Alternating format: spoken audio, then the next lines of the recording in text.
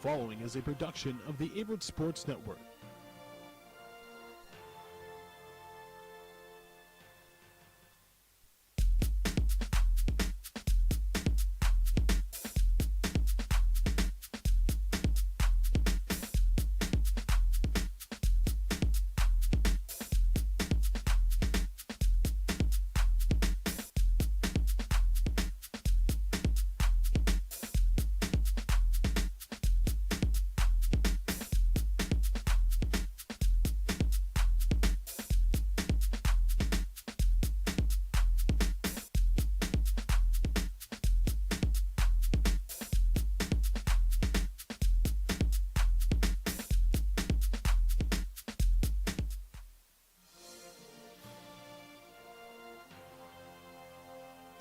The following is a production.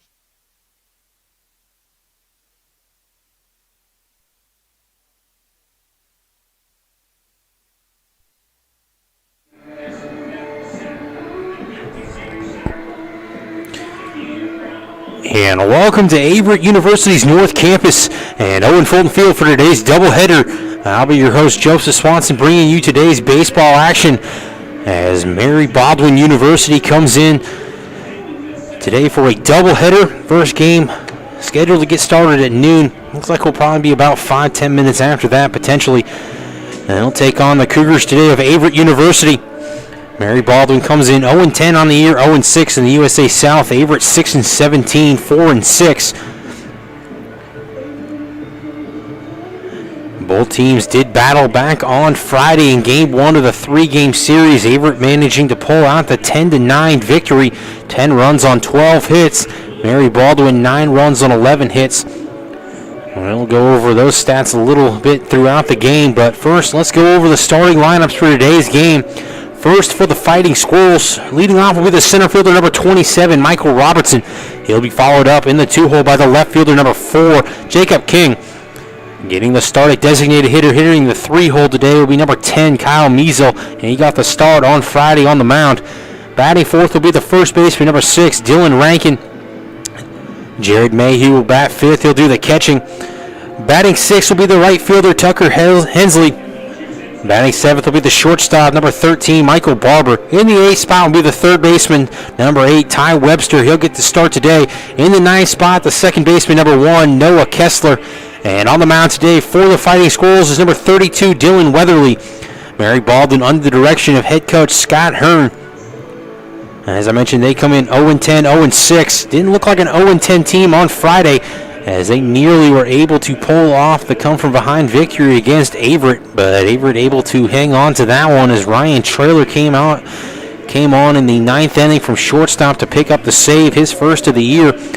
So we'll go over the starting lineup now for the Cougars. Leading off will be the center fielder, number 9, Nolan McCabe. In the two spot will be the right fielder, number 27, Zeldin Jackson. Batting third will be the second baseman, number 2, Brandon Hatcher. In the cleanup spot will be the designated hitter, number 18, Ryan Scheider. Batting fifth and playing left field, number 30, Logan Albertson. Doing the catching in the sixth spot will be number 27, Kyle Wilson. At third, number 1, Brant Brophy. Avery Spicer will get the start today at first base. He'll hit in the 8th spot. He started on Friday. And then in the 9th spot, as I mentioned, the hero in Friday's victory, Ryan Traylor will play shortstop. He'll bat 9th. And on the mound today for the Cougars, number 28, Tanner Bradshaw. As I mentioned, Averett comes in 6-17, 4-6 in the USA South. They're under the direction of head coach Kenny Fleming. He's assisted by Billy McLaughlin and Dominic Lopez.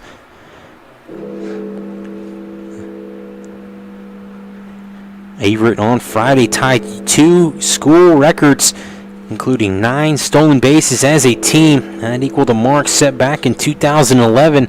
And then Nolan McCabe became the 5th player in program history to swipe 4 bases in a game, tying Hall of Famer Gene Yost.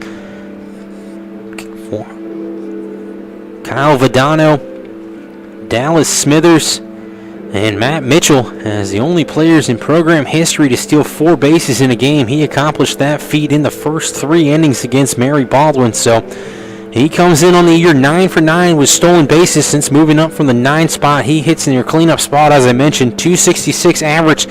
leads the team with 7 doubles. So spark at the top of the lineup. He's emerged as arguably one of the top defensive center fielders in the conference. Excellent speed. And on the mound today for the Cougars will be Tanner Bradshaw, 1-3 on the year. ERA just at 12 in 12 innings pitched. He's allowed 16 runs. Struck out 6. Opponents hitting .297 against the right-hander. So we'll look to see if he can get going today against the Fighting Squirrels. And then on the mound today for the Fighting Squirrels, Dylan Weatherly comes in 0-0 on the year. 3 innings pitched, allowed 9 runs. Opponents hitting at an even 500, 3 walks. Has yet to record a strikeout. So Weatherly hoping to get his season going today against the Cougars. As Kyle Measle got the start in Game 1, as I mentioned, he'll hit in the designated hitter role today. We're a few minutes away from first pitch. We're going to take a brief break. When we come back, we'll have first pitch here from Owen Fulton Field as Mary Baldwin University takes on Averett University today in USA South Conference action.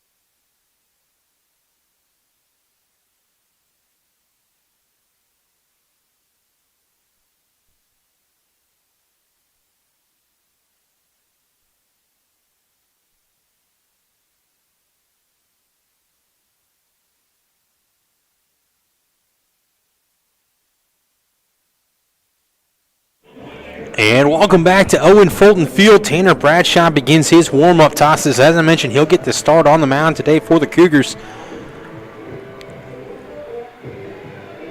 Getting his third start of the year, 7th total appearance. Primarily has been the 7th, 8th, 9th inning guy for the Cougars throughout his career. Kind of merged into that number 2 starter in the last week or two for Averett. Got the start against Pfeiffer, first start of the year. And started this past weekend at Shenandoah University. And then today, as I mentioned, his third start of the year. Chances are you'll probably see Ryan Traylor, the shortstop, for Game 3. Traylor, the kind of the unsung hero back in Game 1. Picked up the save for the Cougars. Sophomore David Asbill picking up the win, his first collegiate victory. And he went 2 1/3 innings, 1 run earned, striking out 1 after Avery Spicer was pulled after 3 2/3 innings, allowing 7 runs, 5 earned. He gets the start today at first base. As I mentioned earlier, Nolan McCabe, Averett's leadoff hitter, stole 4 bases back in Game 1 of the series, tied a program record. Averett with 9 stolen bases as a team. That also tied a record. So we'll see if Coach Fleming elects to move get runners in motion, today. Maybe a chance to potentially try to break that record. But either way, Bradshaw has completed his warm-up tosses. He'll face the leadoff hitter here in Michael Robertson. Robertson, 2 for 6 in yesterday's game, scored a run. Got the start at third base yesterday. He's playing center field today, replacing Colby Cheatham, who got the start in center yesterday. So he'll step in here to face Bradshaw for the first time. First pitch on its way, 12:09 first pitch. Official here, as that one misses outside.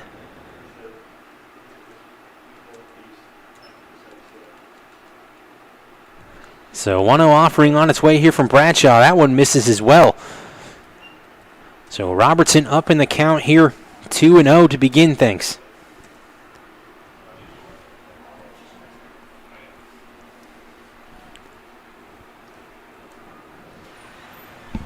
Two-0 offering on the way here from the right-hander. That's going to be taken for a called strike. Around the horn for the Cougars, Brophy at third, Traylor at short, Hatcher at second, Spicer at third. In left, you've got Albertson, center field, McCabe, and Jackson in right. Behind the plates, Wilson. As that's going to be taken for a call strike as well. So the count even now at 2-2. Wilson will probably start Game 1 today behind the plate. Probably DH in Game 2. As Dawson Hawk will probably catch the second game of the doubleheader. Check swing. They'll appeal down, but it looked like he did hold up. I would agree with home plate umpire William Benson. So full count now here to Robertson to lead things off.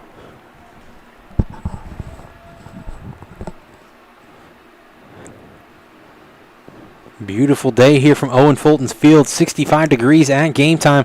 And that's going to be swung through and missed. First out of the day. Registered via a strikeout for Bradshaw as he gets Robertson. They go down here in the top of the first. So that will bring up the left fielder now, number 4, Jacob King. King got the start in left field yesterday. 3 for 6, 3 RBIs. So he comes in following a hot start on Friday. He'll face Bradshaw here. Connects on the first pitch, hit out to right field. Jackson ranges back. He'll field that on the move for the second out. So loud out number 2 there. King was able to connect on that one, but Jackson with a good read off the bat collected that for the second out. So that brings up designated hitter now, number 10, Kyle Measle. Measle got the start back in game 1 on Friday.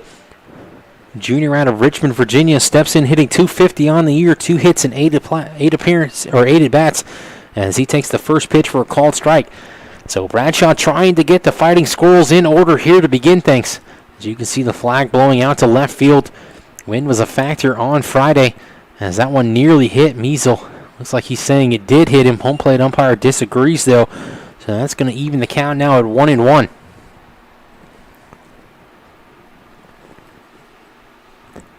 Trailer has shifted deep over on the left side of the infield, almost playing towards third base.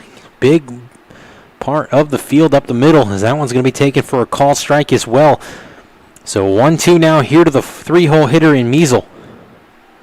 Bradshaw one pitch potentially away from getting out of the first inning in order.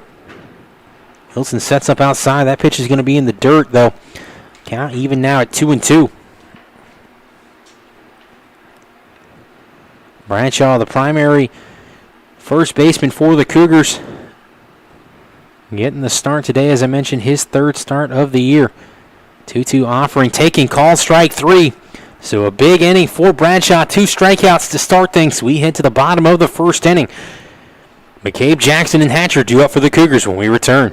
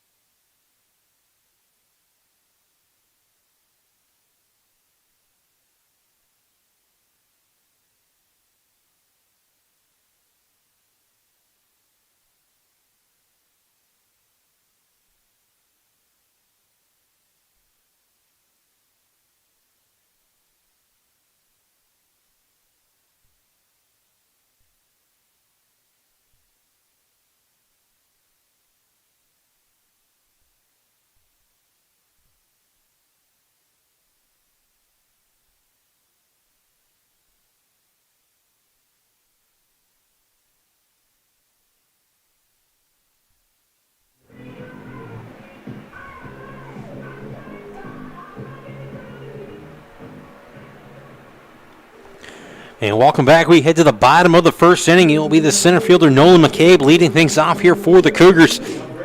2 for 5 in Friday's game. Scored 2 runs. As I mentioned, 4 stolen bases. So he steps in now. Primarily been the 9-hole hitter. Did start in the leadoff spot to begin the season. Dropped down to the 9-hole when he was struggling, but has been on a tear as of late. Steps into the box. 266 average on the year as he's seen his average climb from around 200 about 2 weeks ago. So first pitch taken for a call strike. McCabe trying to do a job here for the Cougars. Be that spark plug at the top of the lineup if he can get on here. As I mentioned, 4 stolen bases. He's a threat to go at any time. 1-0-1 offering on the way here from Weatherly. That misses in the dirt.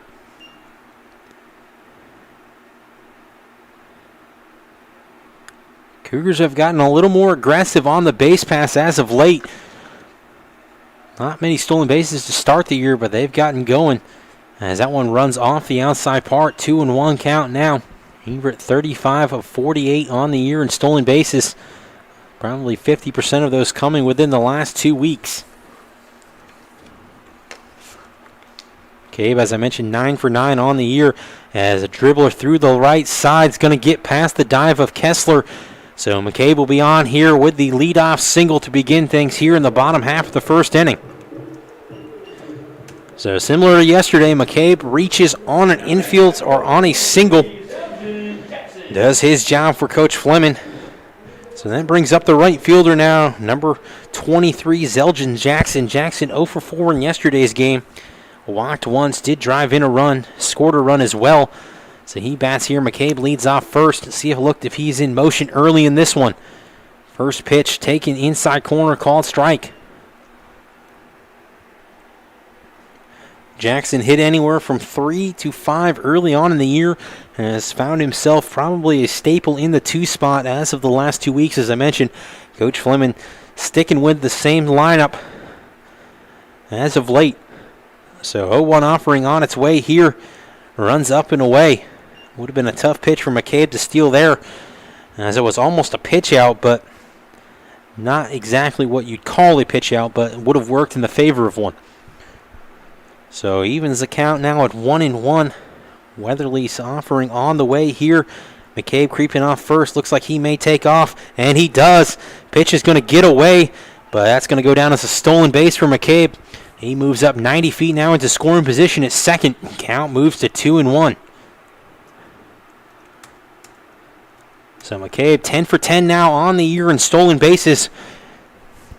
Yesterday stole second and third in the leadoff at bat, and later in the third inning stole second and third as well. So look to see if he's potentially in motion here, as a lot of baseball players would tell you third is actually easier to steal than second because you can get a better read off the pitcher. So McCabe stationary here. Jackson swings through the fourth pitch for a swinging strike, so count even now at 2-2.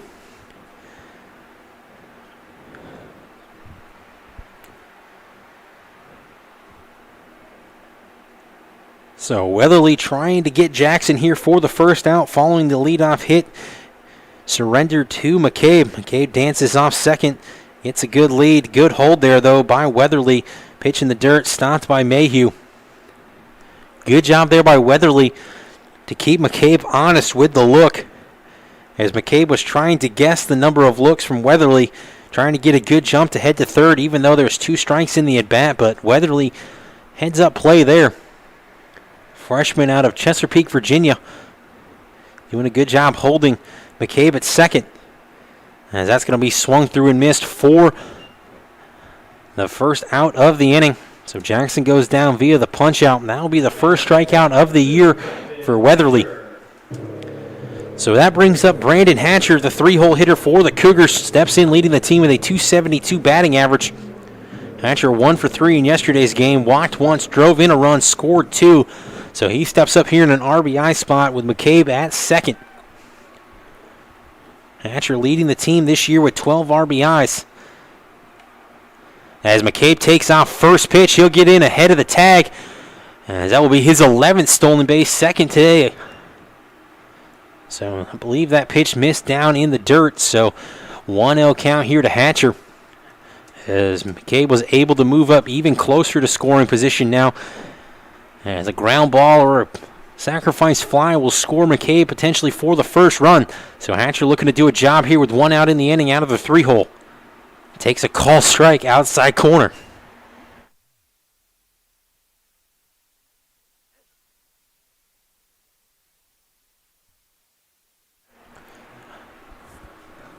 Apologize for that. 1-1 offering on the way here from Weatherly. Taking call strike outside corner again. So Weatherly opting to stick away here for Hatcher. Arguably one of the more dangerous hitters in the Cougars lineups, leads the team with 22 hits on the year. Scheider waits on deck. Hatcher connects on this one. Good job hanging tough. Fielded by Barber out at shortstop. He'll fire on, but that's going to go down as an RBI ground out for Hatcher as he does his job, giving the Cougars a 1-0 lead early in this one.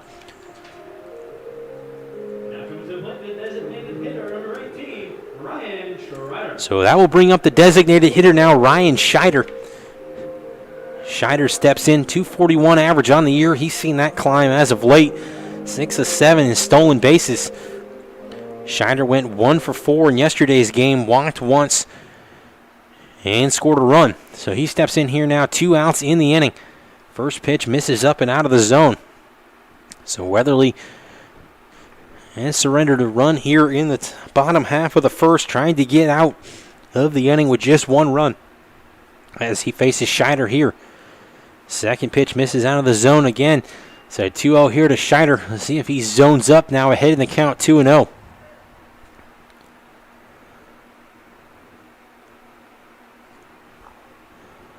Offering on its way to the freshman.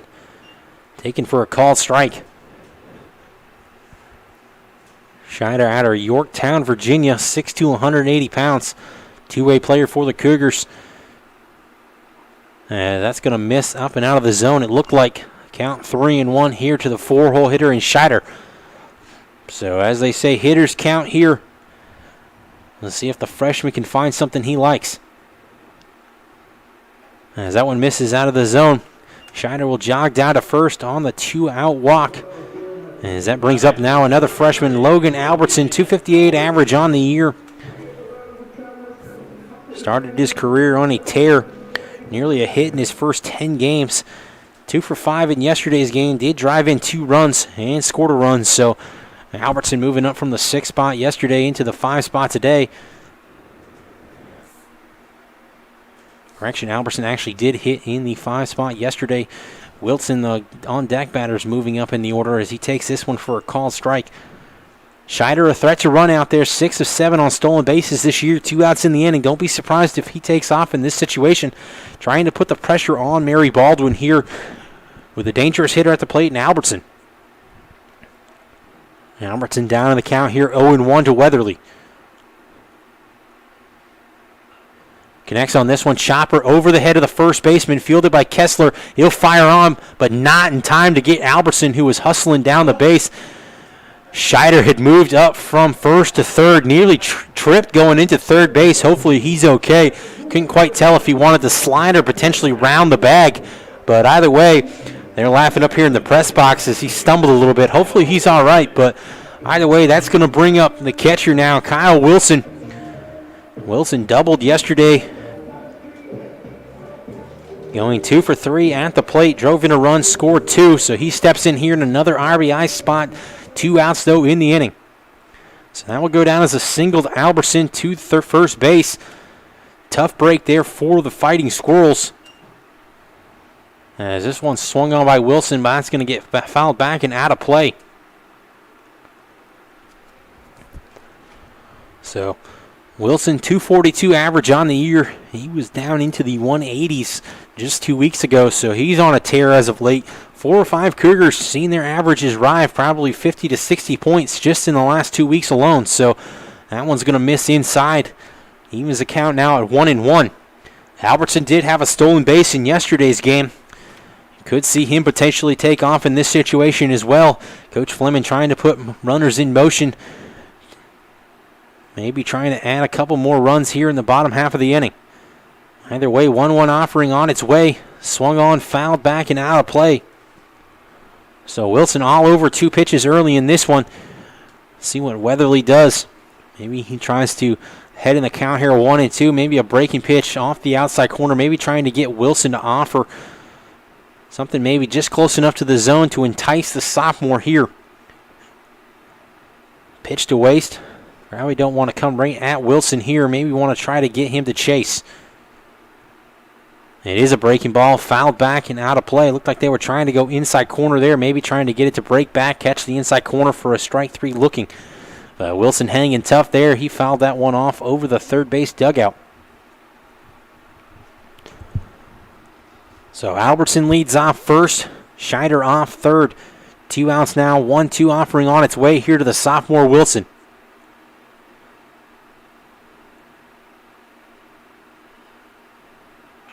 Swung on, hit out to center. Robertson, though, is camped under that one. He'll squeeze that for the third out. Averett will take a 1-0 lead as we head to the top of the second inning. Rankin, Mayhew, and Hensley due up for the Fighting Squirrels.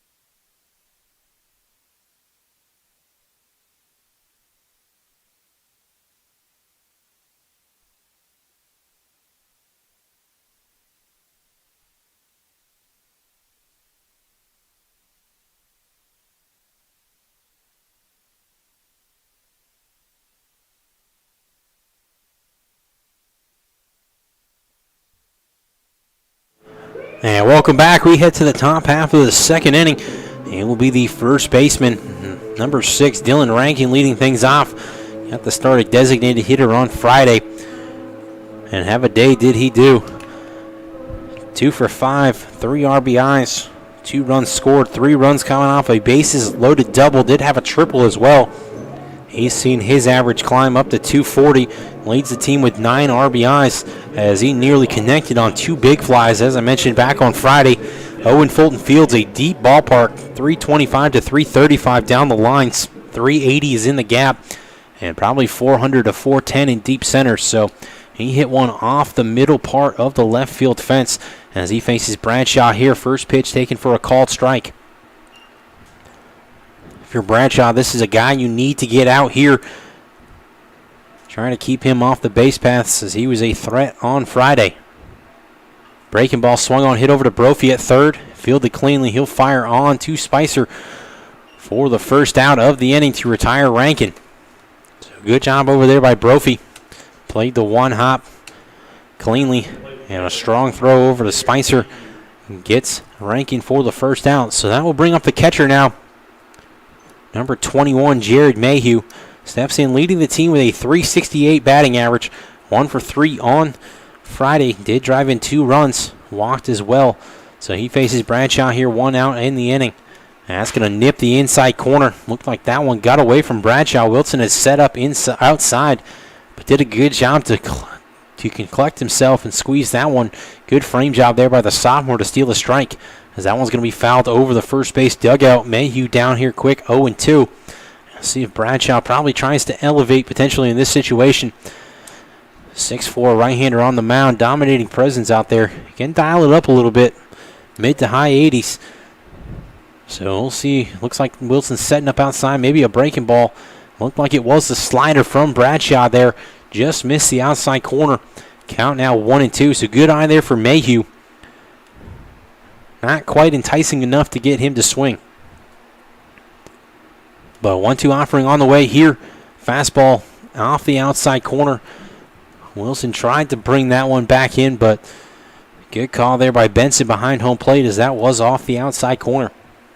So count even now here, 2-2 to the 4 or 5 hole hitter in Mayhew. Laces this one out behind second. That's going to get down and over the head of Hatcher. Hatcher read it well, but it was backpedaling, couldn't quite get to it. So that's going to go down as a 1-out single for Mayhew. That will add to his average, probably up over 370 now. But that will bring up now the right fielder, number 5, Tucker Hensley. Right fielder, number 5, Tucker Hensley. Hensley got the start in right field on Friday, moved into first base. Lefty batting in the 6th spot today. He steps in here to face Bradshaw following the 1-out single.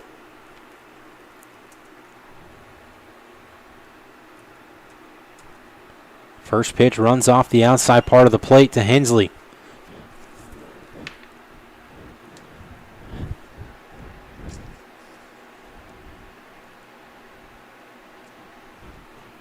See if Bradshaw can induce a ground ball here. Maybe the Cougars can turn 2 to end the inning.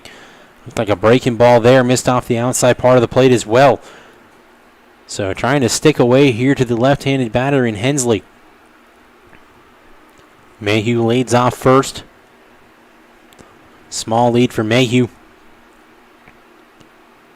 As that one misses as well. Looked like Bradshaw might have released that one a little early, as it nearly got to the backstop. Good stop there by Wilson. So 3-0 count here to the 6-hole hitter in Hensley. I have to guess he's probably taken in this situation. As he is, going to be taken for a call and strike. Bradshaw able to nip bottom part of the knees there for the first strike of the at-bat. So a hitter's count here now for Hensley. He's up in the at-bat, 3-1, still a pitch to take. As he calls time here, steps out of the box.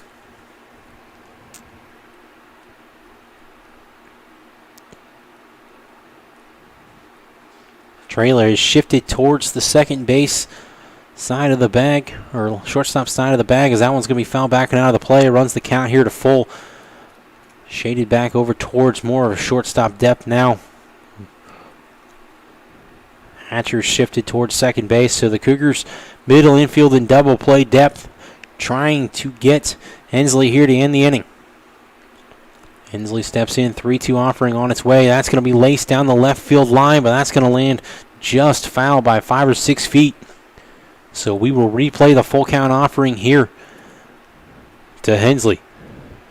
Hensley, a sophomore out of Orange, Virginia.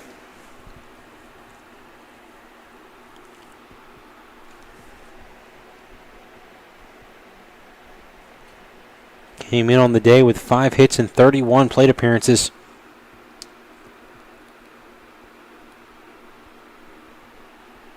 As that's going to miss outside. That's going to put runners now on first and second here as Mayhew will move up to second. So that will bring up the shortstop now. Number 13, Michael Barber. 294 average on the year. He's seen his average climb after Friday. 1 for 2 afternoon. Did score 2 runs. Walked 3 times as well. So Bradshaw trying to get out of the runners on first and second situation here. 1 out here in the top half of the second inning. As that one misses up in the zone. Bradshaw struggling to find the control a little bit here to open the inning.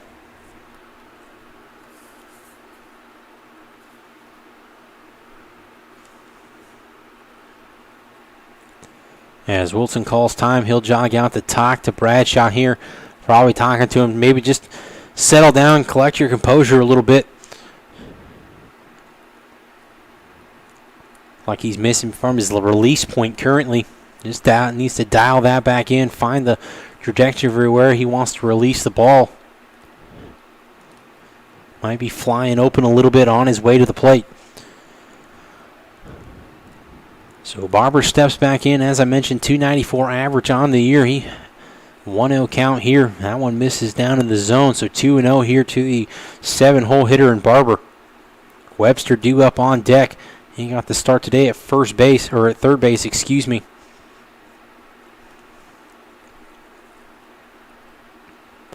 Two-0 offering on the way here from the right-hander.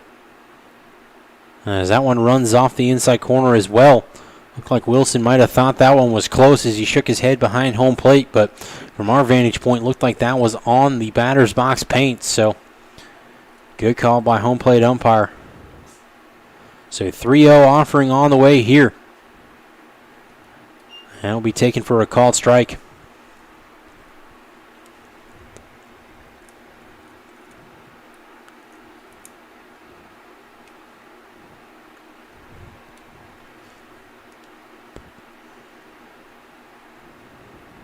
So hitters count here for Barber. 3-1 offering on the way. Swung on, hit out to left field. And Albertson will range over. Tough read off the bat, but was able to get there for the second out. So that's a big out there to retire Barber. 2 outs now here in the inning.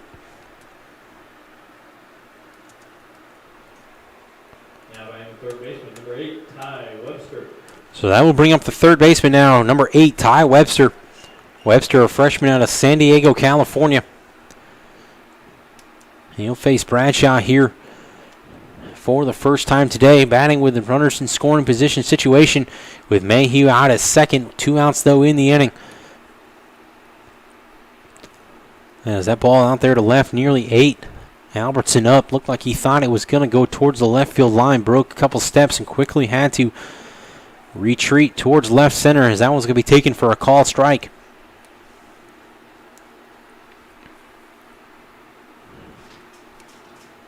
Bradshaw 1 out away from getting out of 2 runners on situation here for the Fighting Squirrels in the top half of the inning.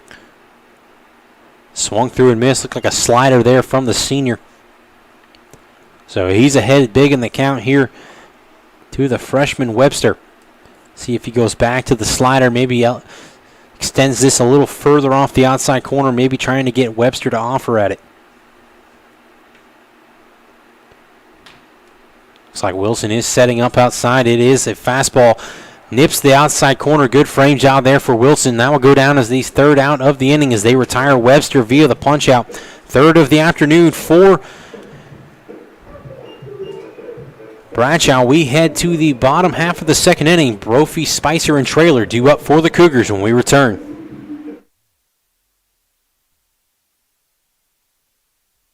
I think Averett's a special place because of the camaraderie amongst everybody. I feel like it's a lot of friendships that won't be broken throughout my life, and it gave me a chance to show my abilities in wrestling and in the classroom.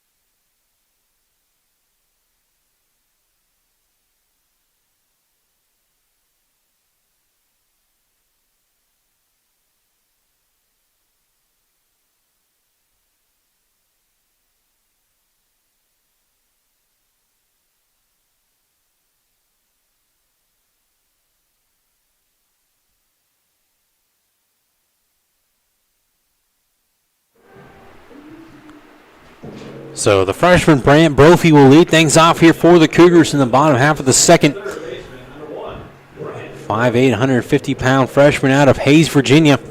Steps in hitting .296 on the year. 1 for 4 with an RBI back on Friday. He steps in here to face Weatherly. Takes that one for a called strike. Following Brophy will be Spicer and Trailer due up for the Cougars. As that one misses inside, nearly hit the elbow there of Brophy. Brophy able to pull the elbow back and out of the way. 1-1 offering now. Foul back and out of play. Mary Baldwin able to put 2 runners on in the top half of the inning. But Bradshaw able to retire the final out via the strikeout. Just straying 2 runners. Brophy's going to connect on this one, hit out into left field. And that's going to get down in front of King, who is shaded towards the left center field part of the field. So that will go down as a leadoff single for Brophy. Now at the first baseman, number 38, Avery Spicer. As that brings up Avery Spicer now, .250 average on the year. They did have a 3-run double at Shenandoah University last weekend. So he steps in now. 3 for 12 on the year. As I mentioned, a double, 4 RBIs. He bats here. Cougars ace getting the start today at first base. He started in game 1 of the series back on Friday. Takes the first pitch up and out and away. Brophy 1 for 1 on stolen bases this year. Wouldn't be surprised to potentially see him take off in this situation. Trying to keep the pressure on Mary Baldwin with the 1-0 lead. He's cheating off first. Weatherly Isaac, he does take off. Hit and run action. Spicer connects on this one. Hits it down the right field line. That gets down. Strong throw from Hensley, though, is going to keep Brophy at third. As Brophy was able to move up to third base on the single from Spicer. As that brings up senior Ryan Trailer now to the plate. .267 average on the year. Trailer steps up here in an RBI situation. 4 RBIs on the year. Does have 2 doubles. 16 hits. Guy you want at the plate right here if you're Coach Fleming. So as I mentioned, Brophy was a threat to run. And it looks like we're going to have time called. As hitch coach Scott Hearn is going to come out here to tie to the right-hander, Weatherly.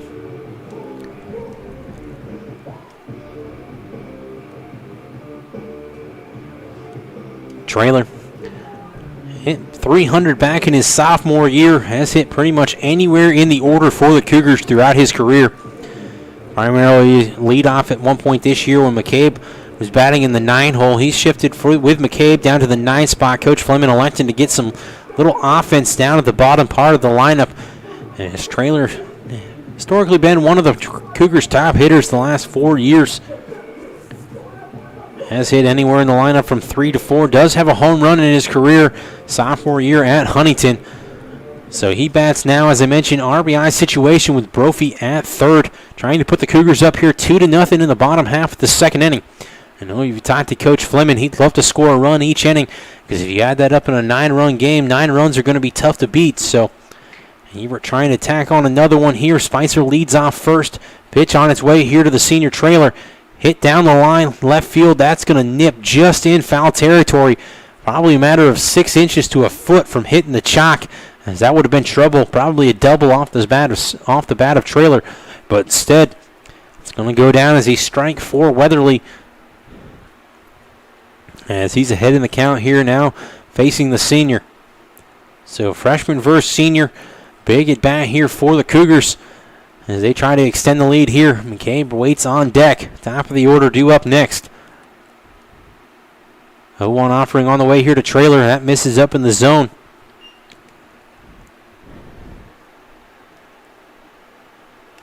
Spicer 0 for 1 in stolen bases this year. You'd have to guess he's probably going to be playing back to a time, maybe moving up to third on a ball in the gap. No outs here in the inning. 1-1 delivery on its way. As that misses off the outer part of the plate. McCabe 1 for 1 on the afternoon. One of the 3 hits here for the Cougars. Does have 2 stolen bases and the lone run on the day, so he'd love to step up in a bases loaded situation if trailer can get on here. Trailer hit over to third. They'll come home with it. That's going to be dropped by the catcher, so that will go down as a fielding error on the catcher, as they would have had Brophy. Trailer moves up to first on the fielder's choice, as that returns us here to the top of the lineup for McCabe.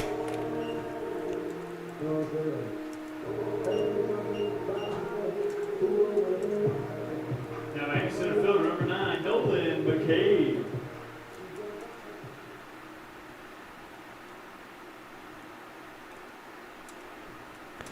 So McCabe steps in, 277 average on the year.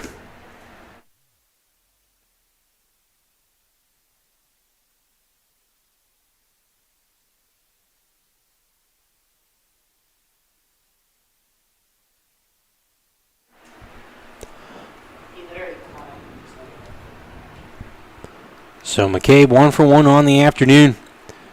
Steps in here, runners in scoring position situation. Spicer out at second. Ball in the gap will probably score him. Ball in the gap could score trailer as well, as that one runs up and out of way through the sophomore.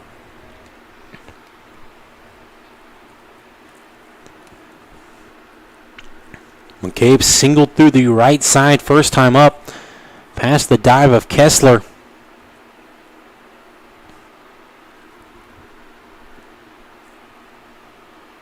Bats here.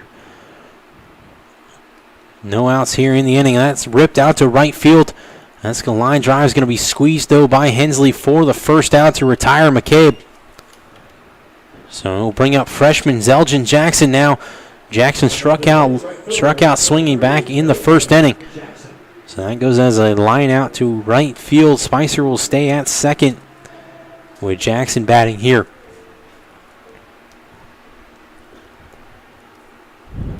One out now in the inning.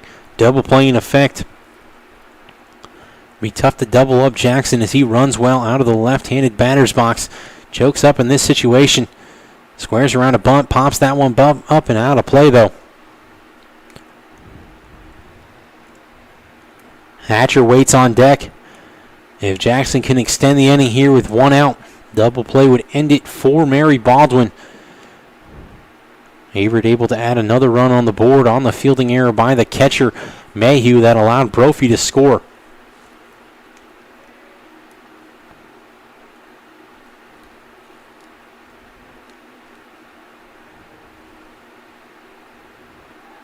Pickoff attempt sends Spicer diving back into second.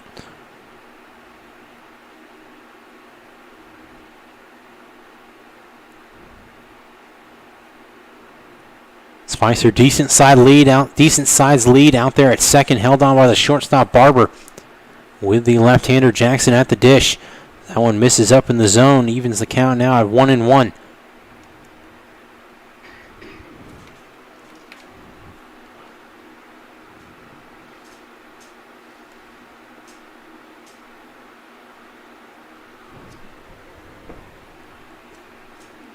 So 1-1 offering here to the freshman Jackson on its way.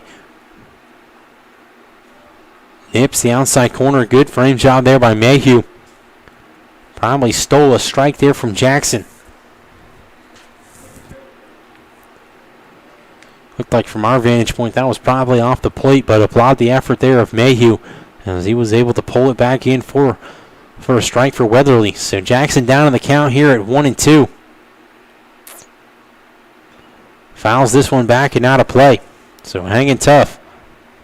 I mentioned Hatcher on deck for the Cougars.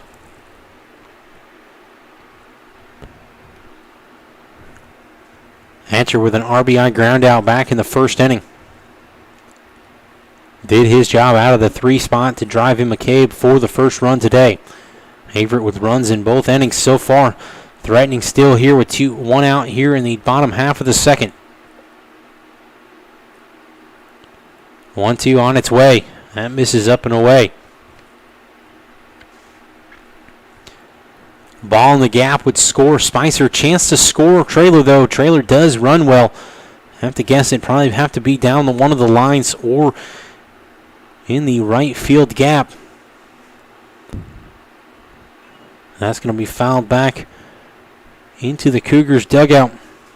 So we will replay the 2-2 offering here. Jackson hanging tough with 2 strikes.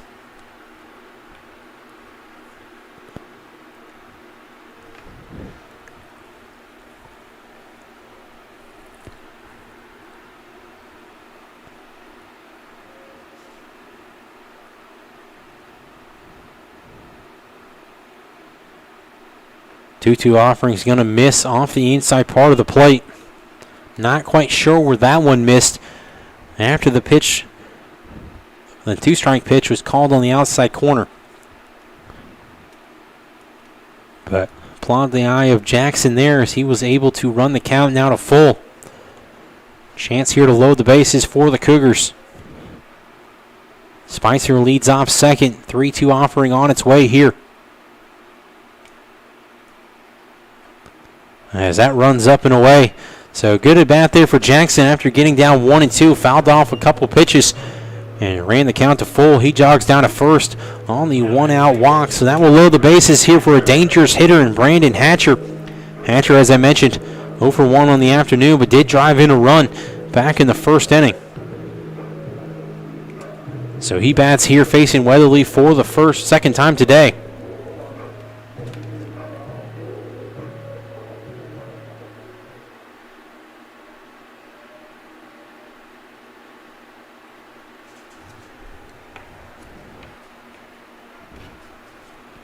So first pitch here to Hatcher.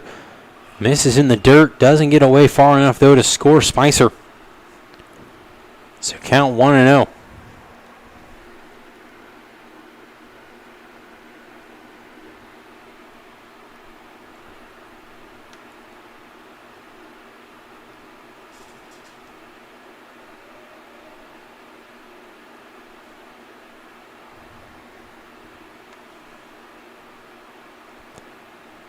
A 1-0 offerings taking, called strike outside corner. Evens the count here at 1-1 to Hatcher.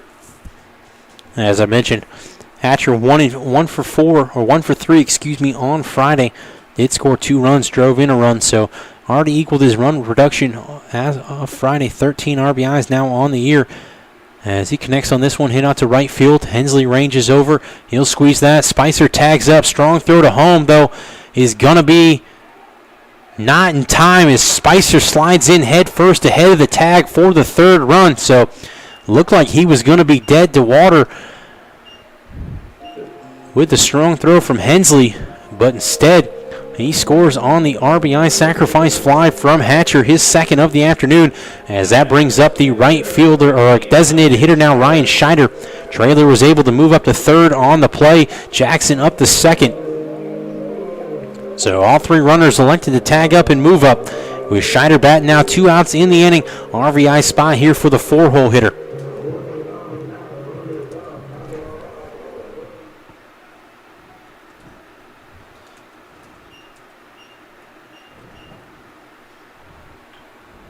As that one's going to be dribbler back up the middle, fielded by Barber. Strong throw to first, in time to get Scheider for the final out. as that one nearly got beat out there by the freshman, but instead a strong throw there by Barber retires the Cougars. Averett adds 2 runs here in the bottom of the second inning. They take a 3-0 advantage as we head to the top of the third inning.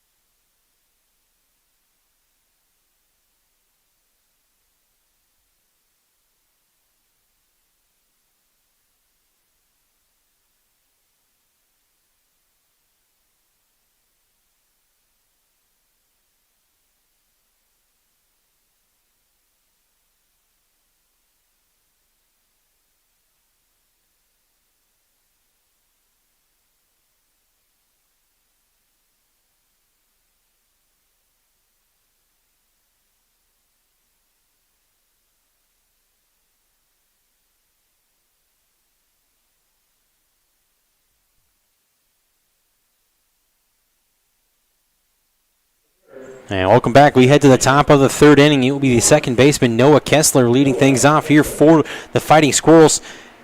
Kessler 1 for 3 on Friday, did score 3 runs, so he bats here in the 9 spot, getting the start at second base. He'll face Bradshaw. First pitch misses off the inside part of the plate.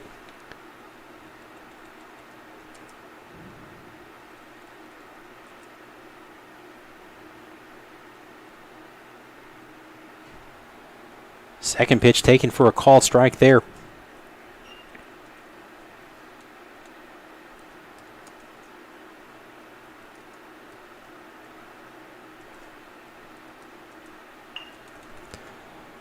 That one's hit out to Trailer at shortstop. Strong throw is going to retire Kessler for the first out.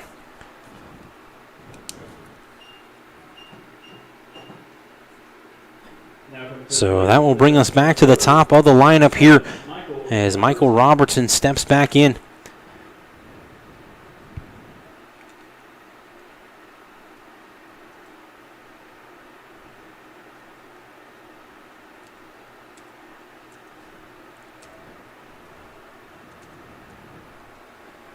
First pitch taken for a called strike.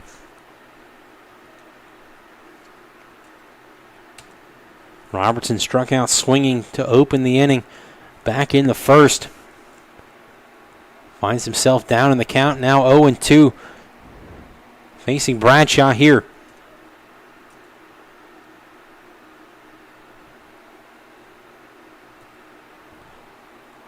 So 0-2 offering on the way. Wilson sets up outside. Fastball elevated away though. And is going to be taken 40 ball.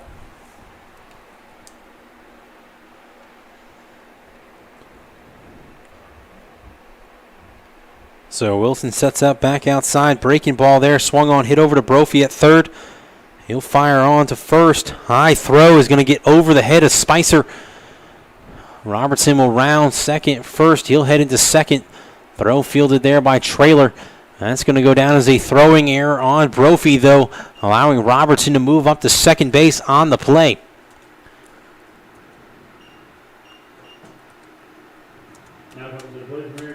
So that brings up the left fielder now, number 4, Jacob King. King flew out to right field back in the first inning. And he faces Bradshaw now for the second time today. Steps in an RBI spot, hitting out of the 2-hole. 2-3-4 due up now for the Fighting Squirrels. One out here in the inning, trying to add a run to the board. Good stop there by Wilson. That will keep Robertson at second. Robertson runs well, as you can see. when he rounded first and took off the second. Getting the start today in center field is Robertson. Started at third base back in game 1 on Friday. So a utility guy. As that one misses inside. Here to King.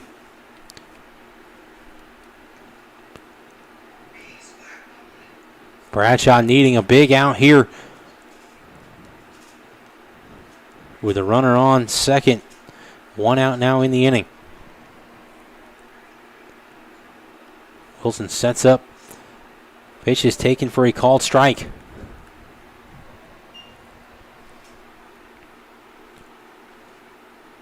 Looked like the throw from Brophy might have got away. Fielded cleanly when it came out of his hand. Looked like it was going to sail high, and release point was a little off. Spicer gave it all he could to try to grab that from going over the base, but got up over his head as that's going to be hit out into left field. Albertson, though, good read off the bat. Squeezes that. Throw into second, though, is not going to be in time to double up. Robertson nearly had a double play to end the inning, but heads-up play there by Robertson. He was able to get back in as he was breaking for third on the play on a great catch there by Albertson. It looked like that one had a chance to get down for the second hit of the afternoon for the Fighting Squirrels. But instead it goes down as an out to retire King, as that brings up the designated hitter now, Kyle Measle. He struck out looking back to end the first inning.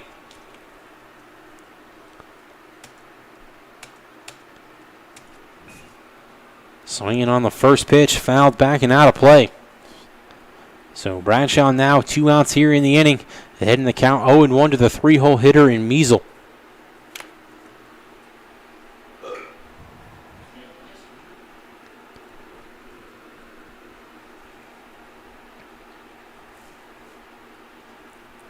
Taking called strike 2. So Bradshaw in the driver's seat now, ahead in the count 0-2. Last couple times he's been ahead 0-2. They've elected to go off the plate. Not whole lot, not really close, not really anything close enough to elect or force Mary Baldwin to offer at it. Wilson does set up outside. They do go back outside, popped up. Shortstop side of the bag. Ryan Traylor will call off Hatcher and squeeze that for the third out. So we head to the bottom half of the third inning. Albertson, Wilson, and Brophy due up for the Cougars. They maintain a 3-0 lead when we return.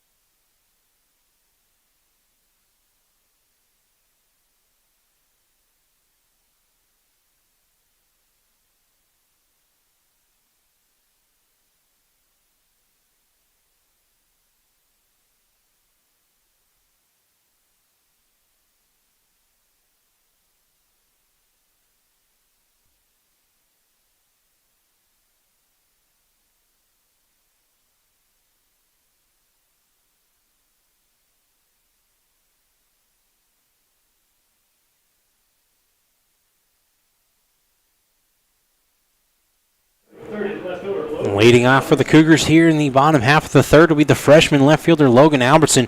Albertson made a good catch back in the top half of the inning on a line drive as he swings through the first pitch.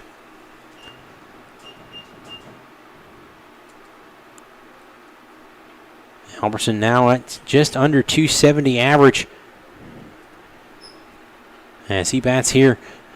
The lead off the inning pops up out behind shortstop, or out behind second, squeezed by the shortstop Barber for the first out.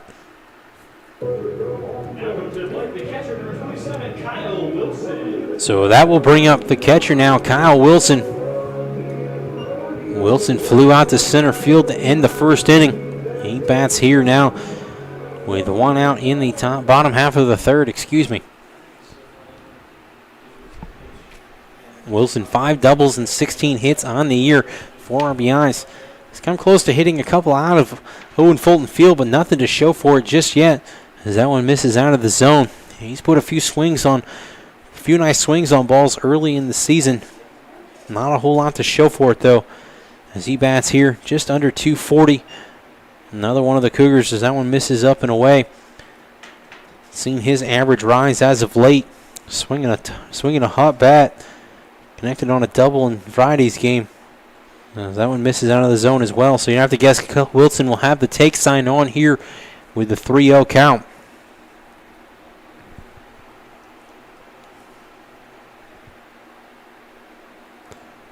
As he is taking. 3-0 offering gets in for a called strike. Wilson, decent speed, does have 3 stolen bases on the year. As he takes this one for a called strike. Good pitch there from Weatherly to run the count back to full.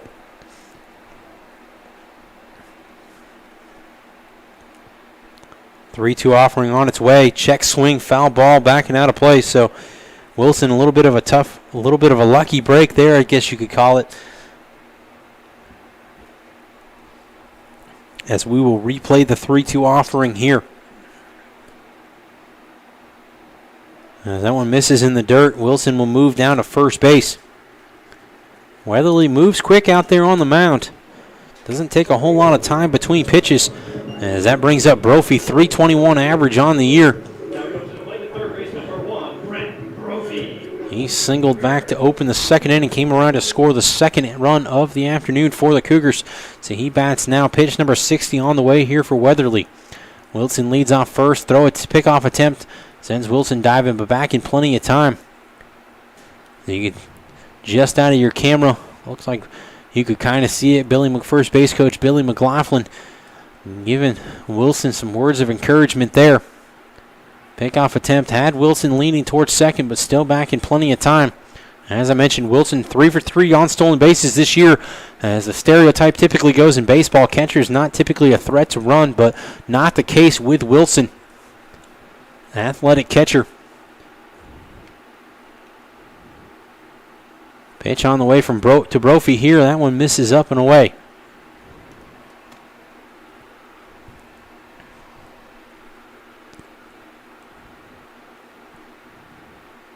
Both Brophy and Wilson do run well, so it'll be tough for the Fighting Squirrels to double up those two runners. As Brophy connects on this one, gets out over the shortstop's head. Wilson will move up into second. Cut off by Robertson. Strong throw into third, though, is going to hold Wilson at second on the single from Brophy. So Brophy's 2 for 2 on the afternoon. As that brings up Avery Spicer now. He's 1 for 1, looking for his second hit of the day. Averett with 3 runs on 4 hits.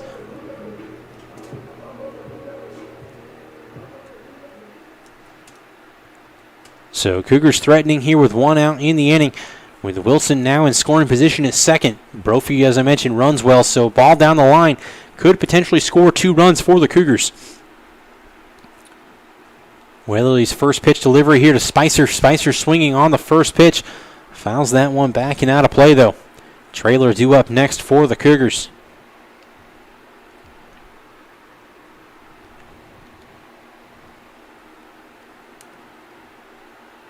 Spicer singled back in the second inning down the right field line.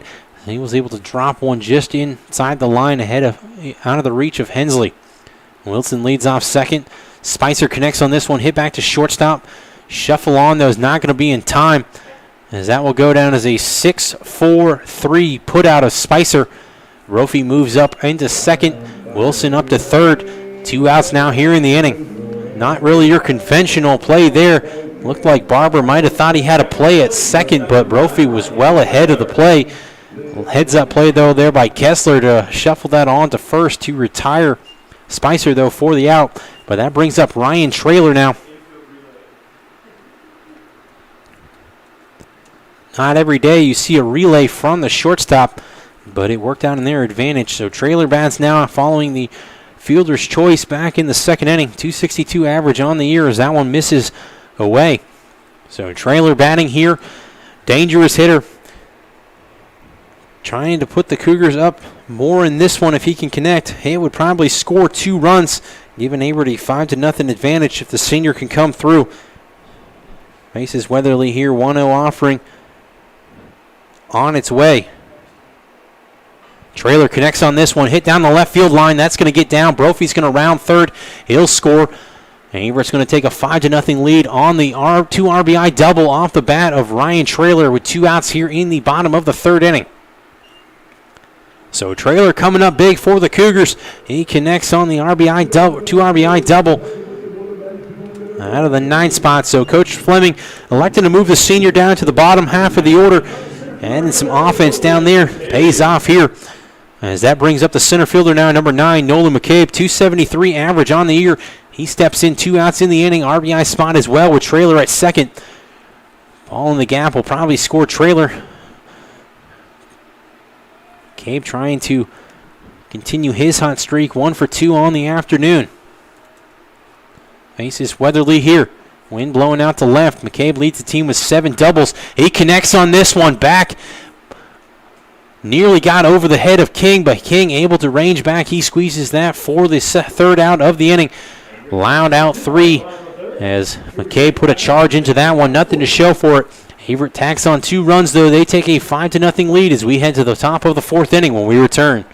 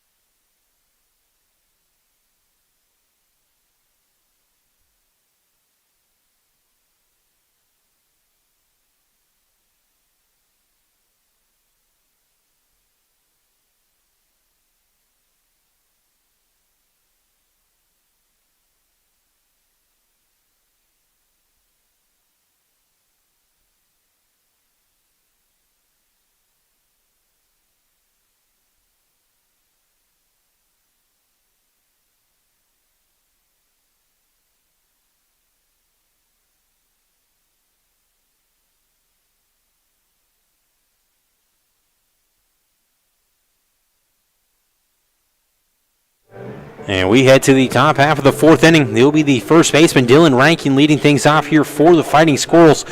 Rankin 0 for 1 on the afternoon, grounded out to 3rd base to start the 2nd inning. He bats here facing Bradshaw for the 2nd time today. Bradshaw 2 pitches away for 50.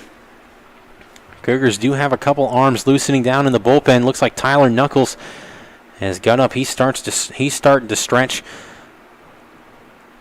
First pitch here. Looked like a breaking ball taken for a called strike there. 50th pitch on the way. Next pitch here for Bradshaw. Bradshaw getting up there in pitch count. Not typically a guy who throws more than 50 pitches, as that one misses in the out of the zone. 50th pitch there for Bradshaw. 1-1 now here to Rankin. The 4-hole hitter for Mary Baldwin. Dangerous hitter at the plate. Breaking ball swung on, fouled off into the third base dugout. So Bradshaw ahead in the count now, 1-2. See if he goes back to the slider on the outer part of the plate. Looks like Cougars do have actually 2 arms stretching down in the bullpen. Nobody throwing yet, but you'd have to guess Coach Fleming trying to get Bradshaw potentially through 5 innings. Keep him in line for the victory and then turn it over to the bullpen. Trying to keep Bradshaw's pitch count down. Either way, 1-2 offering on the way. Fastball just missed off the outside corner there. Nearly had Rankin looking, but instead it's a 2-2 count. Good job there by Wilson to frame that one, but good eye by Rankin as he was able to lay off that one. So 2-2 offering, swung on, hit out to right field. Jackson ranges over and squeezes that for the first out to retire Rankin. So Rankin goes down for the 2nd time today. He's retired on the F9 putout, as that brings up Jared Mayhew lone hit in today's game. He singled back in the second inning. So he faces Bradshaw here. Bradshaw's lone blemish on the day in terms of hits. So Bradshaw would love to probably get Mayhew here following the single in the last at bat. Mayhew swinging on the first pitch, fouls this one back and out of play.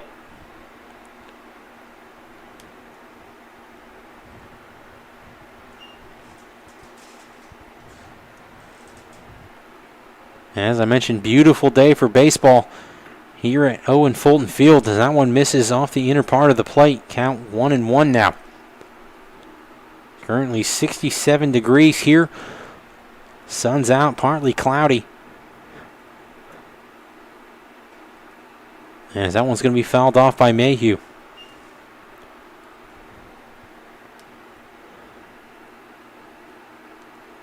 Cougars probably have every arm available in the bullpen today after the day of rest yesterday following the 9-inning game on Friday. Bradshaw's 1-2 offerings fouled back and out of play by Mayhew. So Mayhew hanging tough here. One out here in the inning.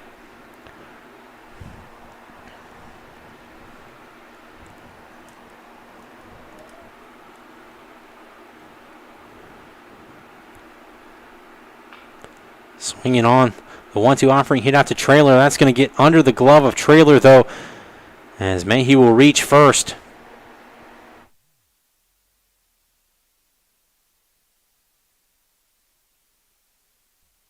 So that will go down as an error on Traylor, allowing Mayhew to reach first. As it brings up the right fielder now, number 5, Tucker Hensley. So that's the second error on the afternoon for the Cougars. And that one got under the glove of Ryan Traylor. First pitch here to Hensley, misses off the outer part of the plate.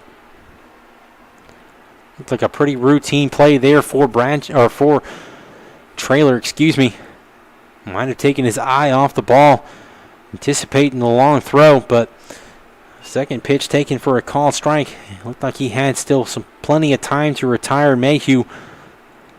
And that one got under the glove. So Bradshaw here, pitching one runner on here. 1-1 offering on the way. Breaking ball missed off the outer part of the plate. Good call there.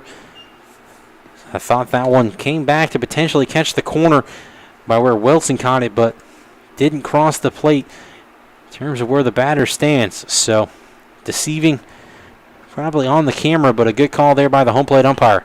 This is going to be hit over to third or to the right side of the infield. That's going to get out of the reach of Hatcher on the single by Hensley.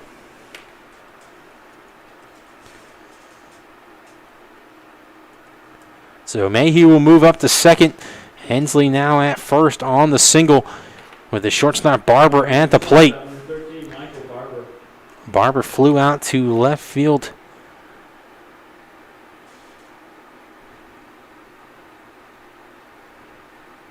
Back in the second inning.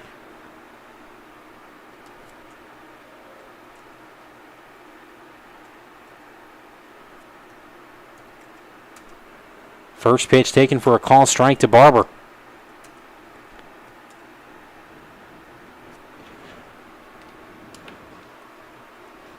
Bradshaw trying to escape another jam here. Runners on first and second, one out here in the inning. Breaking ball missed up in the zone.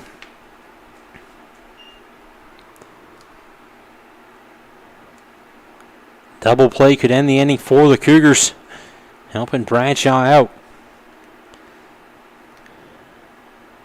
Bradshaw only 2 hits surrendered in today's game. Misses off the outer part of the plate there. Not missing by a whole lot early in this one. Nipped the inside part of the plate pretty well, but home plate umpire William Benson has been consistent.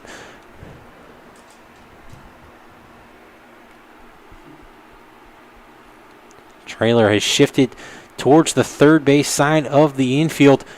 And shortstop trying to take away a hit as that one's going to get back up the middle.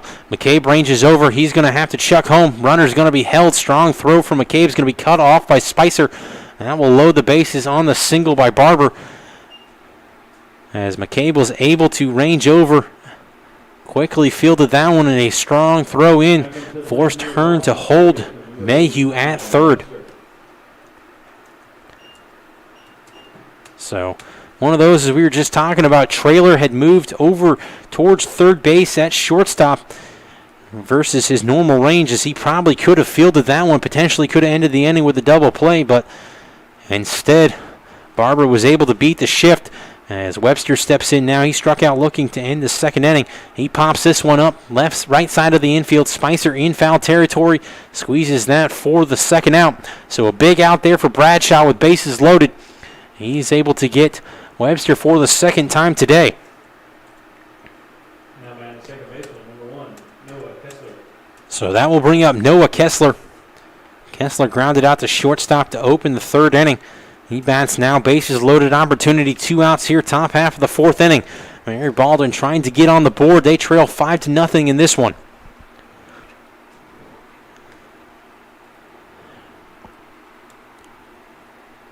Mayhew at third, Hensley at second, Barber at first. That pitch misses down in the zone. Tyler Knuckles has begun to throw, loosened down in the bullpen. Bradshaw nearing 70 pitches today, as that's going to be a breaking ball, or fastball, looked like taken for called strike 1. So 70th pitch on its way here for Bradshaw. I have to guess that's probably approaching close to a career high. As this one's going to be hit out over shortstop's head. Albertson ranges over. He's strong, throws to home. It's going to be fielded by Wilson. But Hensley's going to get under Wilson for the second run on the 2 RBI double from Kessler. They pull within 5-2 of Averett now.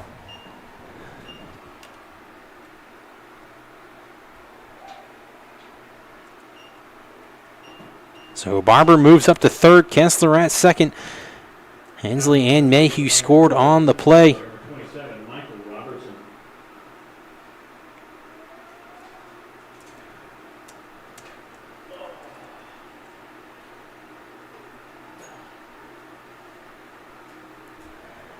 With the leadoff hitter Robertson batting now. First pitch misses off the outer part of the plate.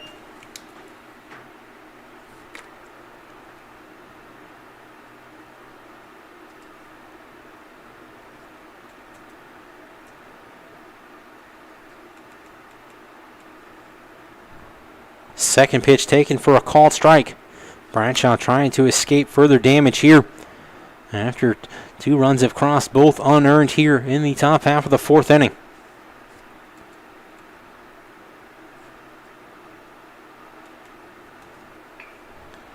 That one's going to be hit back up the middle, fielded by Hatcher.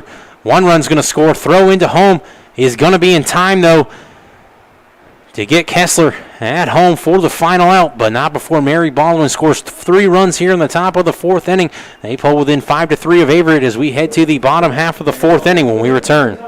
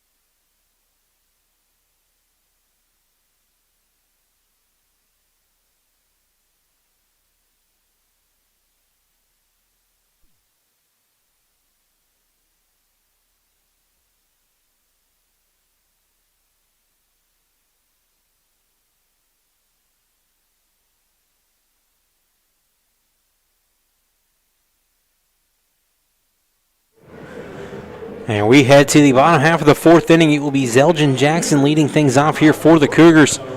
Jackson 0 for 1 on the afternoon. Walked back in the second inning, struck out in the fourth. He bats here in the 2 spot, leading off things here for the Cougars in the fourth.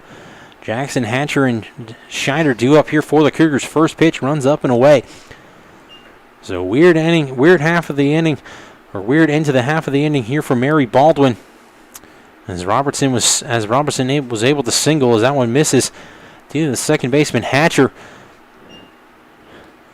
Kessler had rounded third though and went home. He got thrown out at the plate to end the inning after one run had crossed though on the play as that one misses as well. So take sign here probably in effect for Jackson.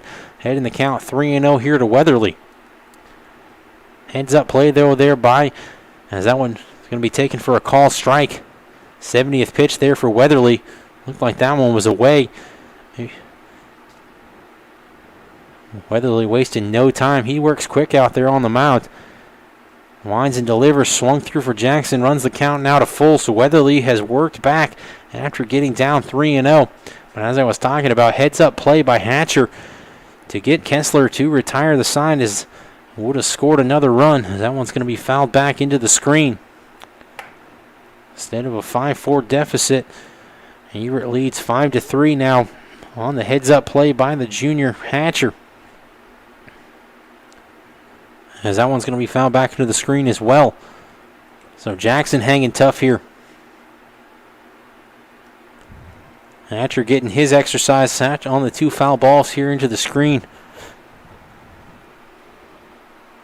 As that's going to be taken for a call, strike 3. Jackson didn't like it. But that's going to go down as the first out of the inning as they retire Jackson for the second time today. This time looking. So that brings up Hatcher now. Hatcher 0 for 2 on the afternoon. Does have an RBI. Or 0 for 1 on the afternoon. Does have 2 RBIs. He's done his job.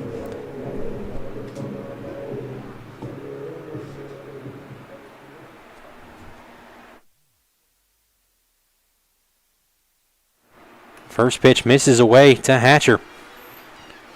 75 pitches now for Weatherly.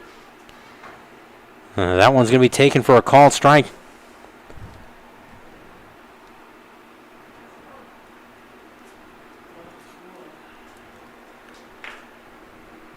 One offering on the way. That one misses down in the zone. 2-1 now.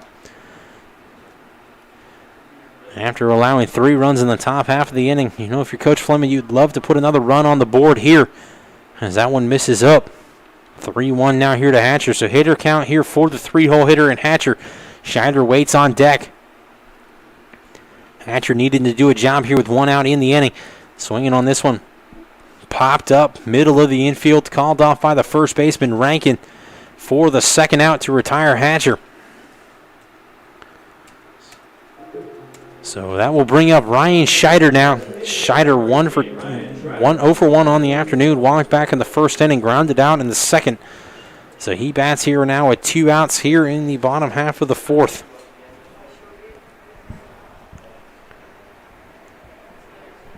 Scheider needing to do a job here with 2 outs. Trying to reach base as he connects on this one. Hit out to Barber at shortstop. Strong throw dug out there by Rankin. So good play by Rankin to retire Averett in order here in the bottom half of the fourth. We head to the top half of the fifth. Averett leading Mary Baldwin 5-3 when we return.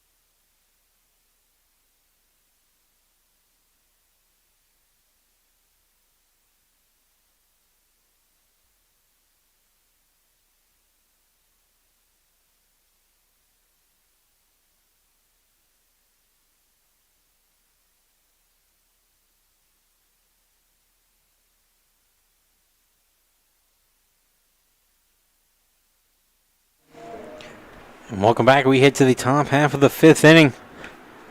It will be the left fielder, number 4, Jacob King, due up here for Mary Baldwin. King 0 for 2 on the afternoon, lined out last time up to left field as he hits this one back up the middle. Bradshaw nearly barehanded it, but instead that's going to go down as a leadoff single for King.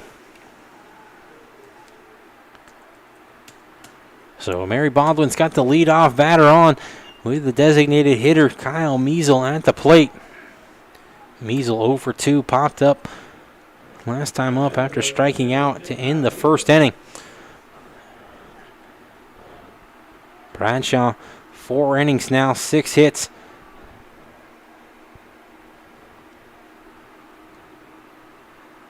Three runs, all 3 unearned, as this one's going to be hit out to McCabe. Pretty much a sure play out there with McCabe in center as he squeezes that for the 1st out.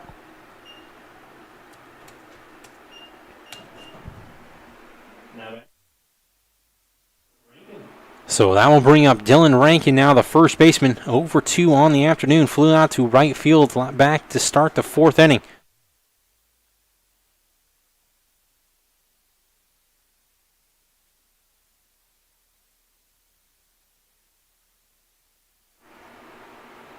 So Rankin bats here now, 1 out in the inning. Double play in effect. King leads off first, held on by Spicer. Hit over to third. That's going to get past the dive of Brophy on the single for Rankin, his first of the afternoon. Mary Baldwin's got 2 hits now here in the top half of the 4th inning, with the catcher Mayhew due up at the plate.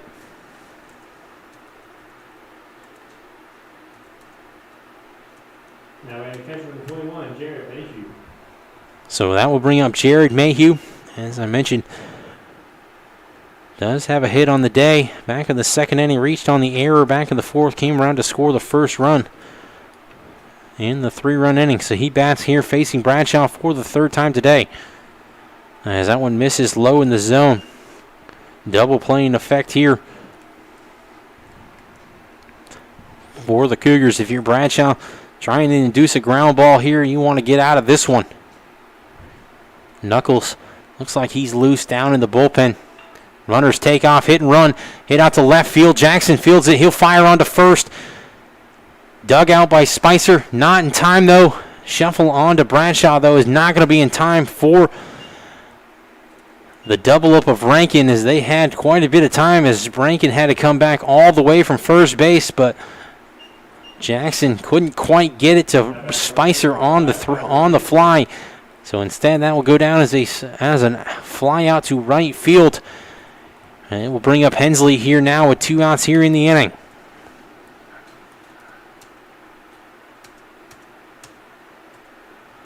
So Hensley steps in now. And he's 1 for 1 on the afternoon. Walked back in the 2nd, singled in the 4th, and came around to score the 2nd run. So he faces Bradshaw here for the 3rd time today.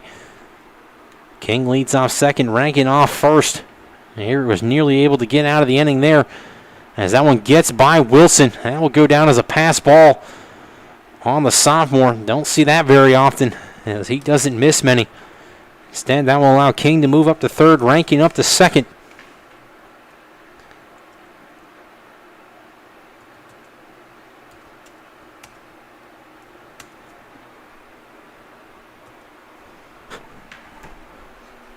So Wilson will jog out here. He'll talk to Bradshaw. Looked like he might have got crossed up on that one. Looked like he might have been expecting fastball. Looked like that had some slider movement as it got away from him to the backstop. As Mary Baldwin was able to move 2 runners now into scoring position, with Hensley batting here. 2 outs in the inning. Single in the gap will probably tie this one. So if you're Bradshaw, this is a big at-bat, trying to preserve the lead here for the Cougars.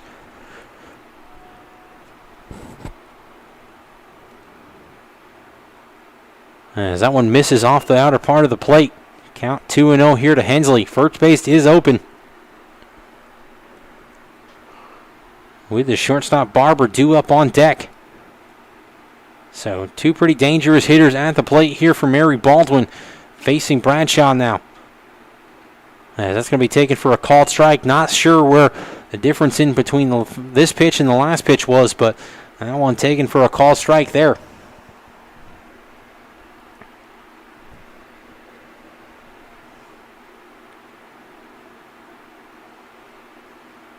Two-one offering fouled off over the third base dugout. So count even now at 2-2.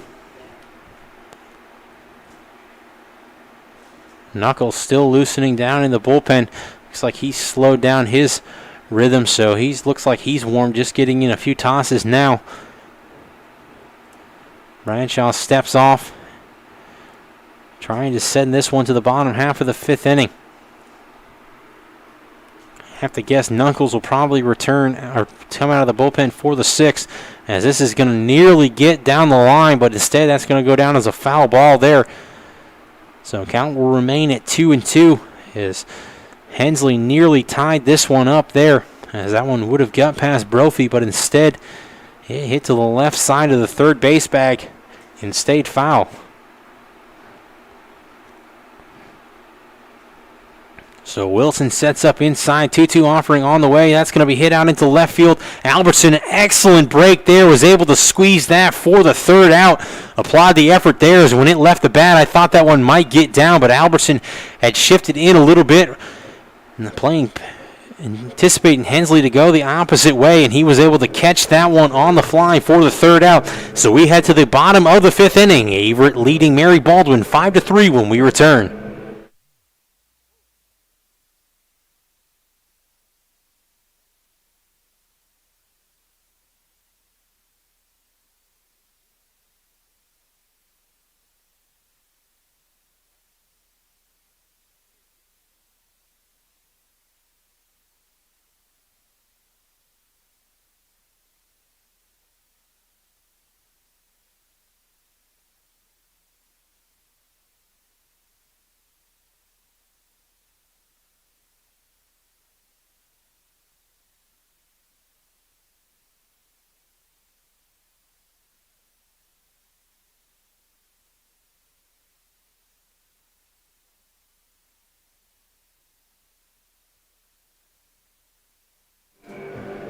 So Albertson will lead things off here for the Cougars. Steps in, 265 average on the year. 1 for 2 on the afternoon. Popped up to the shortstop back in the third inning. Singled in the first. So he steps in here to face Weatherly. Back out for his fifth inning of work. Sits at 80 pitches on the afternoon. He'll face Albertson here for the third time today, as that one's going to be taken for a call strike. And Albertson, Wilson, and Brophy due up here for the Cougars in the bottom half of the fifth inning. Swinging on the second pitch as Wilson popped up behind home plate. Mayhew started off towards the right side of our screen, but that spin of the ball pulled it back towards the third base side and landed just out of his reach. So we will have new life here. Albertson steps in now, down 0-2 in the count, but nearly an out there for the first out of the inning. So kind of a lucky break there for Albertson, as he still bats now in the inning. Connects on this one. Chopper down the first baseline, fielded by Weatherly, as that's going to get out of the glove of Weatherly and allowing Albertson to reach. So that will go down as a fielding error on the pitcher, as he was unable to hang on to that one, allowing Albertson to reach, as it brings up the catcher now, Kyle Wilson, but that's going to get Scott Hearn out of the dugout. He's going to come out here to talk to his right-hander. Probably check to make sure he's all right.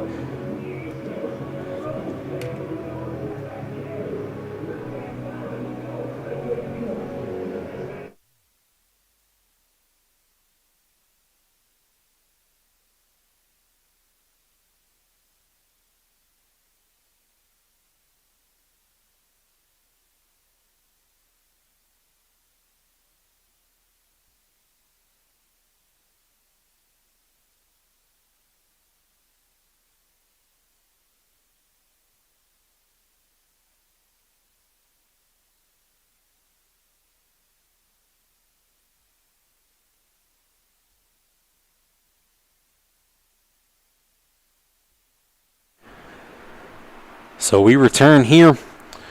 Wilson at the plate now. No outs here in the inning after Albertson was able to reach on the fielding error by the pitcher.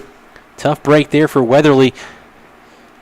Little nubber up the line. He fielded it cleanly, went to tag Albertson, but when he did, ball popped out of his glove, allowing Albertson to reach first.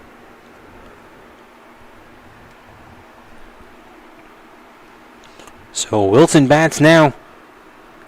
0 for 1 on the afternoon. Walked back in the third inning, came around to score. Albertson leads off first. He is a threat to run. Pickoff attempt. He's back in plenty of time, though. Albertson 1 for 4 on the afternoon. The stolen bases did get his first collegiate stolen base on Friday. 1 for 4. Not exactly what you'd call exceptional stolen base rate, but he has been in motion 4 times on the year. Don't be surprised if he takes off in this situation. Good stop there, though, by Mayhew on that ball in the dirt. Brophy waits on deck for the Cougars. If you're Coach Fleming here, you're hoping your sophomore Wilson at the plate can connect on one. As a hit in the gap will probably score Albertson as he runs well. Pickoff attempt is not going to be in time. A little closer on this one as Albertson had a hop step get back into first. Good tag though by Rankin. Excellent throw by Weatherly, but Albertson able to remain alive. So 1-0 offering on its way here to Wilson. That one misses in the dirt as well. Another good stop by Mayhew.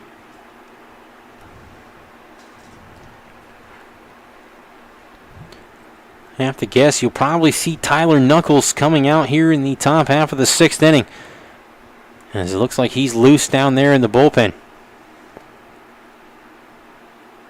As that one misses low again. So 3-0 count here to Wilson. Can strongly guess that the take sign will be on in this situation for the sophomore.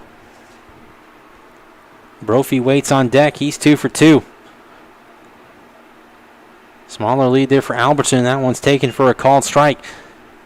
So hitters count here to the dangerous hitter in Wilson.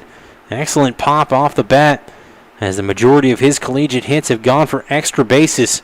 Doesn't quite have the elusive first home run yet as the pickoff attempt there for Weatherly, sends Albertson back into first. As I was talking about, Wilson still looking for that elusive first career home run. Has come very close here at Owen Fulton Field on numerous attempts, as he rips this one down the left field line, but that's going to land foul. Count runs now to full. Wilson had turned on that one, but that one was foul by plenty. So full count offering on the way here from Weatherly. He's battled back after getting down in the count 3-0. Albertson leads off first. Pitch up and away to Wilson. He'll draw his second walk of the afternoon, second consecutive, as Albertson will move up now to second and brings up the dangerous hitter in Brant Brophy. As I mentioned, 2 for 2 on the day, 2 runs scored, .345 average on the year. As Scott Hearn's going to get up and out of the dugout. Wonder if that might do it here for Weatherly.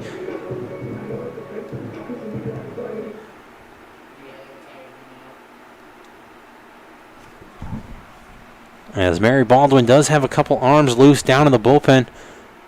Can't quite tell what's going on just yet. If we're going to have a pitching change, looks like we are going to have a pitching change here at Owen Fulton Field. We'll have the new pitcher when we return after these brief messages.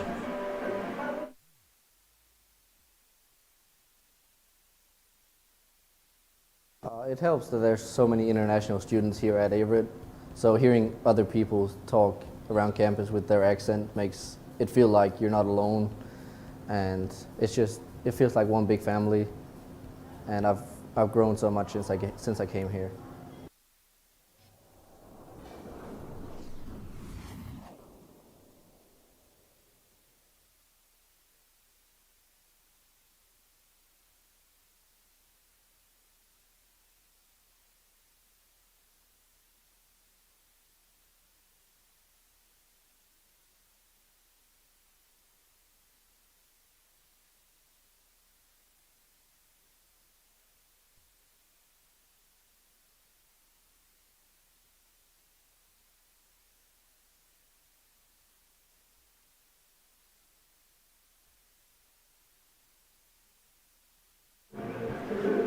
So we'll have a new pitcher on the mound here for Mary Baldwin. It will be the junior right-hander out of Swope, Virginia, number 20, Matthew Plotner, transfer out of Eastern Mennonite University. He checks in now, making his 6th appearance, 0 for 1, has appeared in 8 2/3 innings, allowed 12 runs, has struck out 3. Opponents hitting .342 against him. Does have 2 wild pitches, so that could potentially play a factor in this one. 7 walks, so a little bit wild. So he'll inherit a runners on first and second situation here with the dangerous hitter and Brophy at the plate. Brophy currently sits at .345 on the year.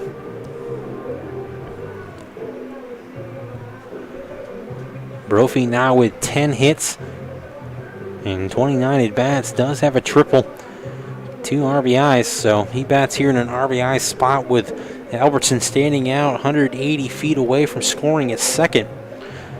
Plotner finishing his warm-up tosses here.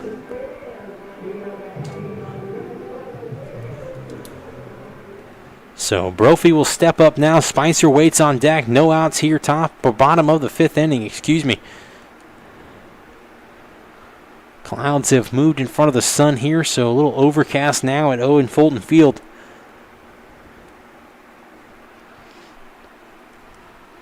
Brophy connected on one last time up, sent it over the shortstop's head. Barber for a single. Looks to try to pick up a 3 for 3 afternoon if he can collect a hit here. Albertson leads off second, held on by Barber. Time called. Late time call granted there to Brophy, as Plotner was ready to deliver this one, actually delivered it and had to hold on to it.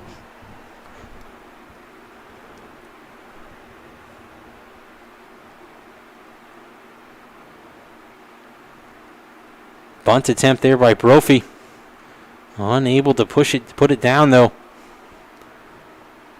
So he'll fall behind in the count now. 0-1.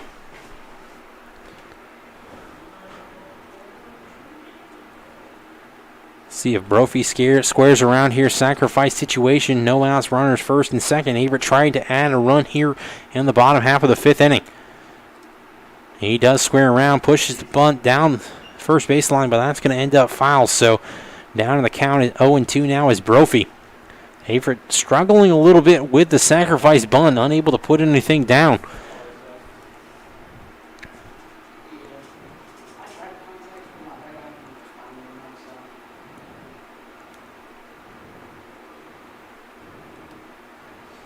So 0-2 offering on the way here to Brophy.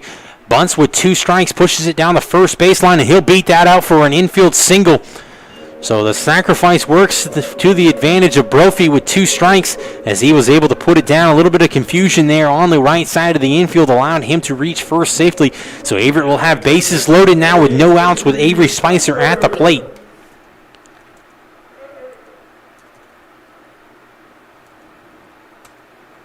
So Albertson moves up to third. Wilson up to second. Brophy now at first with Spicer at the plate. Spicer 1 for 2 on the afternoon. Single back in the 2nd inning. Was out on the 6-4-3 play, as this one's going to be sent out to center field. Robertson has to range way back. That's probably going to be deep enough to score Albertson.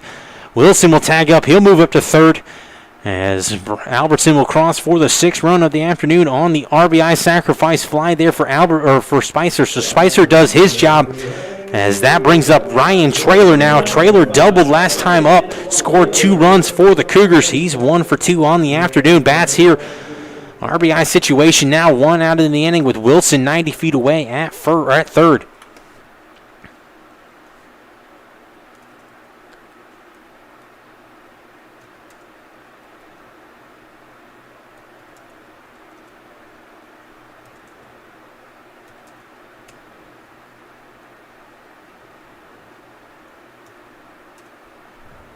So Traylor connects on this one, hits it out into right field. That will get down. Wilson will jog into home for the 7th run. Brophy moves up to second on the RBI single for Traylor. So Traylor's got 2 hits now on the afternoon. Averett takes a 7-3 lead with the leadoff hitter Nolan McCabe due back up at the plate.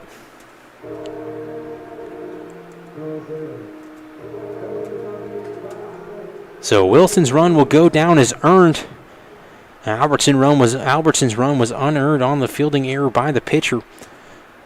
With McCabe now at the plate, 269 average. He's 1 for 3 on the afternoon. As Mayhew calls time, he gives the sign to the infield here. Runners first and second situation. Could potentially see a hit and run situation here with McCabe at the plate. Decent speed out on the base pass for the Cougars with Brophy and trailer. Maybe Coach Fleming electing to try to put some more runs on the board, get things in motion here. Pickoff attempt. No throw there from Blotner, as Brophy was able to get back into second. McCabe connected on one last time up to left field, but King got a good read off the bat as he was able to pull that in on the deep fly ball out for the third out of the inning. So first pitch going to be taken for a call strike to McCabe. As I've talked about numerous times today, McCabe swinging a hot bat so far on the year. Not striking out much as of late. Been putting pretty much primarily everything in play.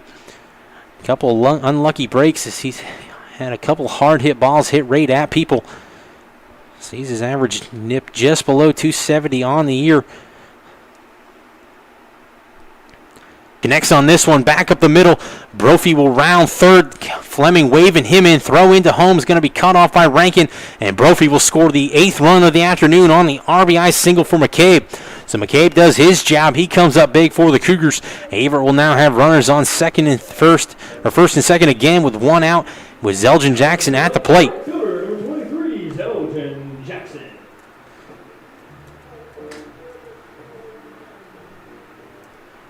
So that will go down as an earned run. Brophy crossing the plate with one out now here in the inning.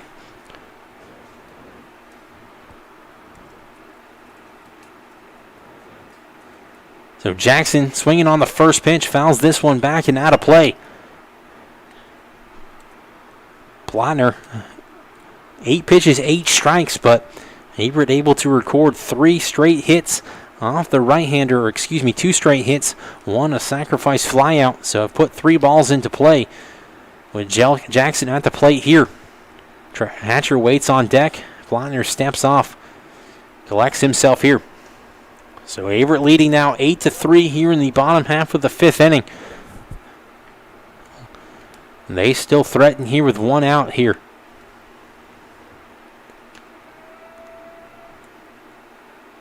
Jackson swinging on the second pitch. He fouls this one out of play as well. Jackson 0 for 2 on the afternoon, walked in the second, and he struck out twice, so looking to get his afternoon going. In a little bit of a slump as of late. Hit here would go a long ways in helping to break that. Good speed out on the base pass for the Cougars. Trailer on second.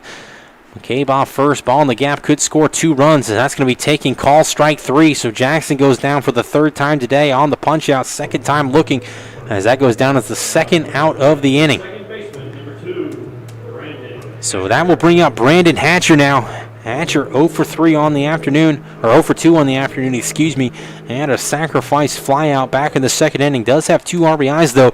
He steps in here to another RBI spot with Trailer at second base. Hatcher now leads the team with 14 RBIs on the year. Chance to add to his total. As he rips into this one, hit out to left field, but not going to be deep enough as King ranges back and pulls that in for the 3rd out. So Hatcher gave it a good swing. Unable to show anything for it, though. But Averett's going to add 3 runs here in the bottom of the 5th inning. They take an 8-3 lead. We head to the top of the 6th inning when we return.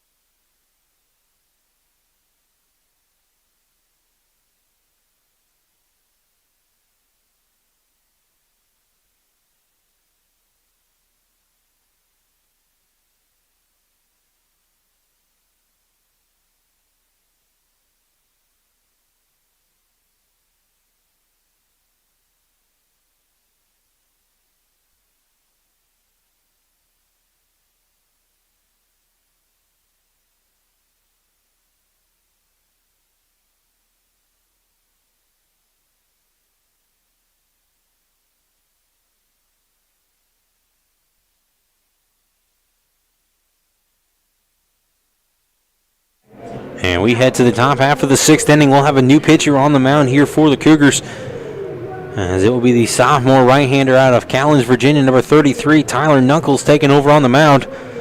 Knuckles 1 for 2 on the year, 5.28 earned run average, making his 8th appearance. Has started in 4 games, 15 in the 3rd innings, allowed 10 runs, and has struck out 11. Opponents hitting .218 against the right-hander.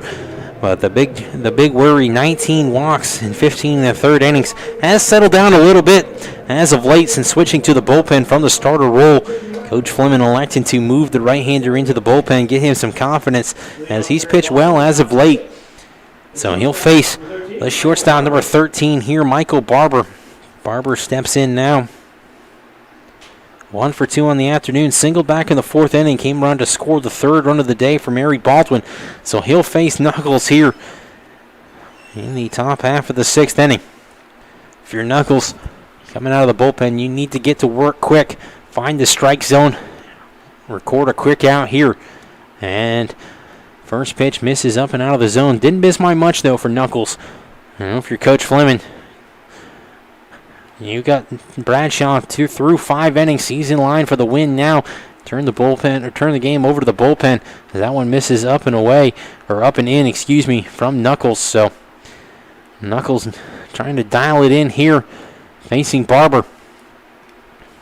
Really need a quick inning after scoring 3 runs in the bottom half of the 5th. Turn it back over to your offense, see if they can score some more. So that one's going to be taken for a called strike there. Cougars do have 2 arms loosening down in the bullpen.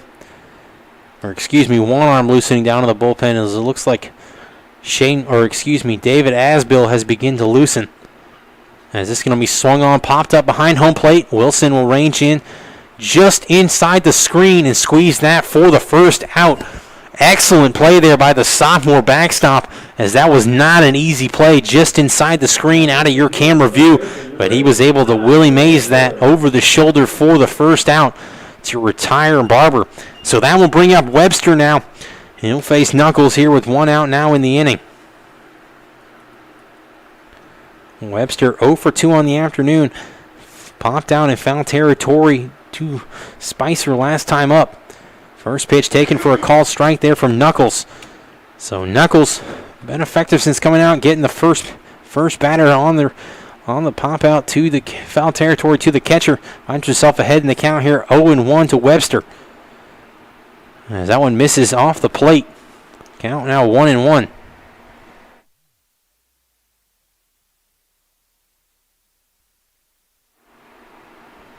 So Knuckles even the count here, 1-1, facing the 8-hole hitter in Webster. Webster getting the start today at 3rd base.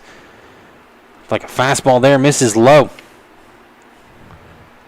Knuckles not missing by much so far in this one. When he does miss, that's what you want to see if you're Coach Fleming. At least making aggressive pitches.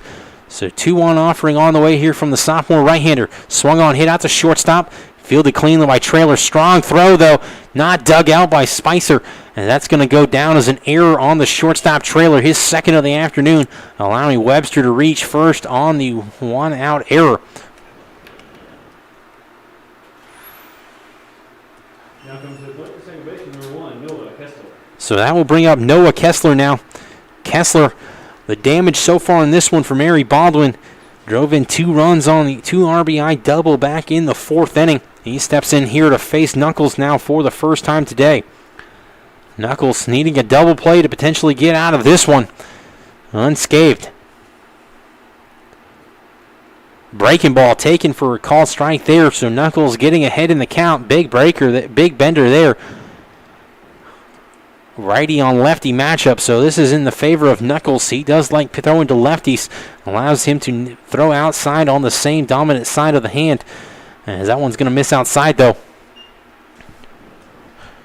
If you're Mary Baldwin, though, you've got a runner on here with 1 out in the inning. Needing Kessler to hopefully come through again here after doubling last time up.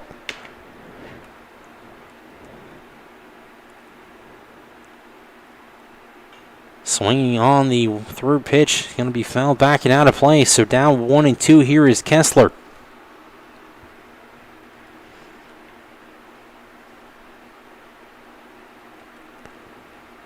Knuckles trying to retire Kessler here for the 2nd out in the inning. Wilson sets up down the middle of the plate. Looks like he wants something elevated. Ball in the dirt. Though evens the count now at 2-2.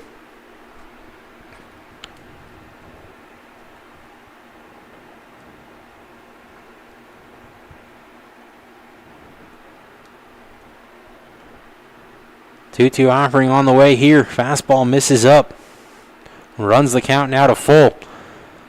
So Knuckles in jeopardy of walking Kessler here after getting ahead 1-2. Let's see if the sophomore can dial it back in.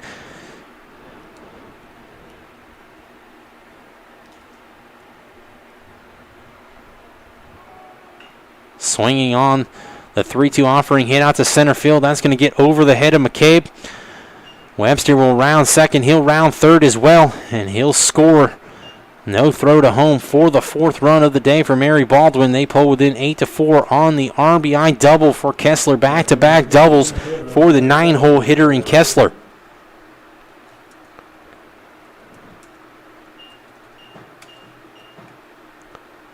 So that will go down as an unearned run. And brings us back to the top of the order for Michael Robertson. Robertson 1 for 3 on the afternoon, has reached base twice, reaching on the error in the 3rd, single on in the 4th. So he faces Knuckles here, runner on second situation. First pitch misses off the outer part of the plate. RBI spot here for the top of the lineup for Mary Baldwin as they try to pull back within 8-5 of Averett if Robertson can come through here. That pitch is going to be taken for a called strike.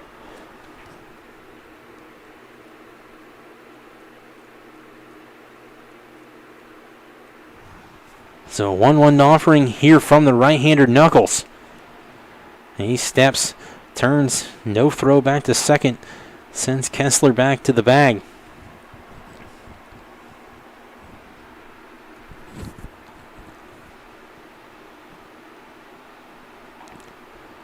Swinging through that one is Robertson for the 2nd strike.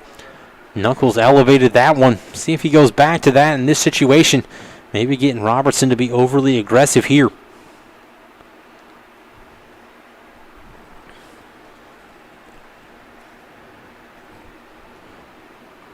Breaking ball, it looked like fouled off by Robertson, so hanging tough there with 2 strikes.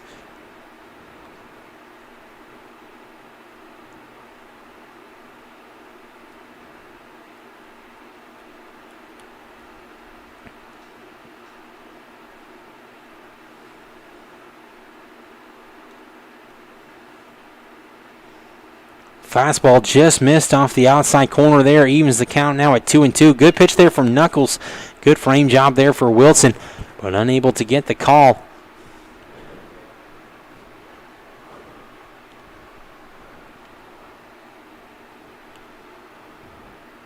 Kessler leads off second. He's held on by Hatcher. 2-2 offering on the way here from Knuckles. Swung on, popped up, hit out into center field. McCabe calls everybody off. He'll squeeze that. Tag up attempt. Fake there for Kessler. Strong throw there from McCabe, though, cut off by Trailer for the 2nd out to retire the leadoff hitter in Robertson. So that will bring up the left fielder now, Jacob King. Number 4, Jacob King. King 1 for 3 on the afternoon. He singled back to open the 5th inning. Moved up to 3rd, but unable to cross. So he bats now here with 2 outs in the inning. RBI spot with a runner on second. Knuckles trying to get out after allowing just 1 run. Unearned. Breaking ball there, taken for a called strike. Good pitch there for Knuckles to get ahead.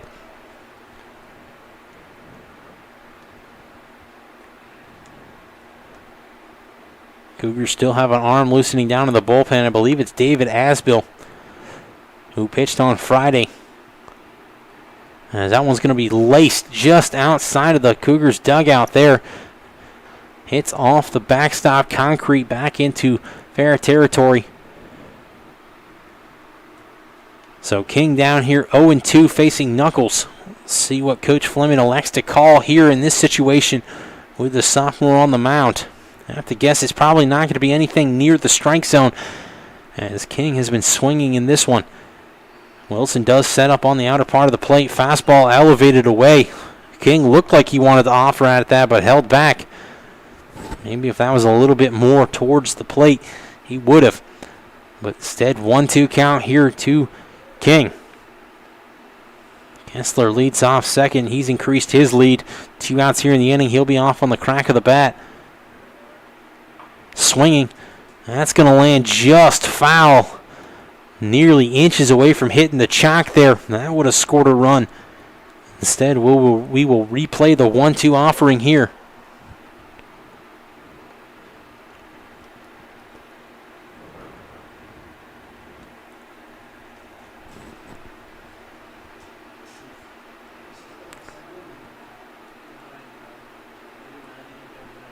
So 1-2 offering on the way here from the sophomore Knuckles. Fastball elevated up and away. Hit over to Hatcher. He fields it cleanly. Fires on to Spicer for the 3rd out. So Knuckles does his job. Rallying just 1 run unearned in the book. We head to the bottom half of the 6th inning when we return. Averett leading Mary Baldwin 8-4.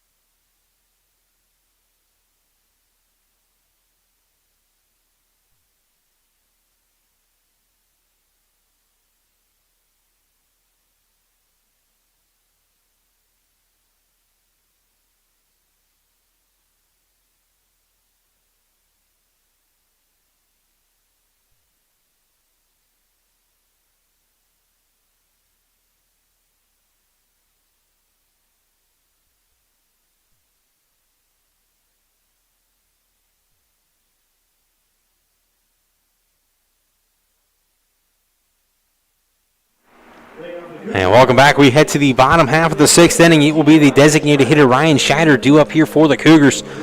He'll face Plotner out for his 2nd inning of work since coming in relief of the starter Weatherly. Scheider 0 for 2 on the day. Walked back in the 1st inning. 2 ground outs in his last 2 plate appearances. So looking to get his bat going on the afternoon. He bats here in the leadoff role here in the bottom half of the 6th. First pitch misses out of the zone. Scheider, Albertson, and Wilson due up here for the Cougars in this half of the inning.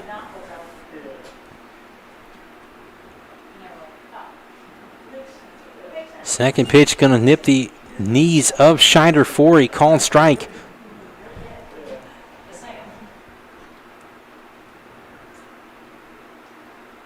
So 1-1 offering on the way here, the freshman Scheider. Swinging on that one, crushes it. Left field gap. But King played that one off the bat nicely. He'll squeeze that for the 1st out. When that left the bat, I thought that had a chance for extra bases. But King had shaded towards the center field gap and quickly raced over and caught that one. So that will bring up Logan Albertson now. He bats for the 4th time today. Has reached base twice. Single back of the 1st inning. Reached on a error in the 5th. Came around to score. So he faces Plotner here for the 1st time.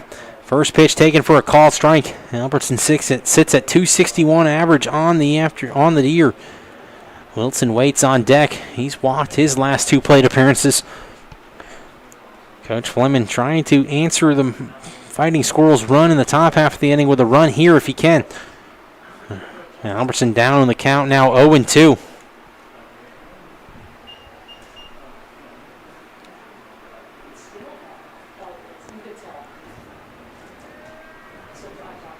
Offering on the way to Albertson. Check swing out into center field. out of the range, though, of Robertson. Nearly corralled that one, but instead that's going to go down as a single for Albertson. That would have been a tough play for Robertson. Can't give an error on that one. So it will go down as a lead or a one-out single for Albertson. That brings up Wilson.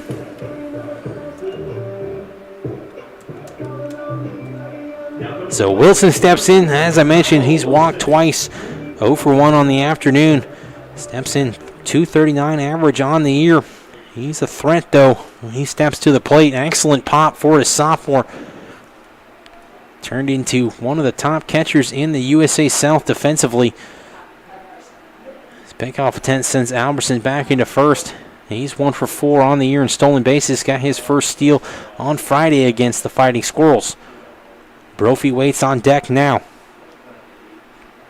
1 out here in the inning. Plotner's delivery.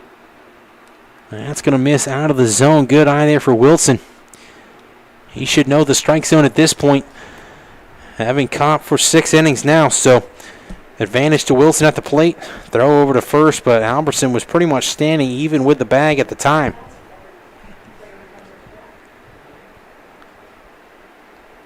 So 1-0 offering on the way here to the sophomore Wilson.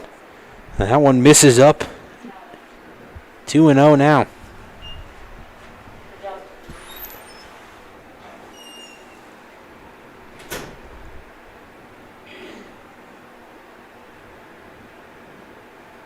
Offering on its way. Albertson takes off for second. Throw is not going to be in time, though, as Albertson was able to get ahead of the tag of Kessler. Good throw there by Mayhew. But that will go down as the second stolen base on the year for Albertson, as that one missed out of the zone as well. So 3-0 count here to Wilson. I have to guess he's going to get the take sign here with a runner in scoring position now. However, I have been surprised before. Pickoff attempt, going to get away out into left field. Albertson will move up to third on the throwing error by the pitcher. Tough play there for Plotner. He spun around on the pickoff attempt, and in that situation, you have to throw it. And with nobody covering the bag, he tried to quickly throw it back to the shortstop, but it got away from him, allowing Albertson to move up.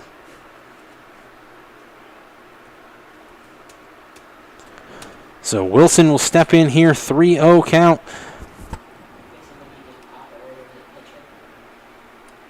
Infield in for Mary Baldwin as that one misses inside. Wilson will jog down to first on the 1-out walk. So Averett will now have runners on the corners. There's the dangerous Brant Brophy at the plate. Brophy 3 for 3 on the afternoon with 3 singles and has scored 3 runs. Sits at 367 on the year. So he steps in now in his first RBI spot. Does have 2 RBIs on the year. One of those a big one against Pfeiffer, as Brophy walked it off for the Cougars 4-3.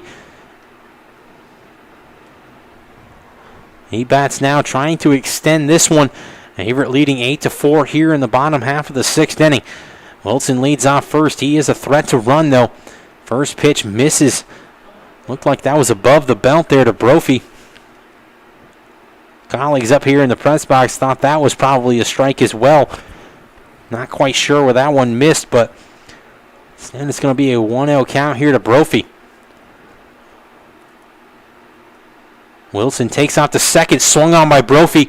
That's going to turn King around. He's going to catch that. Albertson will tag, though. He'll cross without a throw on the sacrifice fly out there for Brophy. So Brophy does his job. He'll remain 3 for 3 on the day. Picks up his first RBI today, as that brings up Avery Spicer now. Wilson had to retreat back to first base, as it looked like that might have had a chance to get over the head of King as he spun around the wrong way, but quickly recovered to squeeze that on the elevated grab for the second out. So Spicer bats now with 2 outs here in the inning. Connects on that one. That's going to get into left field, out of the reach there of Barber. So that will go down as a 2-out single for Spicer, his second of the afternoon. So Spicer's now 2 for 3 on the day with 1 RBI.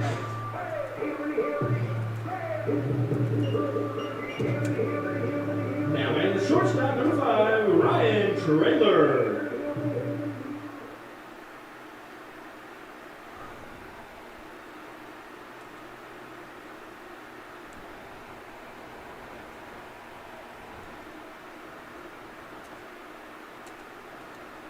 So that will bring up Ryan Traylor. He swings on the first pitch, hit out into right field.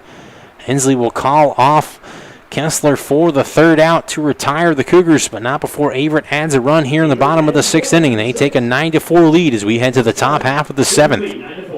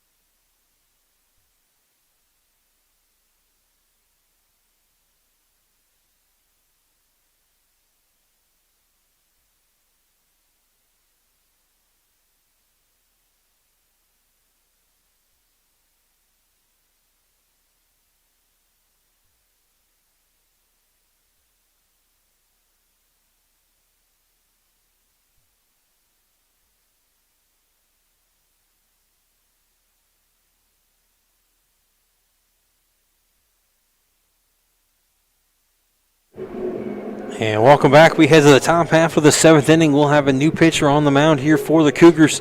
Sophomore right-hander out of Louisville, North Carolina, David Asbill takes over on the mound. Asbill making his 10th appearance, 1 for 3, got his first victory back on Friday. 4.5 earned run average, has appeared in 30 innings, allowing 20 runs, 15 earned, has struck out 21, holding opponents to a 216 average. Walks have been a little bit of an issue for the right-hander. Excellent strikeout stuff. As I mentioned, got his first collegiate victory on Friday. Asbill pitched 2 1/3 innings, allowing just 1 run, walked 3, struck out 1. As he came in for Avery Spicer, who departed after 3 2/3 innings. Asbill leaving after the 6th inning. As Averett was able to hold on to that one and pick up the 10-9 victory, giving Asbill his first collegiate victory. So he steps in here, coming in for Knuckles, who relieves starter Tanner Bradshaw back in the 6th inning. Asbill pitches here in the 7th inning. He'll face the designated hitter, Kyle Measle. Measle 0 for 3 on the afternoon. He flew out to center field last time up. So first pitch taken for a called strike. As I mentioned, Asbill, one of those guys, excellent strikeout stuff, has struggled with the control a little bit at times. Kind of figured that out a little bit more recently. As that one misses up and away. Asbill does have the ability to light it up on the radar gun. High 80s, potentially low 90s at times. As that one misses out of the zone. 2-1 now here to the leadoff 3-hole hitter in Measle.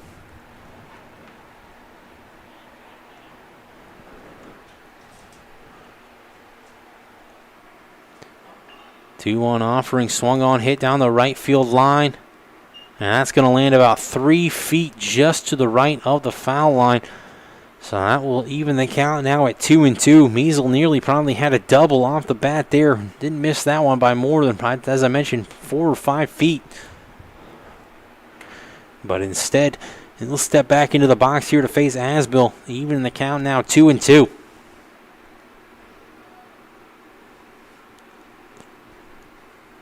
Rankin waits on deck. Measle, Rankin, and Mayhew due up in the half inning for the Fighting Squirrels. Swinging on the 2-2 offering. Bobbled by Hatcher. He'll shuffle it on to first. That's going to get over the head of Spicer. So that's going to go as an error on Hatcher, allowing Measle to reach first on the lead off for the leadoff batter. Now making the first baseman, number 6, Dylan Rankin.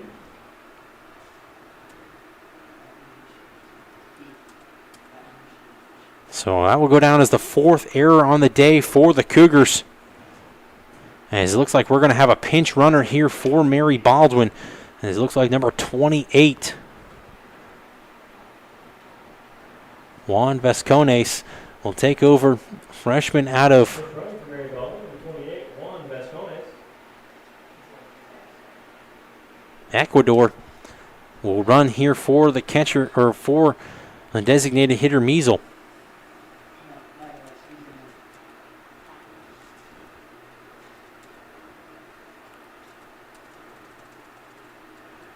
So Rankin will step in now. He's 1 for 2 on the afternoon, singled in his last plate appearance.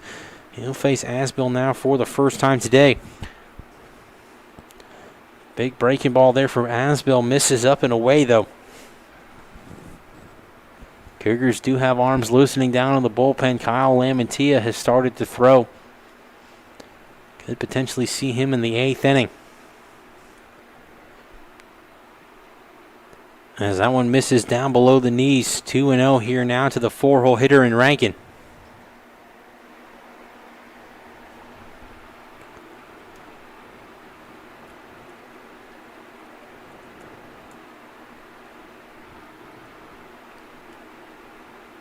As that one's going to be taken for a called strike.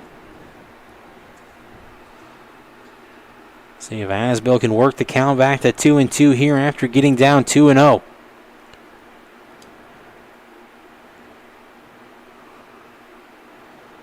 And he does, as that one's going to nip the outside corner.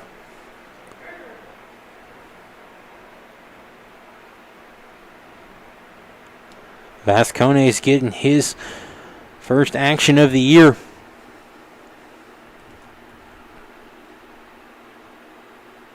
And that's going to be chopper up the middle, fielded by Trailer. He'll have no play but to go to first to retire Rankin, as that would have been a tough play to turn around to shuffle the hatcher to try to get Vascones, who was sliding in hard to the bag.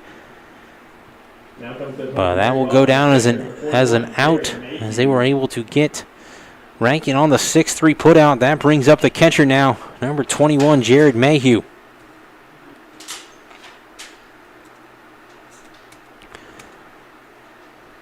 Vascones moves up 90 feet. He's now in scoring position at second with Mayhew at the plate. Mayhew 1 for 2 on the afternoon, has reached base twice.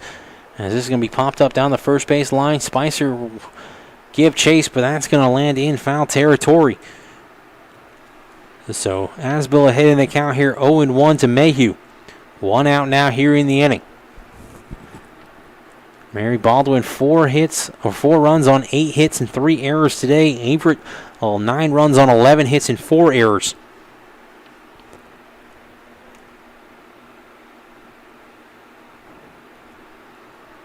As that one misses low and out of the zone. Count now 1-1.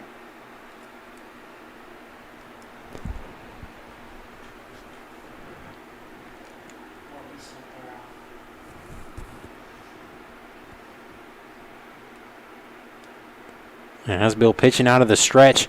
1-1 offering, winds and delivers. Foul tip into the glove of Wilson. Down to the count now is 1-2 is Mayhew. Asbill hoping for the strikeout here. With the runner on second, ball in the gap will probably score a run. Trying to avoid that situation here. Wilson sets up outer part of the plate. Fastball in the dirt. Evens the count back at 2-2.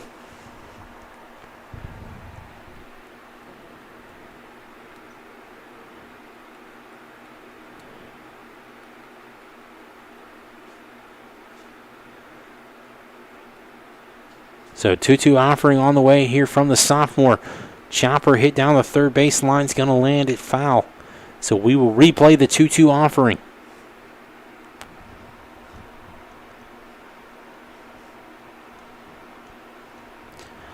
Reminder that today is a doubleheader. So for those of you tuning in on the broadcast, this will be the same link for game 2. We'll take about a 30-minute break between games.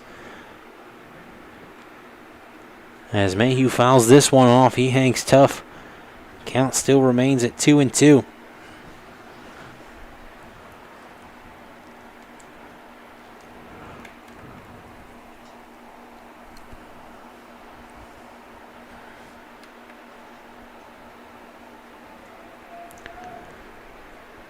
So a 2-2 pitch on its way here from the sophomore Asbill. Breaking ball swung on, popped up out behind second. Jackson, though, will call off Hatcher and squeeze that for the second out. Viscones will remain at second base with the right fielder Tucker Hensley due up at the plate.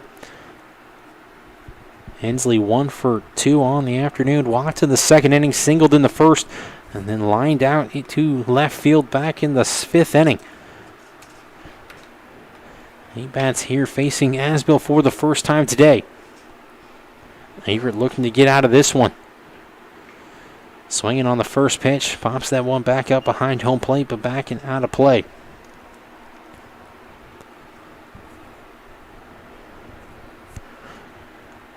As I mentioned, Kyle Lamantia loosening down in the bullpen for the Cougars. I have to guess he'll probably come out in the 8th. Can't quite tell. Looks like Mary Baldwin does have an arm up in the bullpen as well.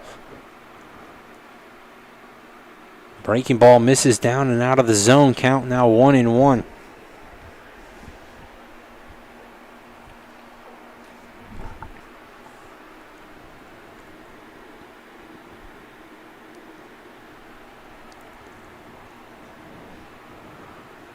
One offering on the way here from Asbill. Missed off the inside part of the plate. Good job there by Wilson. Make that one look closer than it was. But a good take there by Hensley.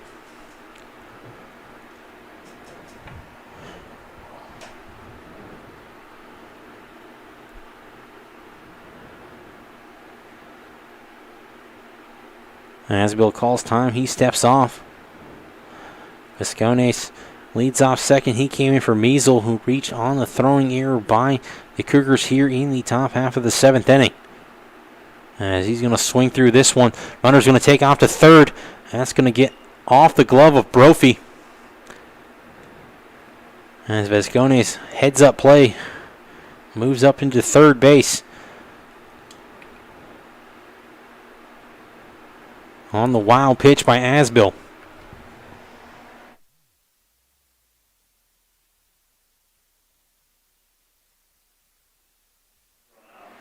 So that will go down as a stolen base there for Viscones. Looked like a swinging strike 2 there. So count now 2-2 here to the 6-hole hitter in Hensley. Swings on this one, hit over to Brophy at third, fields it cleanly, fires over to Spicer for the third out. So Asbill able to get out of the runner on third, jam there for the final out. We head to the bottom half of the 7th inning when we return. Averett leading Mary Baldwin 9-4.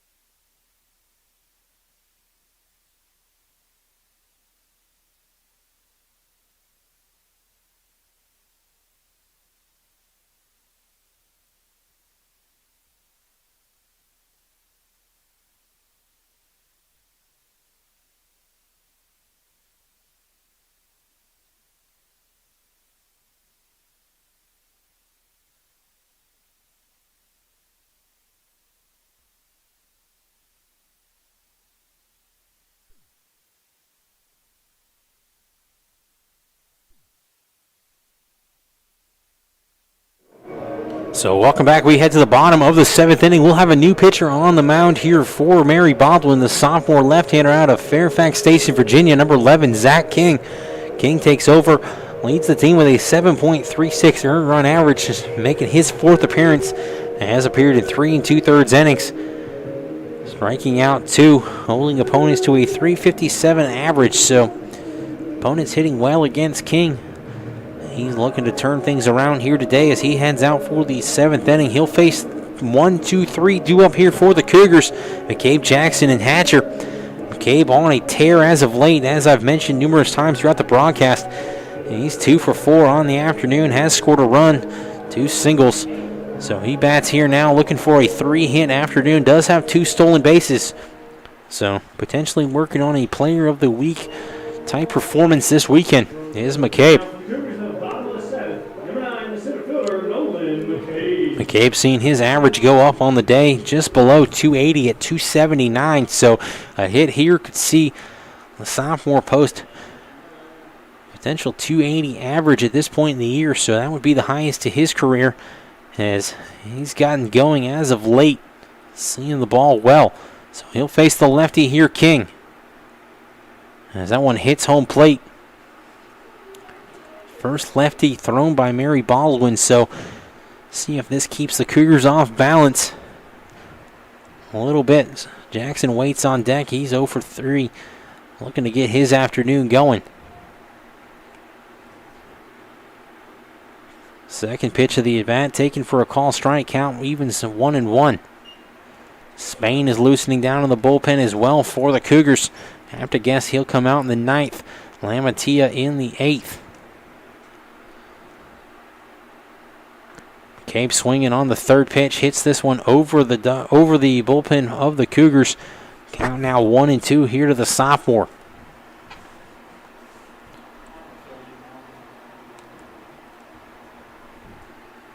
.68 degrees now, partly cloudy here at Owen Fulton Field.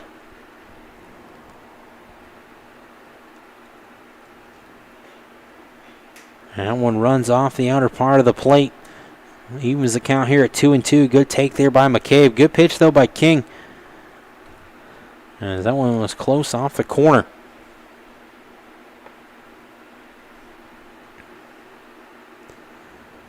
McCabe fouls the 2-2 offering straight back into the screen.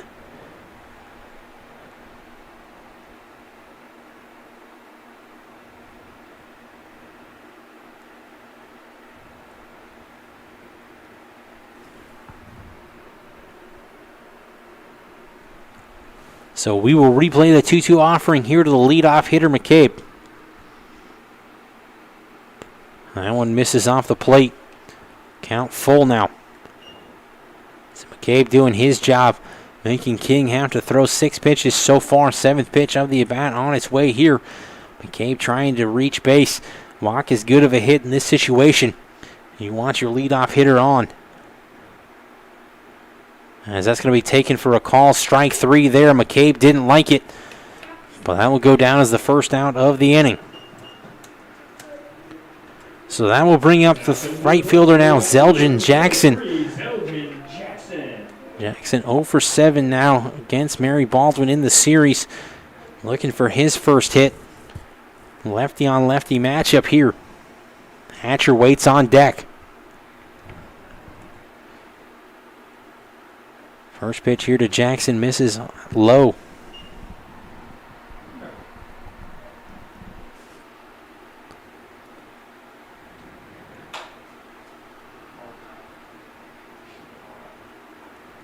Second pitch grabs the outside corner. Count even 1-1. 1-1 offering on the way here to the freshman Jackson. Well, that grabs the outside corner as well. So Jackson down now 1-2.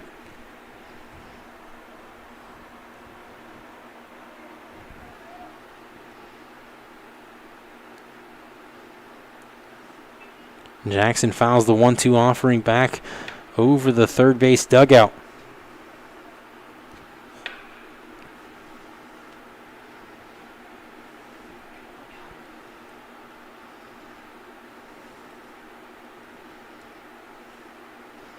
Swings through this one for strike 3. Second out now of the inning.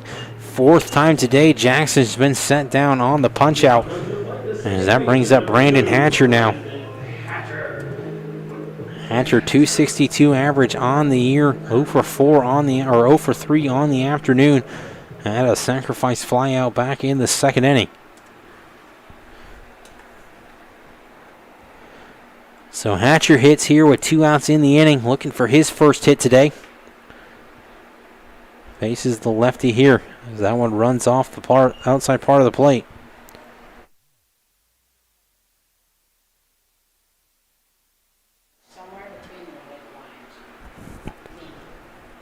That one misses as well, so Hatcher ahead in the count here, 2-0.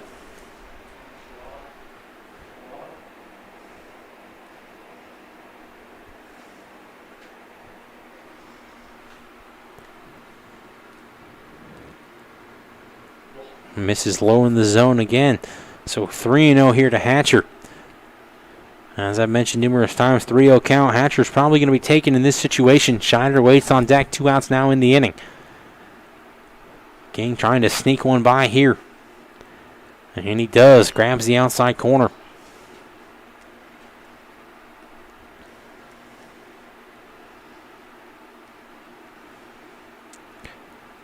So hitters count here for Hatcher, 3-1. Swinging, fouls this one back and into the trees. King has worked the count back to full, trying to retire the Cougars in order here. Been effective since coming out of the bullpen. Does have a strikeout.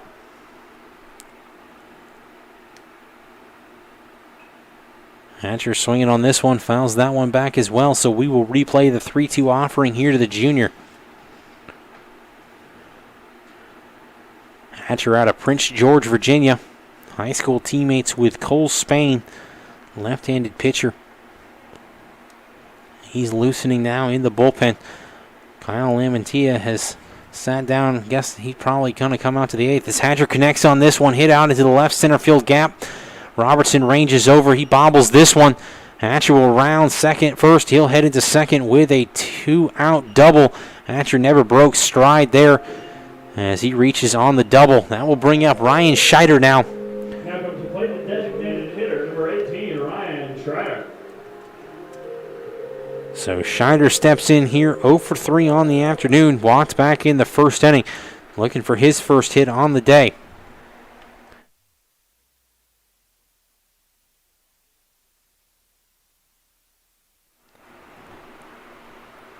So Hatcher leads off second here. 2 outs in the inning with the 4-hole hitter Scheider at the plate. That one runs off the corner. Cougars threatening now. Hoping Scheider can come through here, add another run on the board. If you're Coach Fleming, this situation you want. 3-hole hitter extended the inning with 2 outs. He stands 180 feet away from being the 10th run of the day with the 4-hole hitter and Scheider at the plate. Scheider swinging on the second pitch, pops it up over behind first base. Kessler will squeeze that, though, just on the line for the 3rd out, so that will remain in fair territory to retire Scheider as he's set down to retire the inning. We head to the top half of the 8th. Averett leading Mary Baldwin 9-4 when we return.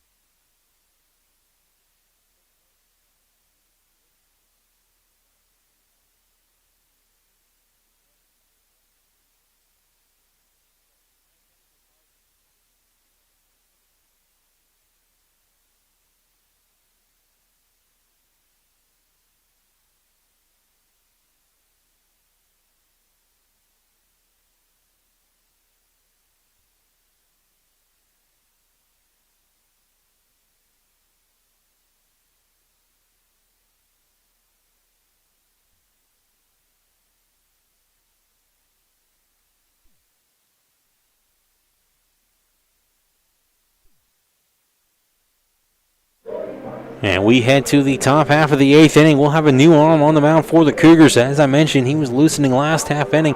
He will be the senior right-hander out of Chester, Virginia, number 32, Kyle Lamantia, making his 2nd appearance in the series, 8th appearance on the year. Leads the team currently with a 3.68 earned run average, 1-0. 7 1/3 innings pitched. Does have 5 strikeouts, holding opponents to a .250 average. Allowed 4 runs, only 3 of those earned, but has walked 7. So Lamantia, another one of those guys like Spain and Asbill that struggle with control at times, but have excellent strikeout stuff when they have it going. So we'll see how Lamantia looks early in this one, since coming out of the bullpen here in the 8th inning. Lamantia has been primarily a starter for the Cougars throughout his career, battled an injury early part of this year, but has primarily become the 7th, 8th inning guy here for the Cougars. As of late, he'll face the shortstop, number 13, Michael Barber. To lead things off here, Barber 1 for 3 on the afternoon, singled back in the 4th inning, I believe. So first pitch here from Lamantia. Is it going to be a call strike outside corner? Looks like Wilson pulled that one back in. Not sure where that one caught, but home plate umpire saying it did. So 0-1 offering on the way here from Lamantia. Fastball misses up. Spain has begun to quickly loosen down in the bullpen, so as I mentioned, probably be his game in the 9th inning. Non-save situation here. Coach Fleming trying to hold on, pick up the second win in the series. That's going to be hit out into right field, but Jackson quickly there. He shaded in. He squeezes that for the first out. Thought that might drop in for a base hit, but Jackson read that well off the bat and squeezed it just about a foot or two off the ground for the first out. So Barber's retired on the F9 putout, and that brings up the third baseman now, Ty Webster. Webster reached on a fielding error back in the 6th inning. He steps in 0 for 3 on the afternoon. Lamantia with the quick first out. First pitch taken for a call strike. So Lamantia, 4 pitches, 3 strikes. That's what you want to see if you're Coach Fleming, or your senior right-hander coming out of the bullpen. Trying to make quick work here of the Fighting Squirrels in the top half of the 8th inning. As Webster swings on this one, hits it out into the left center field gap. Albertson, a long run, dives, hits off his glove. Webster rounds second. He hits the third. Throw in from McCabe. Not going to be in time on the relay from Traylor, as he will reach on the 1-out triple. Can't give an error to Albertson on that one. He had to go a long ways. Full extension at the end of that one. Nipped out of his glove, allowing Webster to reach third on the triple. So that will bring up now the second baseman, number 1, Noah Kessler.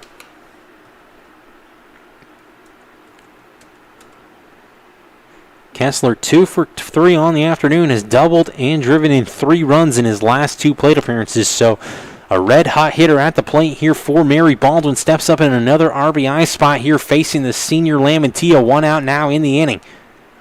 Lamantia needing an out here, as that one misses down in the dirt. Pop-up probably. Fly ball will probably score a run. Ball hit to the right side of the infield as well. So probably need a strikeout or a pop-up in this situation to get you to 2 outs here in the inning. Finds himself down on the count now, 1-0, as he evens it now at 1-1. Tough break there for Lamantia, as Webster connected on that one in the left center field gap, but Albertson gave it his best effort, going full extension, as it was in his glove, carried out when he hit the ground, as Wilson stops this one, keeps it from going to the backstop, holding Webster at third. So 2-1 now here to the 9-hole hitter in Kessler. Robertson waits on deck. Looks like Spain is ready down in the Cougars bullpen, as that one misses up and away as well. 3-1, first base open.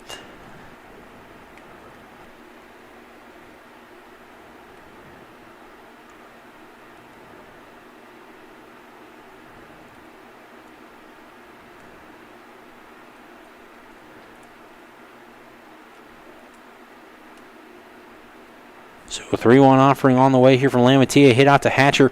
That's going to score Webster on the RBI 4-3 ground out from Kessler. He'll pick up his 4th RBI of the afternoon. Mary Baldwin pulls within 9-5 now of the Cougars. 2 outs here in the top half of the 8th inning.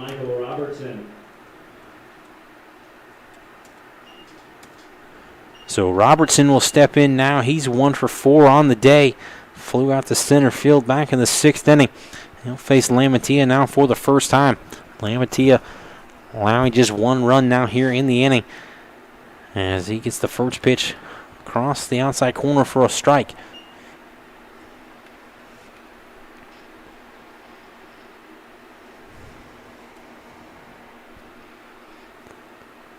Second pitch misses in the dirt, stopped by Wilson.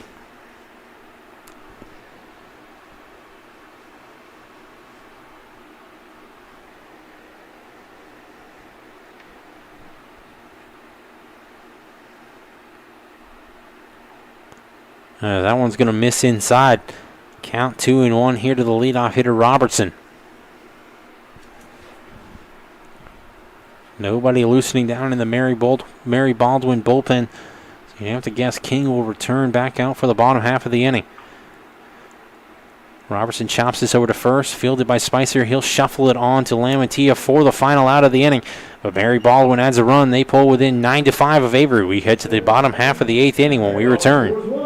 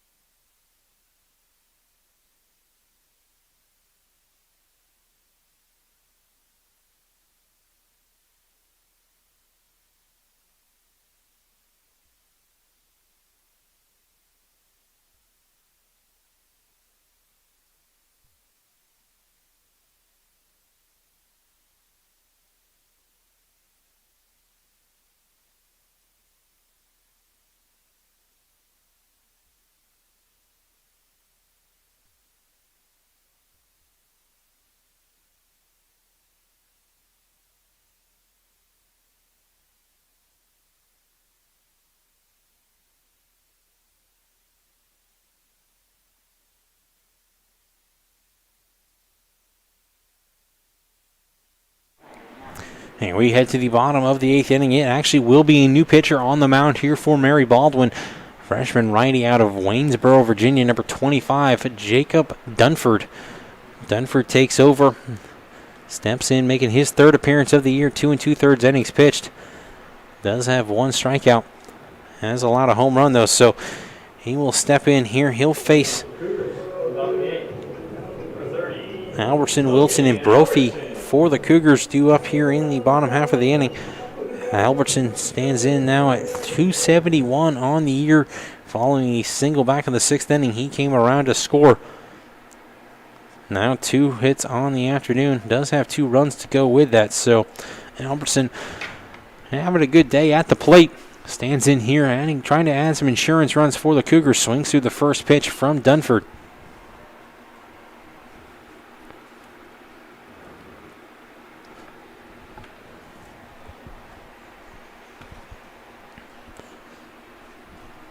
Oh, 0-1 offering on the way here.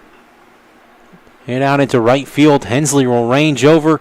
That's going to drop inside the line on a leadoff single to open the inning for Albertson. So his 3rd of the afternoon. Bloop. Single line drive in the book. But either way, Albertson now has 3 hits on the day.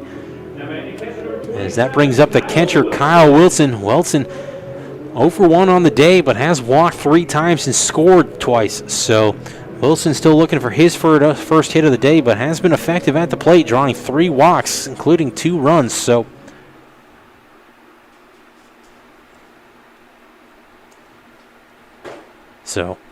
Cougars threatening here now. Nobody out. Albertson leads off first with Wilson at the plate. 6-hole hitter. First pitch misses up and away.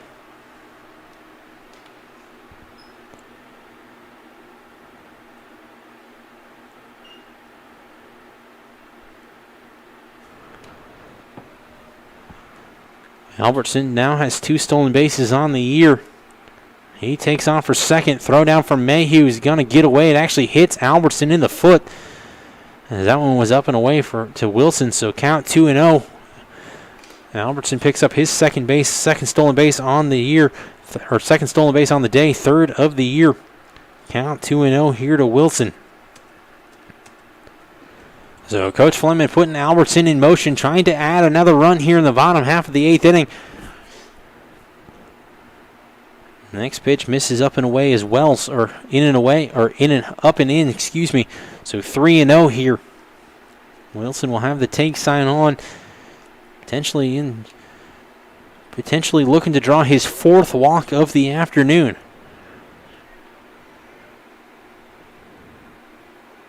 As that's going to nip the top half of the strike zone. Count now 3-1 here to the sophomore Wilson. Brophy waits on deck. He's 3 for 3 on the day. And a sacrifice fly last time up, following 3 straight singles. So Albertson's now in scoring position after the stolen base. 3-1 offering here to Wilson. Swinging on that one. That's going to be fouled off third base side of the field. Webster gave it a good look, but that's going to land in foul territory. Runs the count now to full.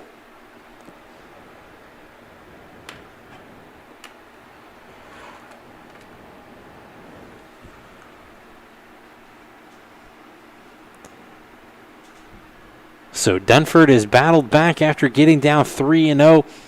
Runs the count to full here to Wilson. Wilson in an RBI spot. Nobody out here in the inning, with Albertson 180 feet away at second. Swung on by Wilson. That's going to find the grass. Robertson will range over. He'll pull that in. Albertson will round third, and he'll score the 10th run of the day for the Cougars. They extend their lead to 10-5 on the RBI single by Wilson. Now batting third baseman number 1, Brett Brophy. So Brophy will step in here. As I mentioned, 3 for 3 on the day. Sits at 367 on the year. Collected an RBI in his last at bat on the flyout. Bats here now looking for his 4th hit on the day. Wilson takes off to second, throwing the dirt. No chance there by Mayhew as Wilson slides in without a throw.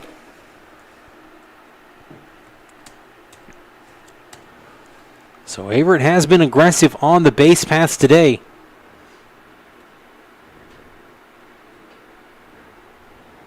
I have to check my math, but that's probably the 5th or 6th stolen base today for the Cougars. They had 9 on Friday. That tied a program record. Wilson sent back to second on the pickoff attempt there by Dunford.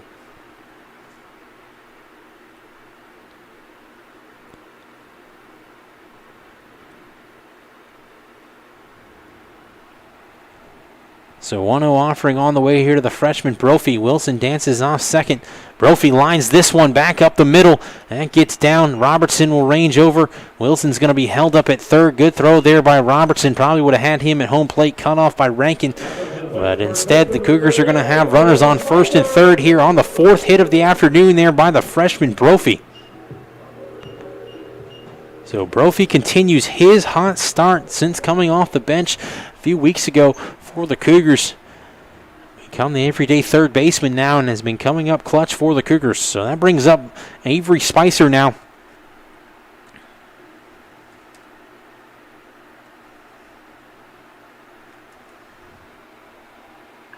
Spicer swinging on the first pitch, hit over to right field. Hensley ranges over towards the line. He'll catch this in foul territory. Wilson will tag up. He'll score without a throw for the 11th run of the day on the sacrifice flyout by Spicer. Brophy will head back into second. Now comes to the plate, the shortstop, number 5, Ryan. So that will bring up Ryan Traylor now.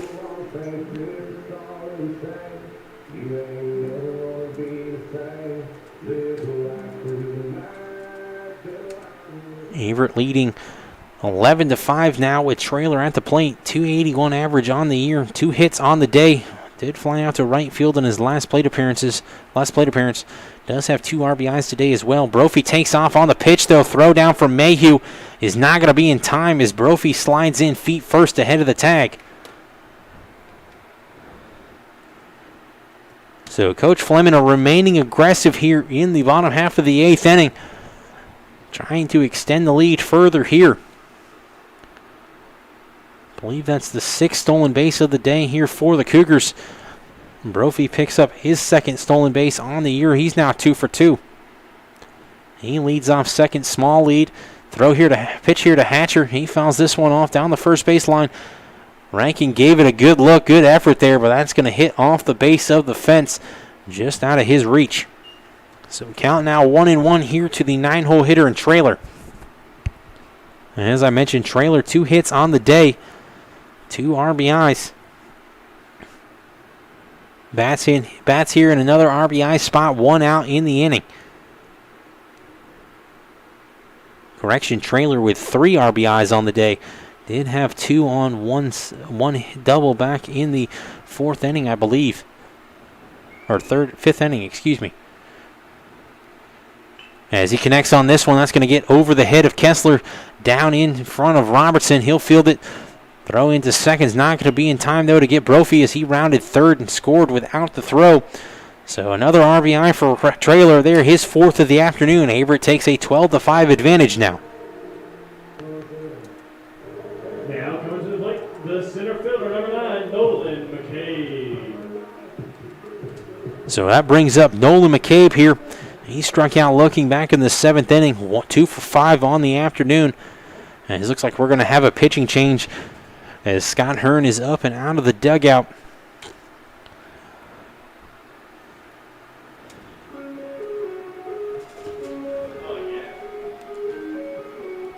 It's like he's talking to his pitcher out there. Maybe we aren't going to have a change. Maybe it's just a little bit opportunity to buy some time for the bullpen to get loose down there. As the Cougars now have 4 hits in the inning, have scored 3 runs, and are still threatening here with Trailer at first, leadoff hitter and McCabe at the plate.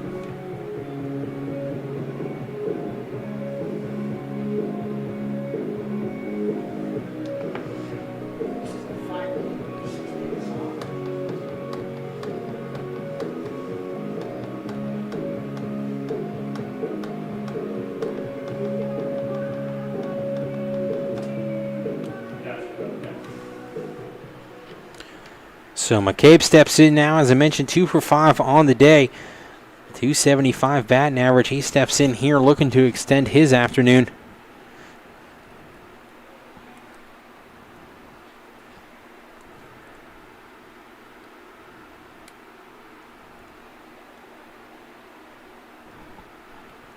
Dunford pickoff attempt knocked down there by Rankin.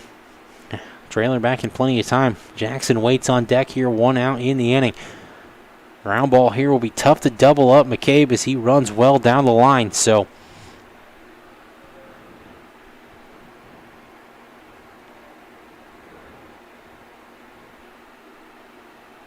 first pitch misses off the outer part of the plate to McCabe.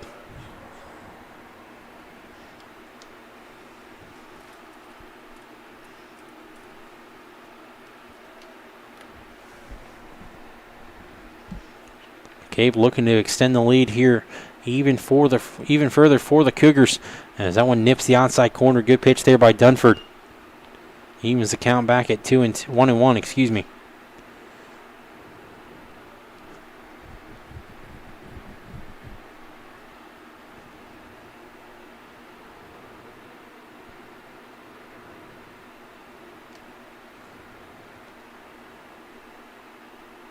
McCabe swinging on the 1-1 offering, pops this up left side of the infield. Called off by Webster. He'll squeeze that for the second out to retire McCabe. Now comes to the plate, the right fielder. So that will bring up Zeldin Jackson now. He's 0 for 4 on the afternoon. Walked back in the 2nd inning. Been sent down on the strikeout 4 times today. So Jackson trying to turn the momentum in his favor here as Mary Baldwin has shifted towards the right side of the infield, anticipating Jackson to pull. Breaking ball misses up and out of the zone. Shortstop Barber almost even with the bag. Second baseman Kessler has moved over towards the first base side of second base closer. And is about 10 feet deep on the grass. So playing Jackson a pull here. As that one misses up as well. So Jackson now ahead in the count 2-0. See if he zones up here and tries to get something he can connect on. Spain still loosening down to the bullpen. I have to guess he'll come out in the ninth inning. And that one's going to be taken for a called strike there to Jackson. Dunford trying to get out of this one after allowing 3 runs.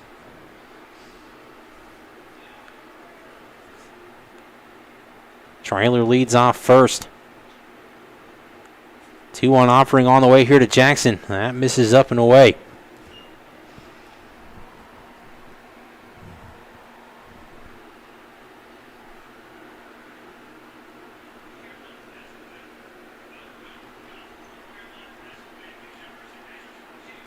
Swinging through the 3-1 offering is Jackson.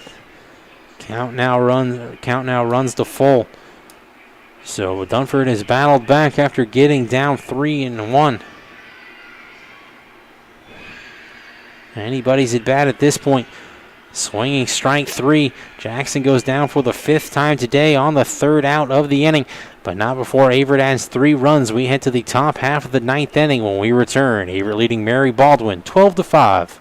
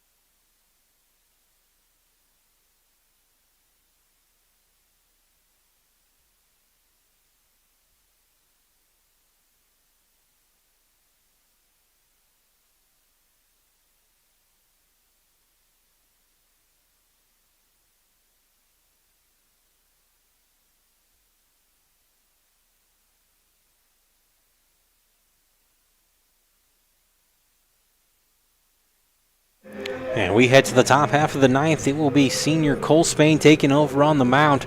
Left-hander out of Prince George, Virginia. Appeared in Friday night's game. Pitching 2 full innings, striking out 5. Was credited with an earned run, but the 5 strikeouts in 2 innings shows off the stuff that Spain does possess. He steps in now here making his 13th appearance, 0-1. 4.30 ERA on the year, 14 2/3 innings, has 26 strikeouts, holding opponents to a 193 average. So, as you can see, the strikeout stuff is there for Spain, and has possessed that the majority of his career, as he'll pitch here in the top half of the 9th inning. He'll face 2, 3, 4 due up here for Mary Baldwin. King, Measle, and Rankin potentially due up here. Left field number 4, Jacob King. Actually, it will be King, Davis, and Rankin due up. Spain will face King here to start things in the top half of the 9th. First pitch taken for a called strike there. Spain trying to lock this one down, help Averett pick up the 12-5 win. Non-save situation, but nonetheless any unimportant, as this one's going to be fouled back and out of play. Averett needing wins at this point in the year if they hope to make the USA South playoffs. Come into the year 4-6 in conference, looking to improve to 5-6 if they can pick up the win today.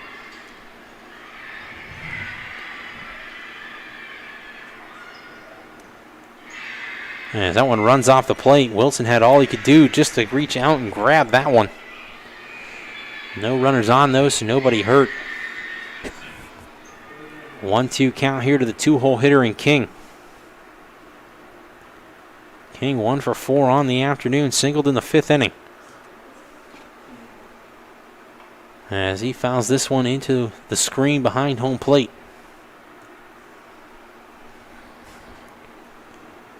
So we will replay the 1-2 offering here from the senior left-hander Spain.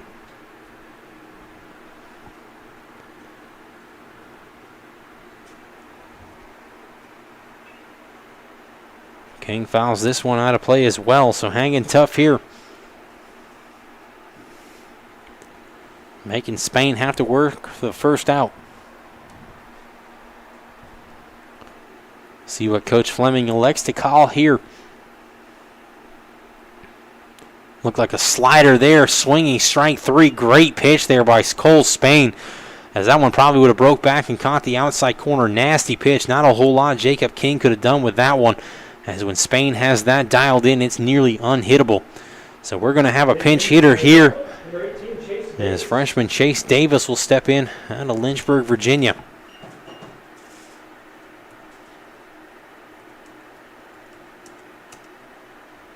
He'll face Spain here, swinging through the first pitch.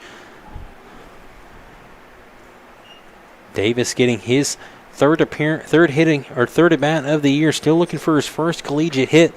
He'll bat here in the top half of the ninth with 1 out.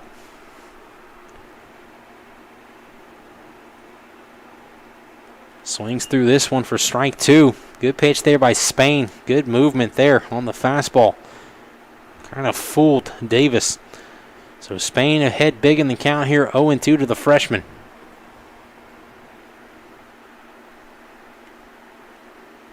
Fastball out and off the plate. Good stop there by Wilson. I don't know how he caught that one. So 1-2 count now here to Spain, or here to Davis, excuse me. Spain looking to retire the second out of the inning.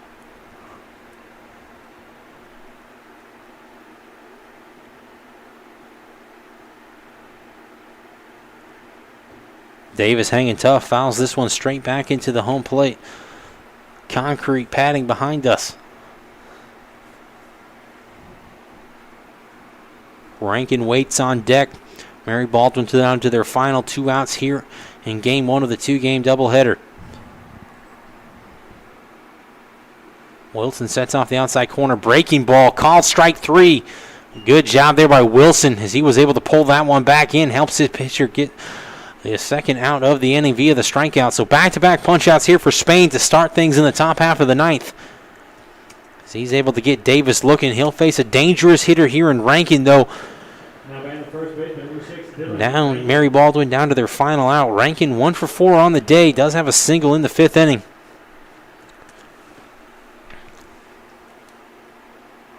First pitch here from Spain misses off the outer part of the plate. Good stop there again by Wilson.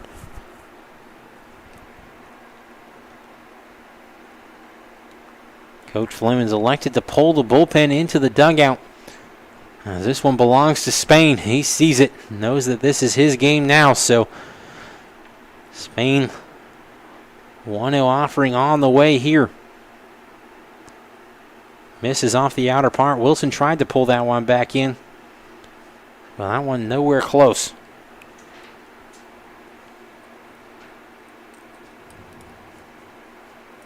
So 2-0 offering here to Rankin. Swings through that one for strike 1.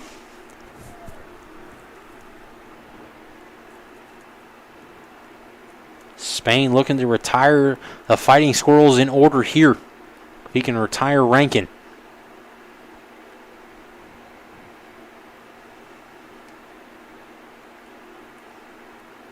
Fastball outside corner, swung through and missed as well. So 2-2 here. Spain's gone to the fastball on the outside part of the plate. Gotten Rankin to swing through 2 straight. See if he goes back to that, or if he does go to the nasty breaking ball here, as he's got the last 2 batters on strikeouts from the slider.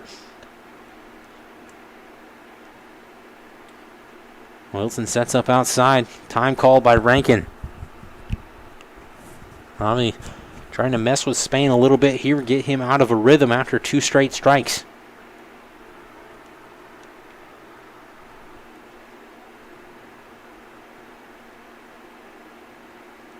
Fastball taking call, strike 3. That's going to do it.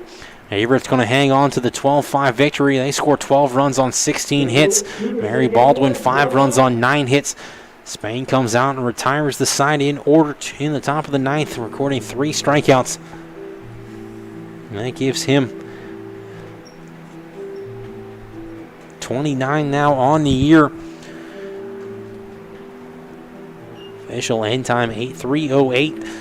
So we'll take probably a 30-minute break. When we come back, we'll have Game 2 action here at Owen Fulton Field. For those of you just tuning in, this will be the same link for the second broadcast. I'm your host, Joseph Swanson, signing off from Game 1. We'll be back shortly with Game 2 action here.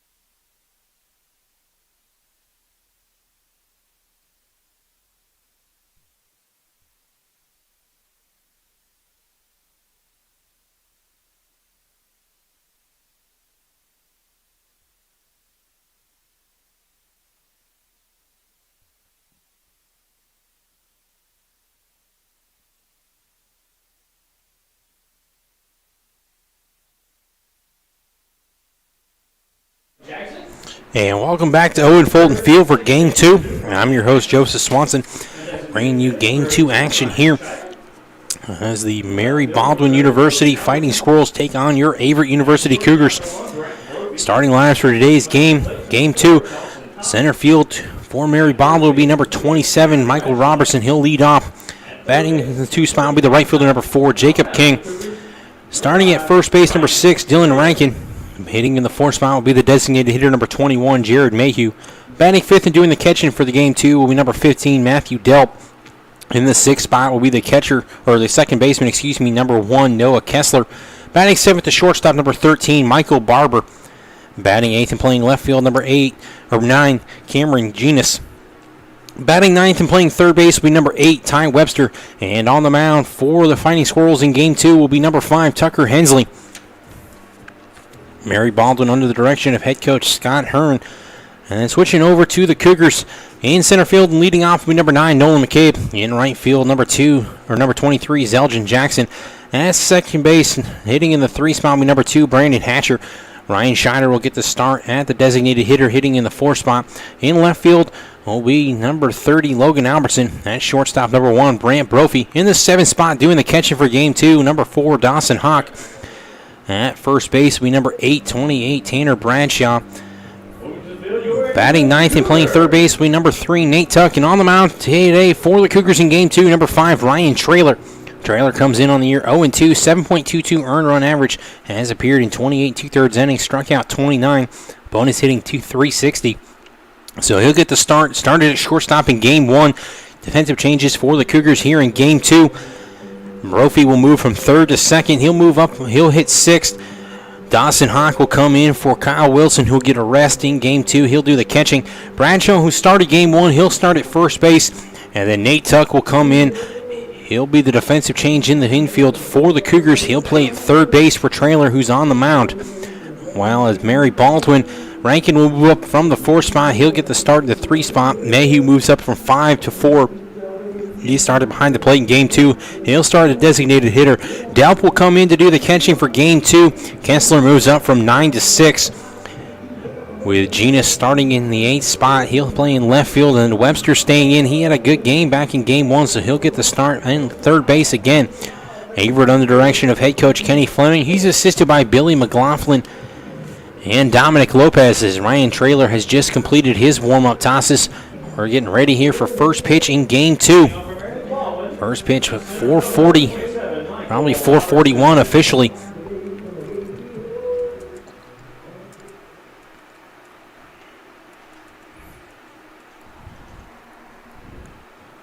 First pitch here from Ryan Traylor on its way.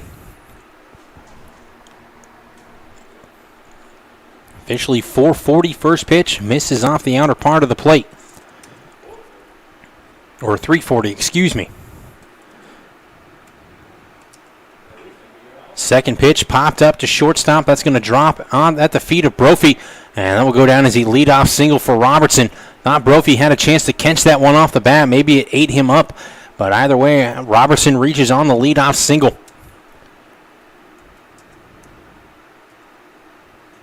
Now comes to the plate, the right fielder, number 4, Jacob King. So that will bring up the right fielder now, number 4, Jacob King. King 1 for 5 in Game 1. Steps in here to face Traylor for the first time today. Traylor primarily been one of the Cougars' top pitchers in his 4 years here, as that one misses off the plate. Good stop there by Hawk. Has ranged anywhere from the Friday night starter to first game to second game on the doubleheader, or typically Game 3. So primarily has been the Game 3 starter this year, has been the Cougars' ace in the past. But with Avery Spicer pitching well this year, Traylor has moved back to the third game role. Breaking ball there, taken for a called strike.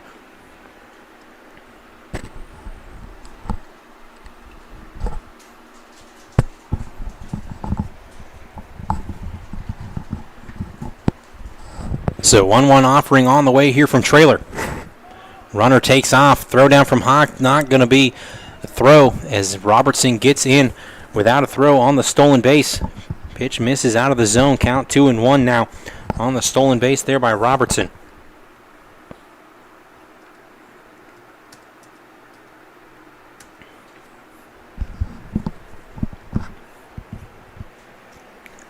So Robertson picks up his second steal on the year.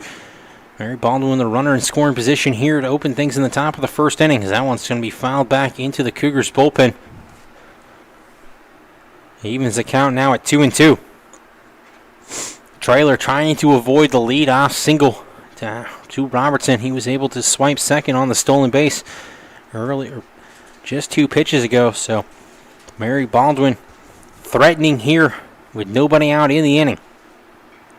Popped up over to first base, called off by Bradshaw. Just in fair territory, though. He will squeeze that for the first out. Can't get a whole lot closer to the line than that, as Bradshaw was able to call that off for the first out, as that brings up the first baseman now, number 6, Dylan Rankin.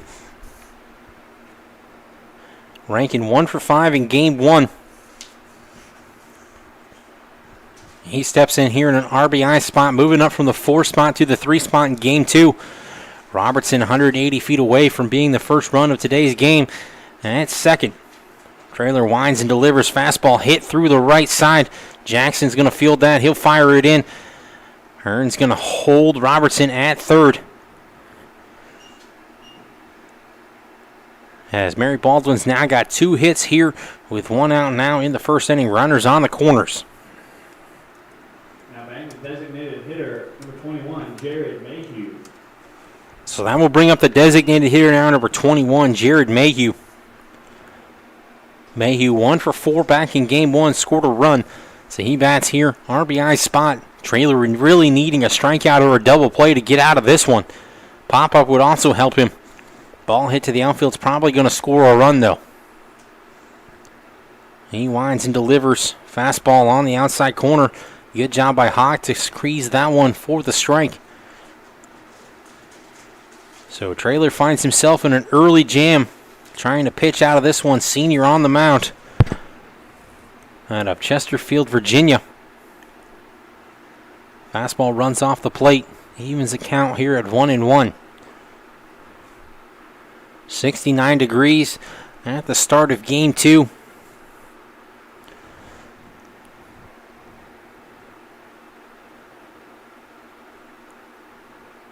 Breaking ball nearly hit Mayhew in the head, but was able to duck down below that one. As that misses, pushes the count here to 2-1.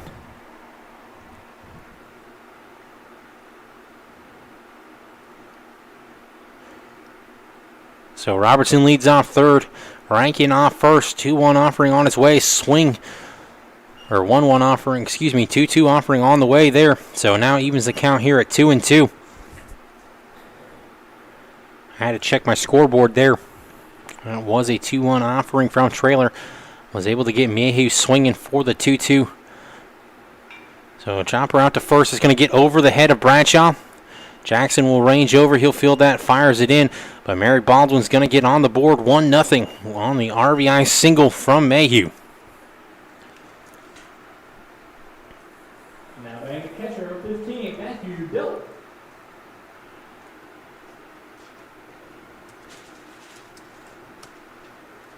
So that will bring up the catcher now, Matthew Delp. He appeared back on Friday. Steps in, sophomore out of Chilhowie, Virginia. Swings on the first pitch and fouls this one out of play.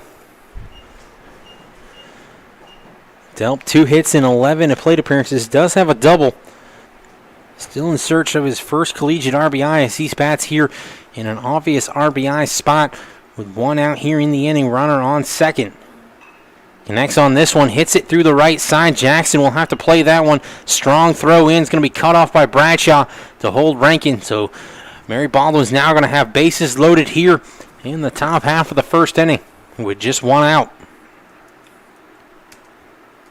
Now comes to the plate, the second baseman, number 1, Noah Kessler. So that will bring up the dangerous hitter in Noah Kessler. Kessler 2 for 4 in game 1 with 4 RBIs. So he steps up here in an obvious spot that he can increase his RBI total on the day. 1 out, bases loaded situation. Had 2 doubles back in game 1. He'll face Trailer here. First pitch misses off the inner half of the plate.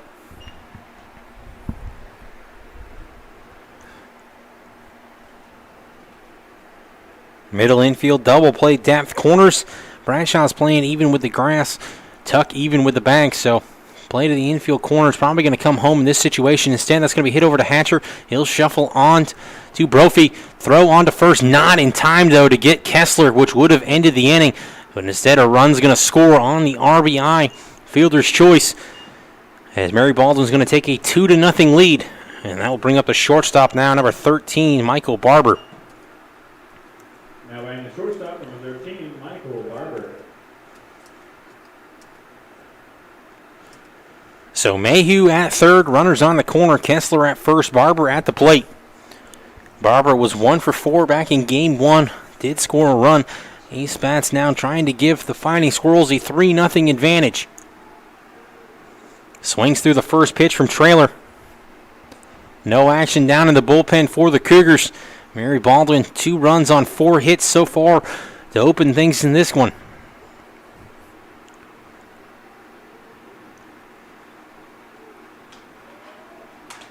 A 0-1 offering swung on by by Barber. Fielded in foul territory by Tuck. So that's going to put Barber in the hole. 0-2 here facing Trailer. Trailer really needing a strikeout to get out of this one. Still needing the final out in this one. 2 outs now in the inning.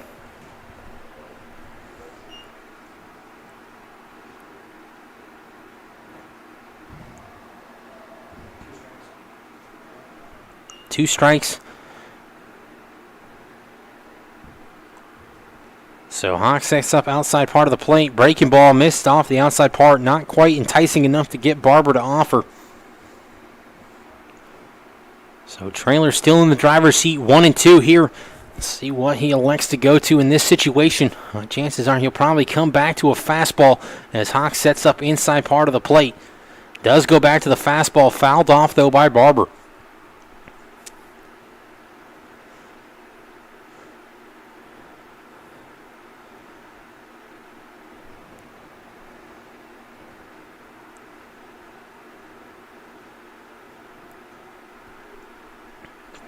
Hawks shifts over to the outside part of the plate. Breaking ball. Runner takes off for second. Going to be cut off by Hatcher.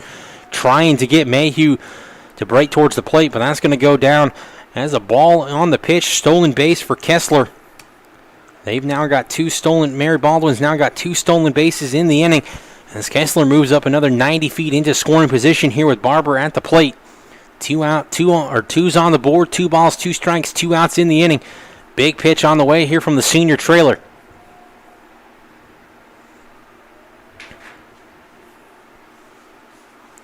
As Barber fouls this one off his foot. Hate to see that as an observer. Doesn't feel well when you foul that one off the inner part of your foot. Kind of catches you off guard a little bit. Hopefully Barber's all right as he steps back in here. We will replay the 2 balls, 2 strike count here.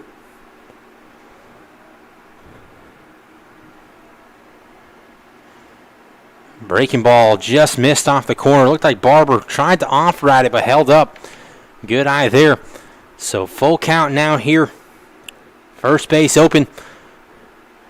After getting ahead 0-2 here, Trailer in jeopardy of walking the 7-hole hitter in Barber. Fastball taking for strike 3 outside corner. So that will end things here for Mary Baldwin in the top of the top of the first inning, They take a 2-0 lead. We head to the bottom of the first when we return. McCabe, Jackson, and Hatcher due up for the Cougars.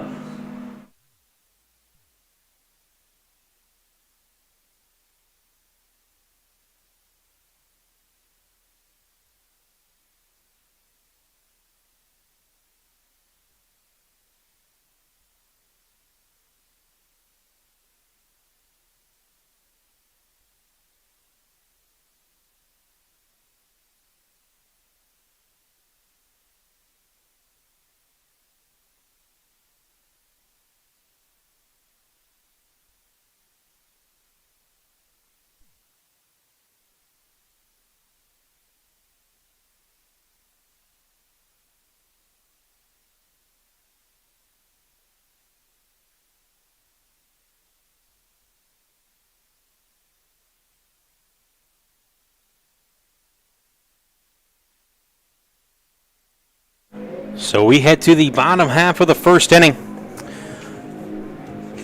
Tucker Hensley completing his warm-up tosses. He enters 0-3 on the year, ERA just above 22. Appeared in 5 1/3 innings. Opponents hitting just under 600 against the right-hander. So looking to turn his tide if he can get the Cougars today. Mary Baldwin currently leads 2-0 here heading into the bottom half of the inning with the center fielder Nolan McCabe due up at the plate.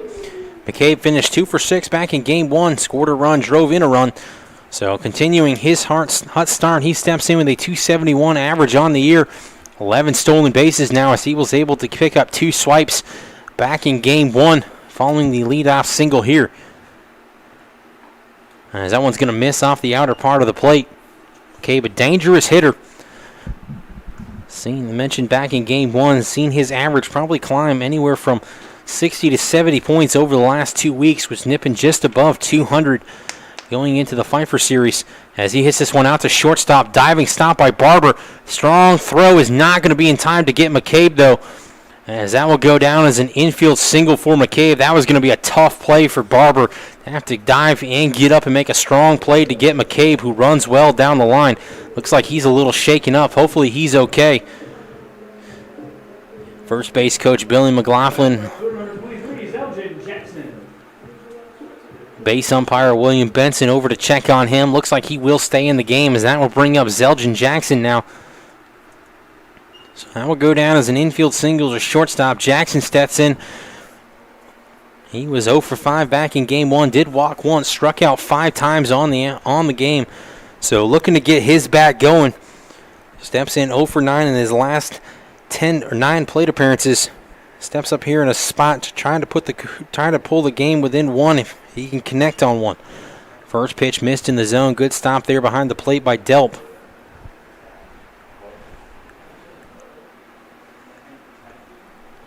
As I mentioned, McCabe a threat to run. We'll see if he does. A little shaken up after the throw to first. He had to hop over Rankin, who had to lay out to try to pull that throw in from Barber. So hopefully McCabe's all right. He's leaning towards second. We'll see if he takes off in this situation to test the arm of Delp. Instead, that pitch is going to miss outside. Probably a good spot for McCabe not to go there, as that would have worked in the favor of Mary Baldwin as a pitch out, sort of, as he missed off the outer part of the plate. So McCabe took off in a 2-0 situation back in the first game, same spot.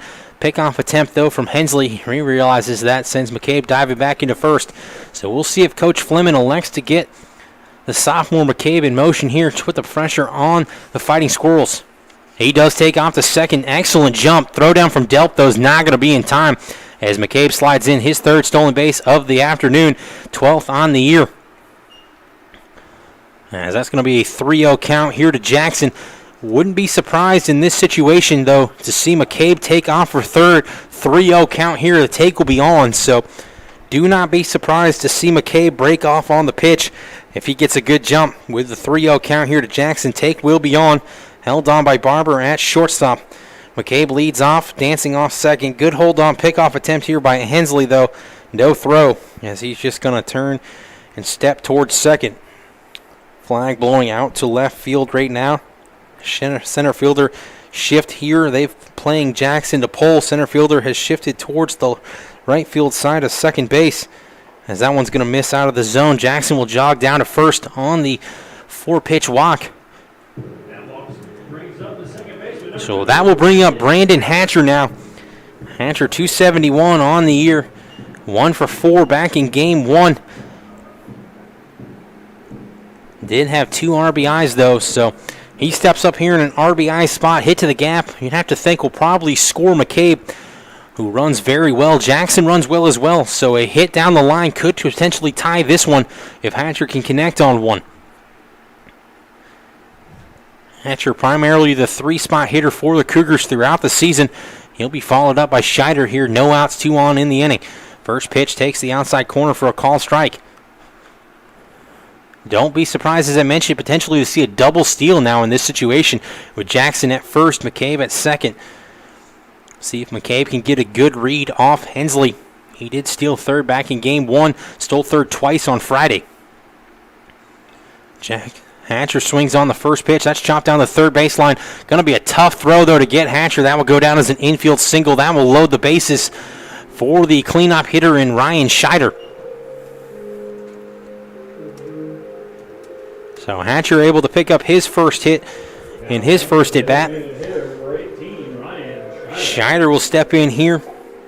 0 for 4 back in game 1, did walk once, so he steps up here in a spot trying to put the Cougars on the board. Chance to tie this one with Jackson standing at second base. Good speed out there on the base pass for the Cougars, as Hatcher has 6 stolen bases on the year.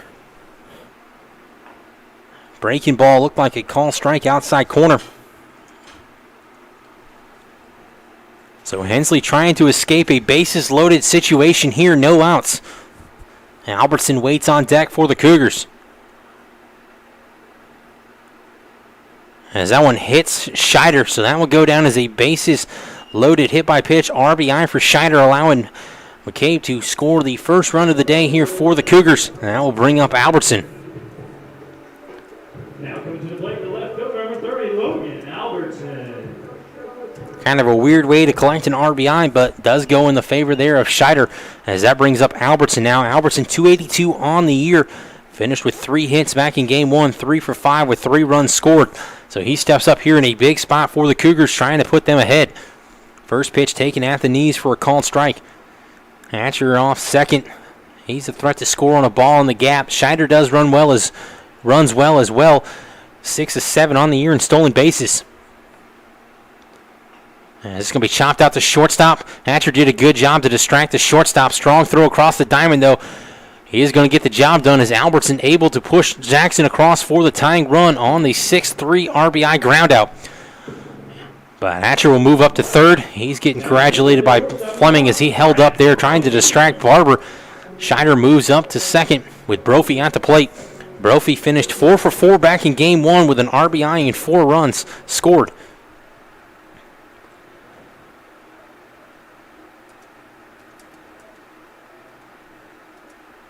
So 1 out here in the inning. Brophy connects on this one, back up the middle. Hatcher will score. Scheider rounds third. He'll head home. Cutoff throw from Rankin. Throw to the place, not going to be in time as Scheider slides in ahead of the tag. Averett takes a 4-2 lead on the 2 RBI single from Brant Brophy. Now goes to the plate, the catcher, number 4, Dawson Hawk. So that will bring up Dawson Hawk for his first plate appearance on the day. Hawk steps in, 222 average on the year, getting the start behind the plate in game 2.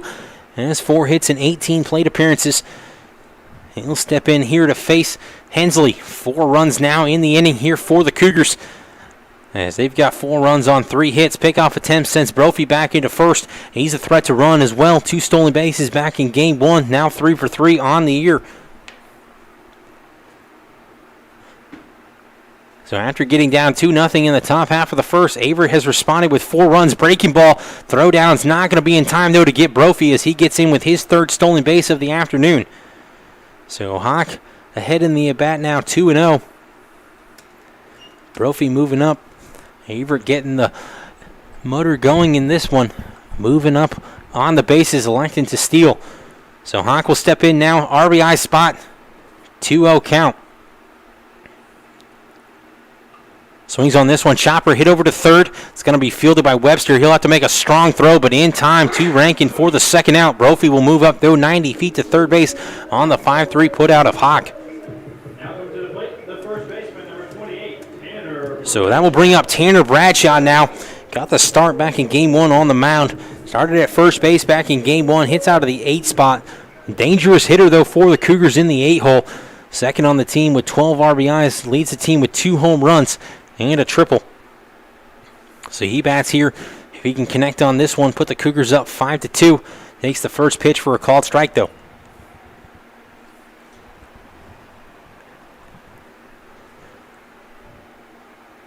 Tuck waits on deck. He bats in the 9 spot. If Bradshaw can extend the inning. Chopper hit out to the second baseman Kessler. He'll fire on, though, to Rankin for the final out. But Averett takes a 4-2 advantage. We head to the top of the second inning when we return.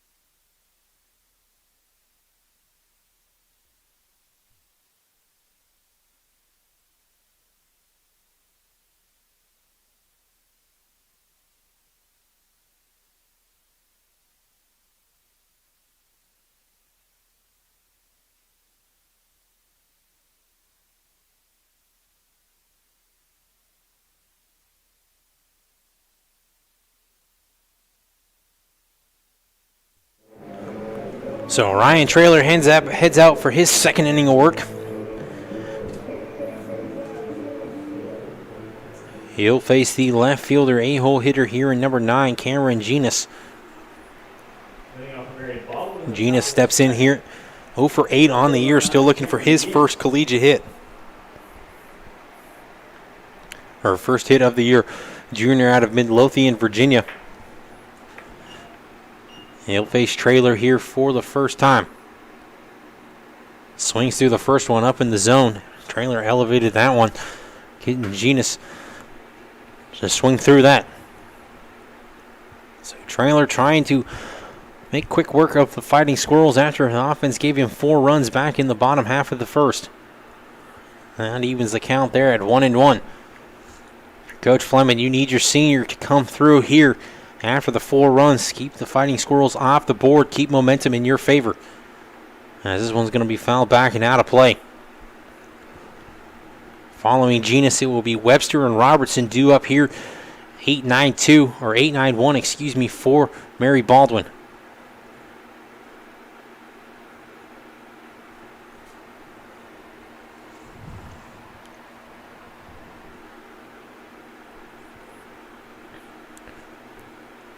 So Genus steps in here. 1-2 offering on the way. Swings through that one for the first out. So Traylor, better start to the second inning as he's able to get Genus for the strikeout. Second of the afternoon for the right-hander as that brings up the third baseman now, number 8, Ty Webster. Webster tripled back in game 1. Finished 1 for 4 on the day, 2 runs as he reached on an error. So he'll face Traylor here. First pitch swinging, hit over to Bradshaw. Bradshaw goes down to a knee to knock that one down. He'll step on first unassisted for the 3-U putout. Second out to retire Webster. Right to the top of the order, Mary Baldwin coming up to the plate. The center fielder number 27, Michael Robertson. So that will bring up Michael Robertson now. He singled back in the first inning. Part of a 4-hit inning for the Fighting Squirrels, as they were able to get Ryan Traylor for 2 quick runs to start things. Traylor settled down so far in the second inning after getting the first 2 outs. Faces Robertson here. First pitch taken for a called strike there. Coach Fleming, you need Traylor to settle down here. Pitch deep into this one. Help save the bullpen. Second pitch misses in the dirt. Count now 1-1.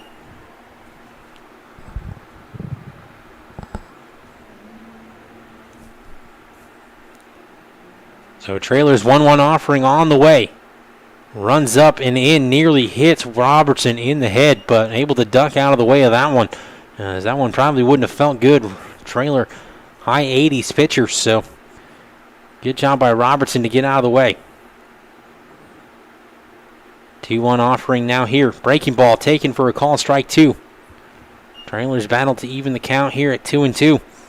Trying to retire the Fighting Squirrels in order here in the top half of the second.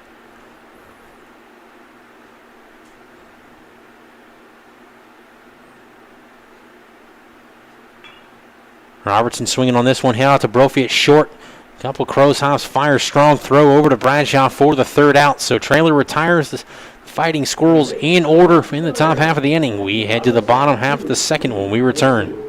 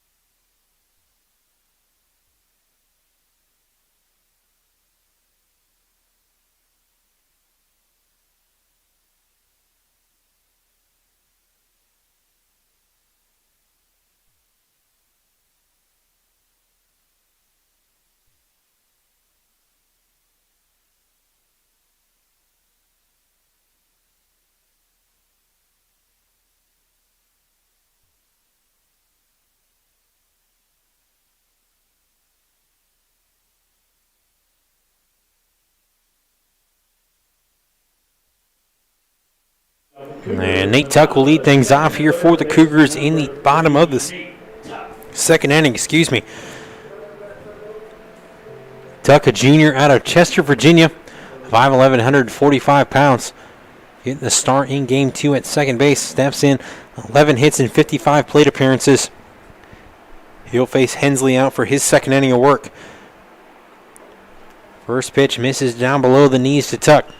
Cougars have 9-1-2 due up here in the inning. McCabe waits on deck. Tuck swinging on the second pitch, pops up down the first baseline, but that's going to get back just in fair territory, but out of the reach of King and Rankin. So count even now at 1-1.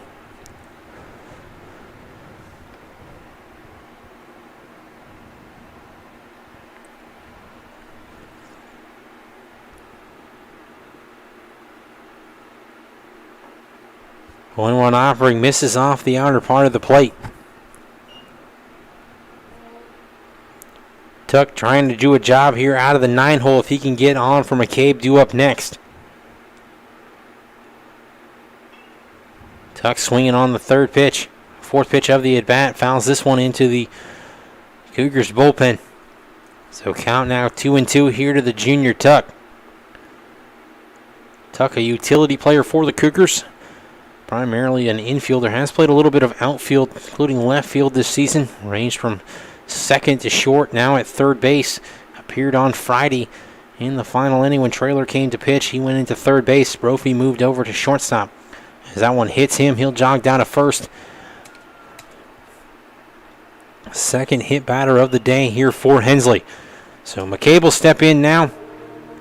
He singled back in the first inning, stole second. Steps in hitting .282 on the year.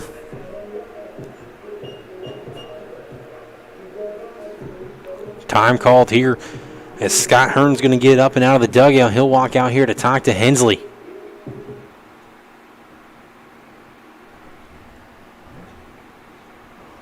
Probably trying to come out here, give some words of encouragement here to his right-hander, trying to get him to settle down. Nothing hurt following the hit batter to Tuck. Still plenty of time in this one. He can work himself out of this inning.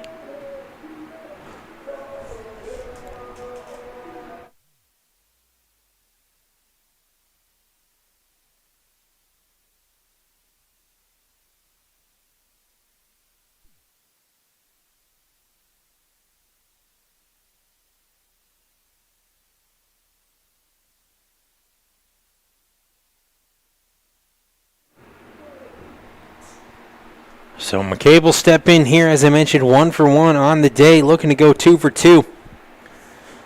Had 2 hits back in game 1, including an RBI. Scored 1 run, already equaled that today with a run in the first inning. He's been a catalyst for the Cougars at the top of the lineup. Pickoff attempt since Tuck diving back into first. Tuck 3 of 5 on stolen bases this year, so wouldn't potentially be surprised to see him take off in this situation. Does run well. Cougars have some decent speed on the base pass. Another pickoff attempt here sends Tuck diving. So Coach Fleming making that an emphasis this past off season. They recruit a little more speed on the base paths, hoping to get things moving. Now that's connected on by McCabe. Sends Genus back, but that's going to be called in by Genus for the first out of the inning. Loud out one for McCabe, but Hensley's able to get McCabe there as that brings up Elgin Jackson now. So Jackson walked back in the first inning, came around to score the tying run. He bats now with 1 out here in the bottom half of the second. Runner takes off Tuck. Throwdown's not going to be in time as Tuck slides in. Safely get away into center field, but Tuck's going to stay at second, so nothing hurt there on the stolen base as that one missed in the dirt. So Tuck's in with his 4th stolen base of the year. Counts 0-1 correction here.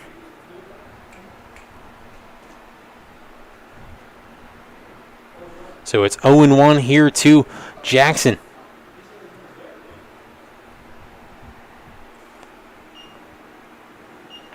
That pitch misses off the outer part.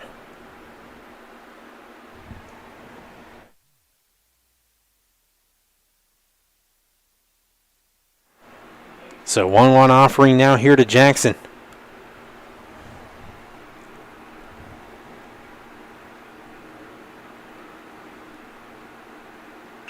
Connects on this one, hit back to Hensley. He'll look, tuck back, fires over to Rankin for the 1-3 putout. Good job there by Hensley to hold Tuck at second on the heads-up play. So that brings up the 3-hole hitter now here in Brandon Hatcher. RBI spot still with 2 outs in the inning. Tuck on second. Hatcher 279 average on the year, singled back in the first inning. So looking for his second hit of the day. Tuck, decent speed, and just swipes second out there at second base. Currently, he's a threat to score on the ball, hit to the gap. As that one runs inside, good stop there by Delp.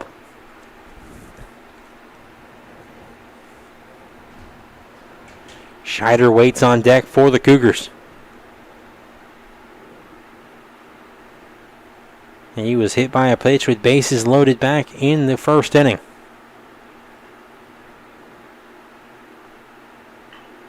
Hatcher swings on this one, hit out to left field. Genus camps under it. He'll squeeze that for the 3rd out to retire Hatcher. So Averett held off the board here in the bottom half of the second inning. We head to the top of the 3rd when we return.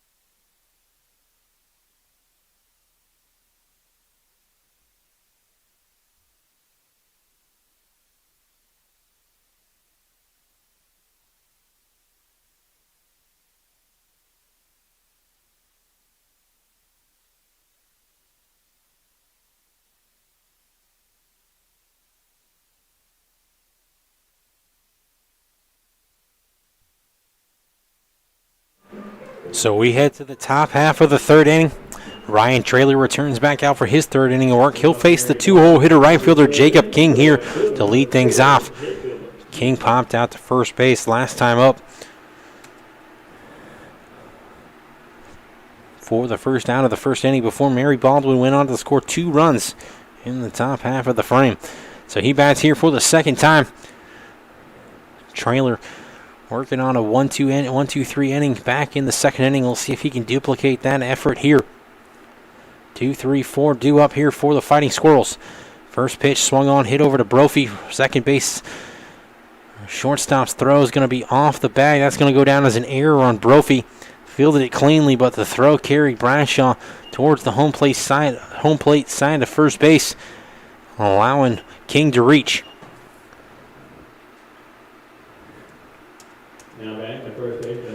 So that will bring up the first baseman now, number 6, Dylan Rankin.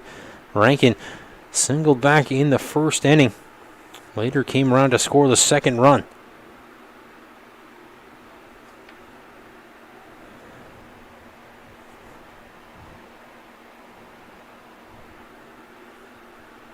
Pickoff attempt from Traylor sends King back diving into first.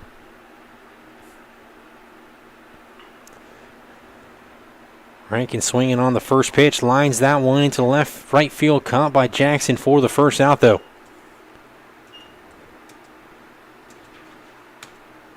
So that will bring up the designated hitter now, Jared Mayhew. He singled back in the first, drove home the first run of the afternoon, so he bats here for the 2nd time against Traylor.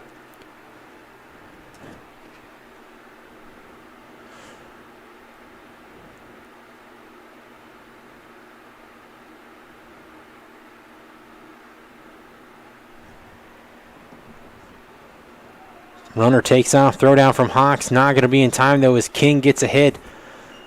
In ahead of the throw on the stolen base.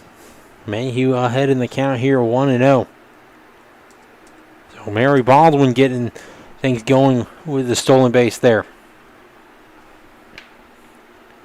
So both teams aggressive on the base paths today. Mayhew now with a runner in scoring position with King at second. Swings on the 1-0 offering, fouls this one back and out of play. Count now 1-1.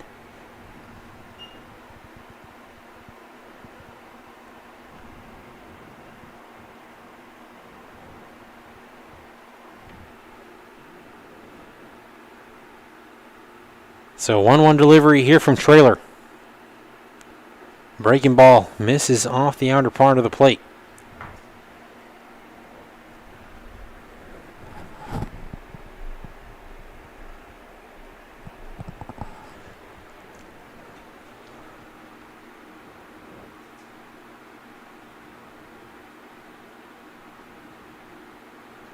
Two-one swung through and missed. Evens the count now at 2-2.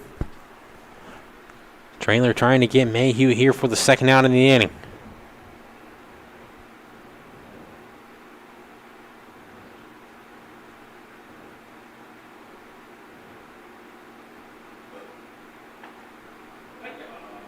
Taking on the inside corner for strike three. Mayhew goes down for the second time, or for the first time today. Second out of the inning. Traylor now has 3 strikeouts on the afternoon as he gets Mayhew looking.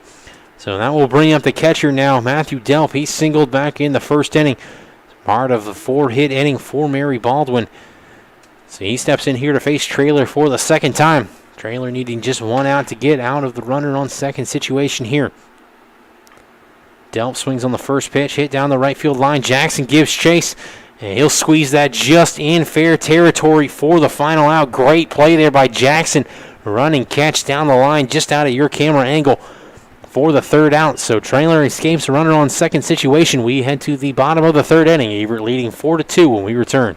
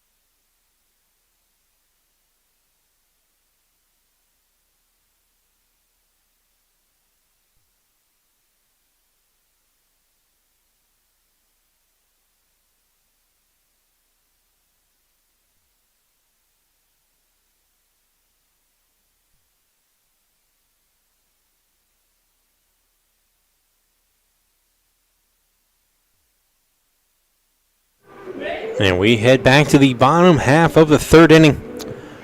Tucker Hensley returns back out for his third inning of work. He'll face 4, 5, 6 due up here for the Cougars. Scheider, Albertson, and Brophy due up. Scheider steps in here for his second plate appearance. First official after getting hit by a pitch with bases loaded back in the first inning. Albertson waits on deck.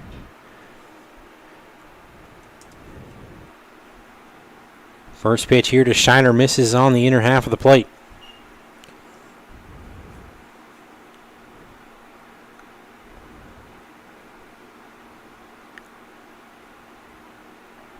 That one runs off the outer half. Albertson waits on deck. He grounded out to shortstop back in the first inning, scoring a run on the play. Shiner also an RBI on the hit by pitch as he takes this one for a called strike. 2-1 now here to the freshman designated hitter.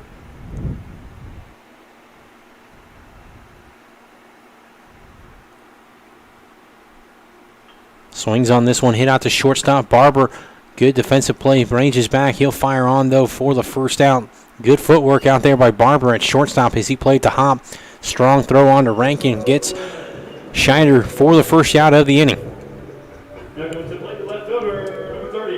So that will bring up Logan Albertson. Steps in 278 average on the season. Recorded an RBI in his last plate appearance. As I mentioned, he'll step in now here for his second time. Brophy waits on deck. First pitch misses out of the zone. So Albertson having an impressive day at the plate. 3 for 5 back in game 1. Looking to keep that going here. As that one just a bit outside. Sails to the backstop. 2-0 here.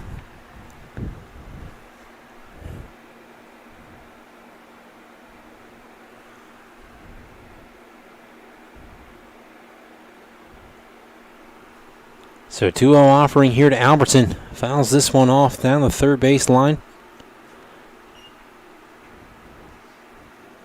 Still in the driver's seat here. Hitters count 2-1.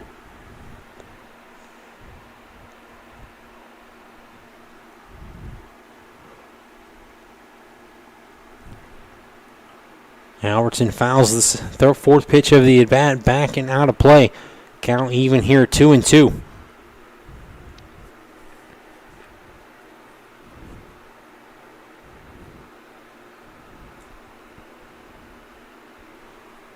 Two offering on the way here from Hensley. Check swing number out to the pitcher. Line drive squeezed for the second out. So Albertson's retired for the second out. That brings up Brant Brophy now. 1 for 1 on the day. 2 RBI singled back in the first inning. He's now hitting over 400 at 406. So Brophy working 5 for 5 on the afternoon. He bats here. Swings through the first pitch. Brophy about as hot as you can come right now at the plate. Working on a 5 for 5 afternoon here. Check swing there for strike 2. Finds himself down in the count here at 0-2. Hawk waits on deck if Brophy can extend the inning here with 2 outs.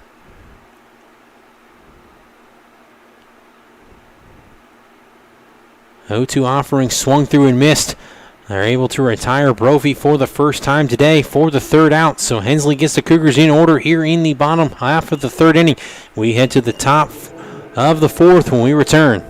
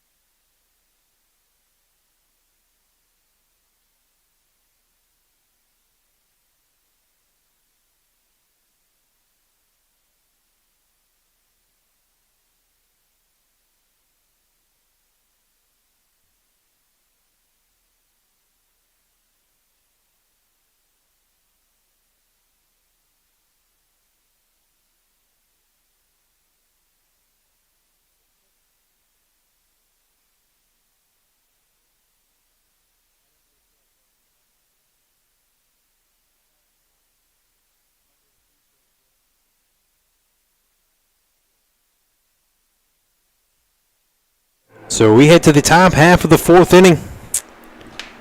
It will be the second baseman, Noah Kessler, leading things off here for the Fighting Squirrels. Kessler reached on an RBI fielder's choice back in the first inning. Kessler 2 for 4 back in game 1 with 4 RBIs. So he added to his total on the day, now has 5. He bats here with nobody on here in the top half of the fourth inning. Bunt attempt there. Fouls this one off down the third baseline. Trailer back out for his fourth inning of work.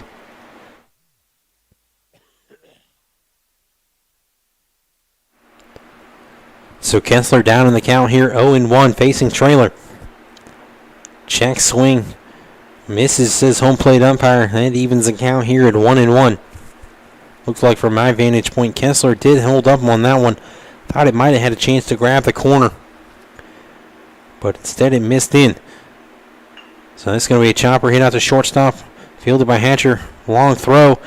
In time to get Kessler for the first out. Good stretch over there by Bradshaw. Hatcher had to come around that one and fielded on the move. Strong sidearm throw to get Kessler for the first out. So that brings up the shortstop now, Michael Barber. Struck out looking back to end the first inning. Faces Traylor here for the second time today. Traylor with 3 strikeouts now through 3 1/3 innings. First pitch taken for a called strike there.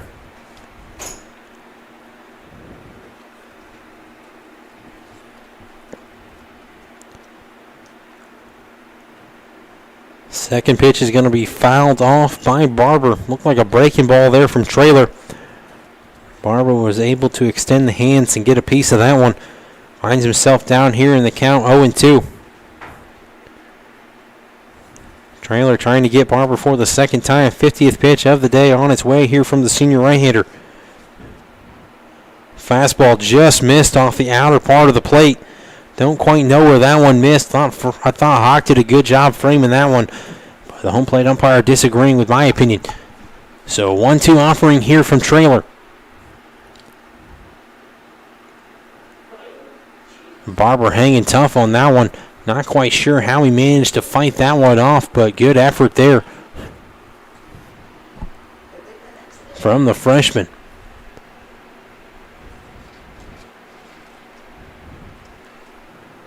So we will play the 1-2 offer. Breaking ball misses off the outer part of the plate. Count now 2-2. So Traylor has had 2 excellent strikeout pitches on the outer part of the plate. Barber's held off on both of them. 2-2 delivery here. Fastball chopper hit back to Traylor. He'll field this cleanly. Shuffles over to Bradshaw for the second out. So Traylor, typically your start shortstop, fields his position well. Gets Barber for the second out there on the 3-1 putout. So that will bring up now the left fielder,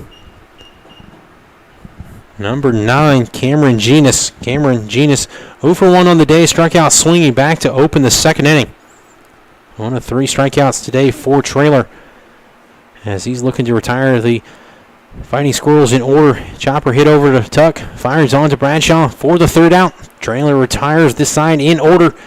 We head to the bottom of the 4th inning. Averett leading Mary Baldwin 4-2 when we return.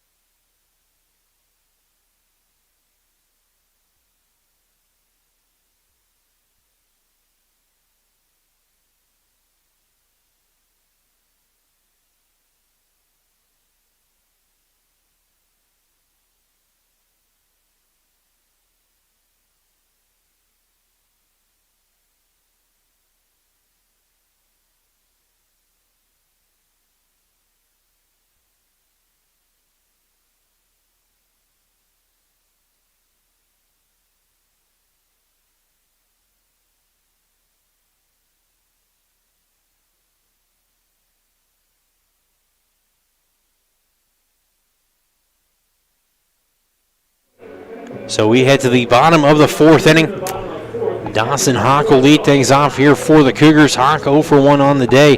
Grounded out to third base back in the 1st inning. He'll face Hensley, who returns back out for his 4th inning of work. 7, 8, 9 due up here for the Cougars. Hawk, Bradshaw, and Tuck.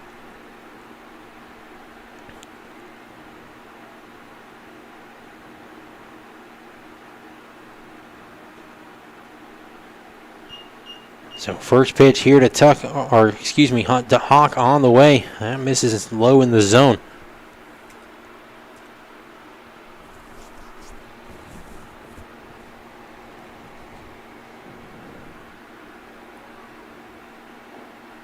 Second pitch grabs the knees. Evens the count here at 1-1.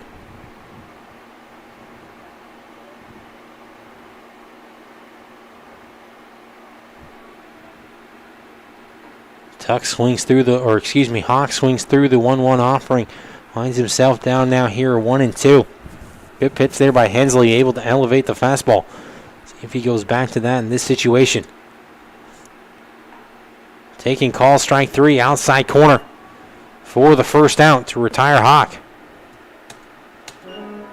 So Bradshaw will step in now. He grounded out to second base to end the first inning. Tanner Bradshaw.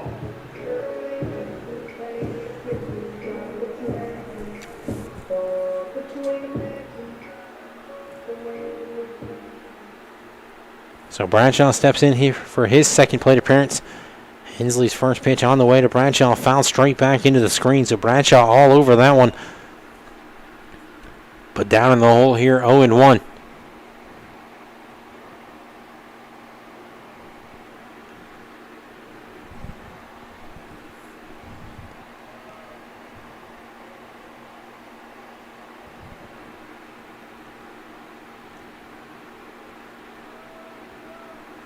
One offering here to Bradshaw, popped up left side of the infield towards the second base.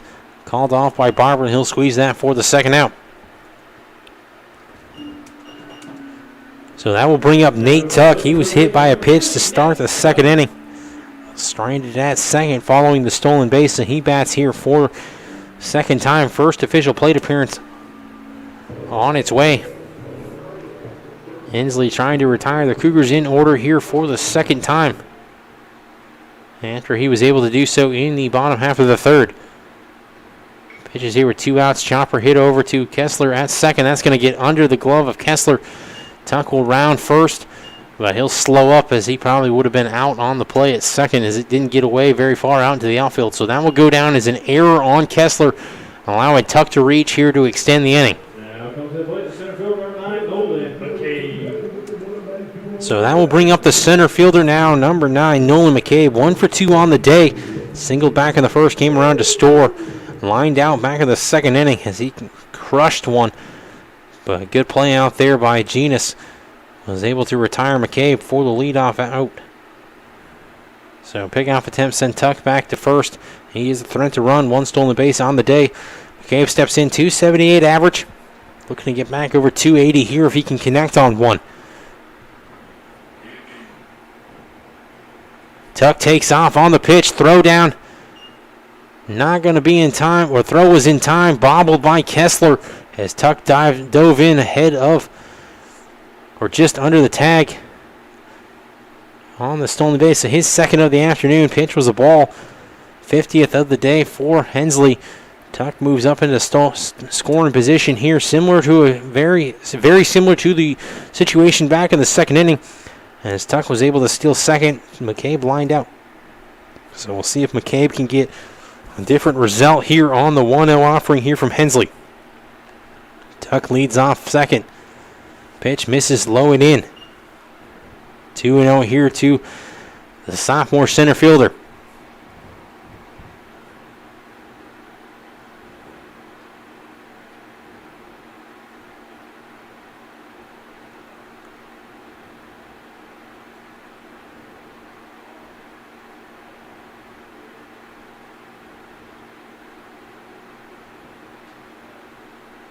So 2-0 offering taken for a call strike to McCabe.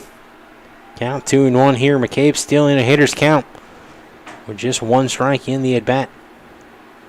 See if he can find something he likes here to connect on. Opting to hold Tuck on with the shortstop with the right-hander at the plate. So anticipating McCabe to go opposite way here.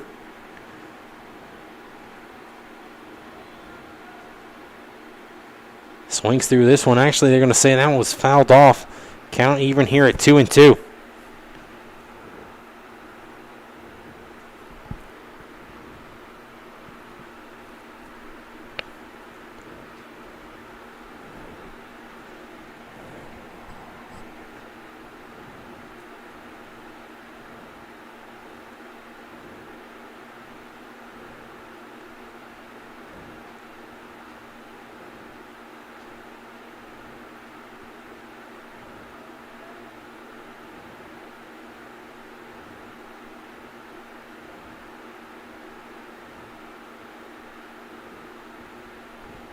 So 2-2 offering on the way here. 2 outs on the board. McCabe calls time. It's granted. He steps out. Jackson waits on deck if McCabe can extend the inning.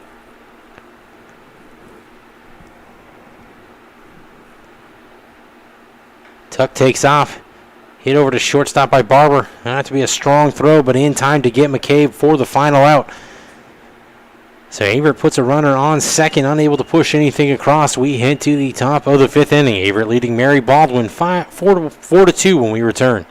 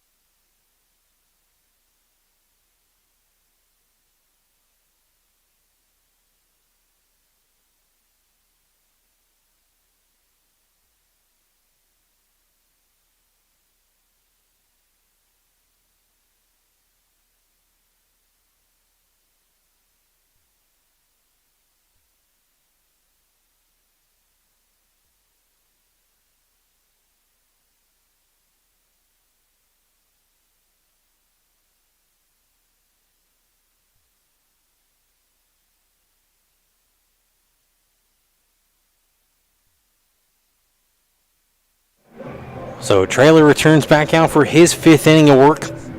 Has settled down quite a bit since allowing 2 runs on 4 hits back in the 1st inning.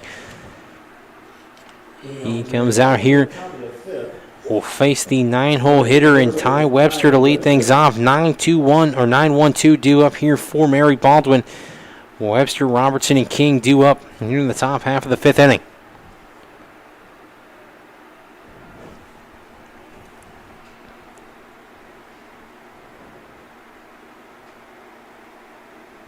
As that one runs off the outer part of the plate.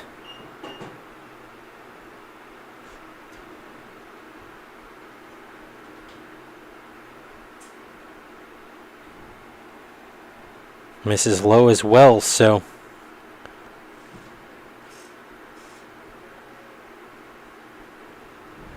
count 2-0 here to the 9-hole hitter in Webster.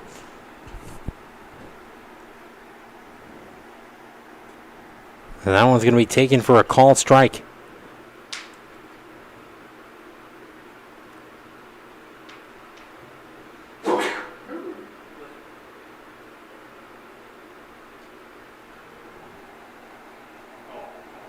Two-one offering misses off the plate, inner half.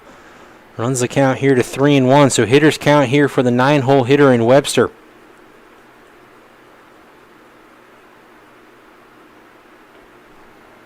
As that one misses as well, so lead-off walk here for Webster to begin the top of the 5th inning. So that will bring us back to the top of the order. Center fielder 27, Michael Robertson, due up. 1 for 2 on the day, grounded out the shortstop back in the 2nd inning. So he'll step in here to face Traylor for the 3rd time on the day.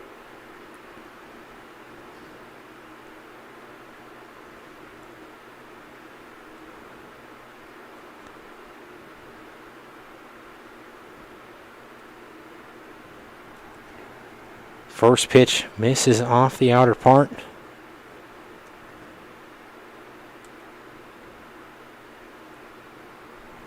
Hawk will call timeout. He'll jog out here to talk to Traylor.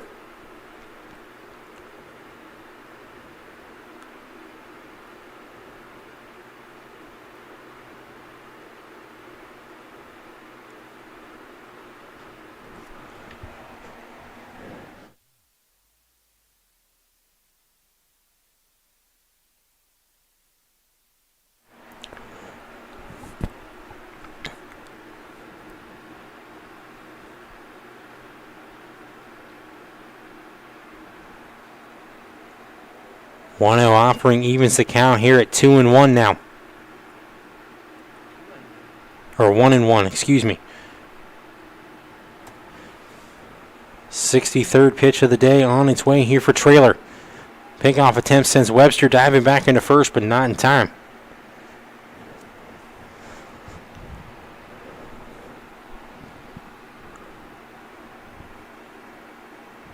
Webster leads back off first. Delivery on its way, taken for a called strike. Count now 1-2 here to Robertson.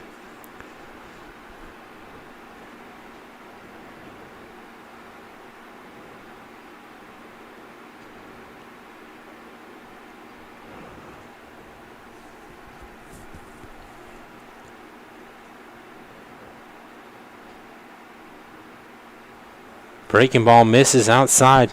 Good stop there by Hawk. Evens the count here at 2-2.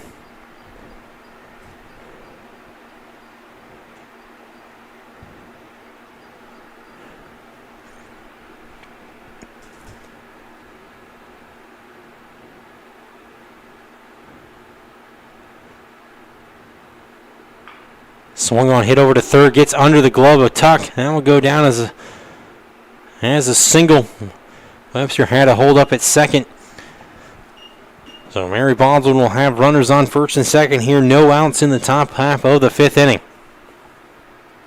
Now coming to the plate, the right fielder, number 4, Jacob King. So Robertson picks up his second hit on the afternoon, as that brings up Jacob King here 0 for 2. Reached on an error back in the third inning.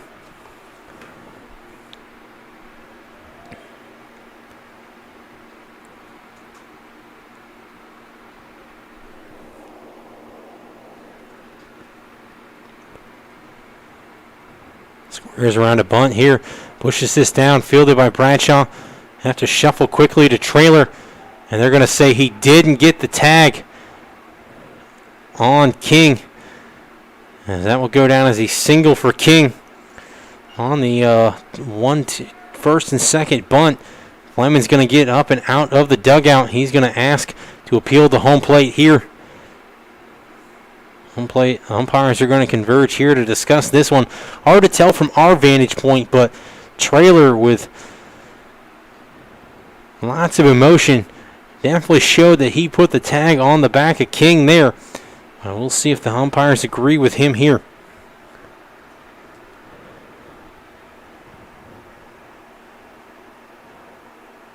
They are going to call him safe.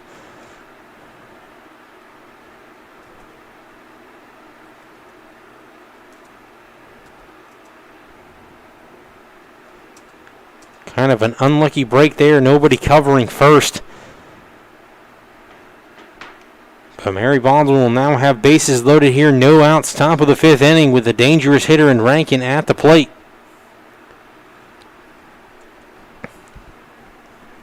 Trailer really needing a strikeout or a pop-up in this situation to avoid damage. First pitch taken for a call strike there. So that will help him out a little bit.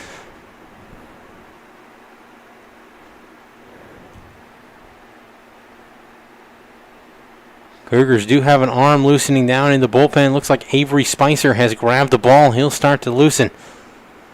Swung on, popped up, hit out to shortstop. Fielded by Brophy. Shuffle on to second. Gets Robertson for the double play. So one pitch, 2 outs for Trailer. That will help. Mary Baldwin now with 2 outs, runners on first and second on the double play pop-up by Rankin. So that will bring up the designated hitter here, number 21, Jared Mayhew.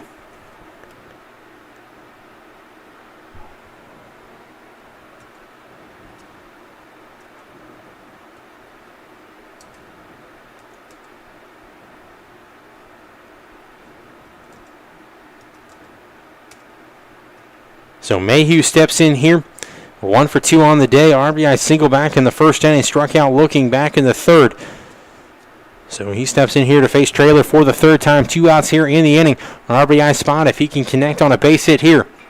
Hits this one through the right side, so that will go down as an RBI single for Mayhew, his second of the day to score Webster. Mary Baldwin now pulls within 4-3 of the Cougars. King moves up to second. So that will bring up the catcher now here. Matthew Delp, 1 for 2 on the day, singled in the first, flew out to right field in the third. As it looks like we may have a pitching change here. Coach Fleming up and out of the dugout. Coming out here to talk to Trailer.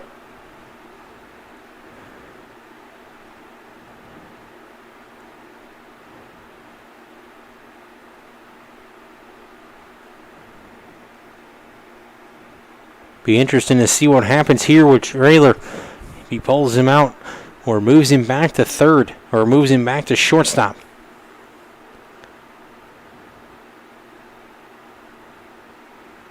Instead, Traylor's going to remain in the game here. He'll face Delp. Spicer still loosening down in the bullpen. Traylor needing just one more out to pitch himself into a win in this potential if he were to depart after 5 innings and the Cougars could maintain the lead. Cougars now 2 arms loosening down in the bullpen as Spicer and David Asbill have grabbed the ball. First pitch here from Traylor to Delp is going to be a breaking ball taken for a called strike. Traylor really needing an out in this situation to keep the Cougars in the lead.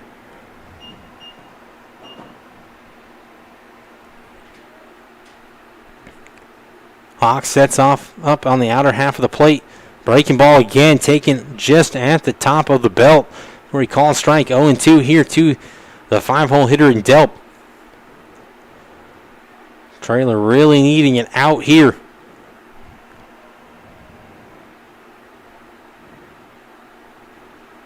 Fastball swung through, strike 3. Senior Ryan Traylor comes through. But not before Mary Baldwin adds a run here in the top half of the 5th inning. They pull within 4-3 of the Cougars. We head to the bottom of the 5th inning when we return.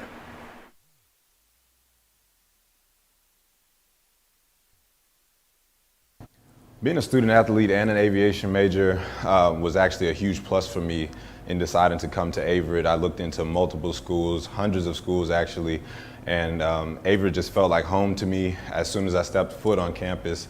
As soon as I stepped foot in the airport and when I got on North Campus, it was just a great feeling. Very home-like feeling, especially being so far away from home, me being from Houston, Texas. I felt like it was amazing being able to kind of see the atmosphere that they had built here and the family and really the community that they built here. You know, it really feels like you're being in a big neighborhood kind of. I really enjoy my time here at Averett so far. And one of the biggest reasons that I picked Averett was because of me being able to do both, being a student athlete and also being able to fly planes. That's one of my I think favorite things to say to anybody when they ask me what my collegiate experience has been like. I could definitely say, you know, I've been flying planes and playing football. There's not too many people in the country that could say that.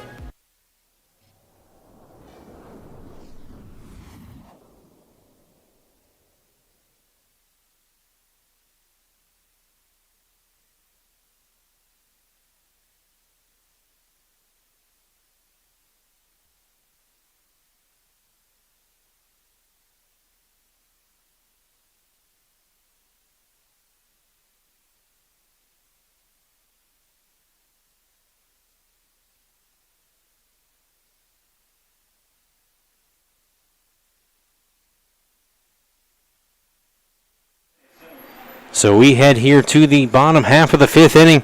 Zeldrin Jackson at the plate here for the Cougars.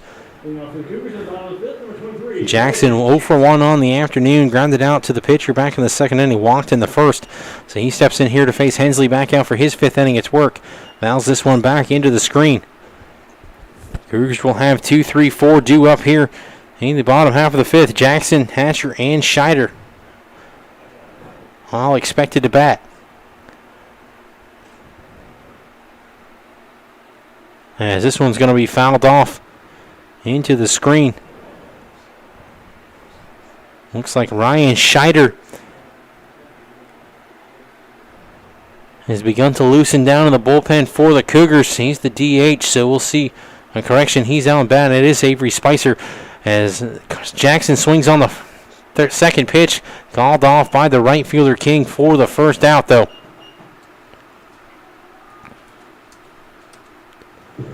So that will bring up Brandon Hatcher now, 1 for 2 on the day. Flew out in his last at bat, 276 average. He steps in here to face Hensley for the 3rd time. 1 out now in the inning.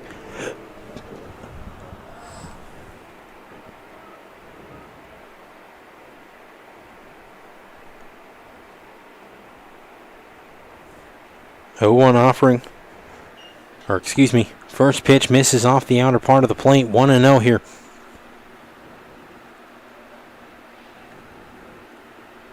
Scheider waits on deck. As that one's going to be fouled back and out of play by Hatcher. Evens the count here at 1-1. Scheider and Bradshaw, very similar frames. Both tall guys, 6'3" to 6'4". Hard to tell as it is actually Spicer down there. Spicer and Scheider, similar frames. It is Spicer down there loosening in the bullpen. We'll see if he comes back out in the 6th.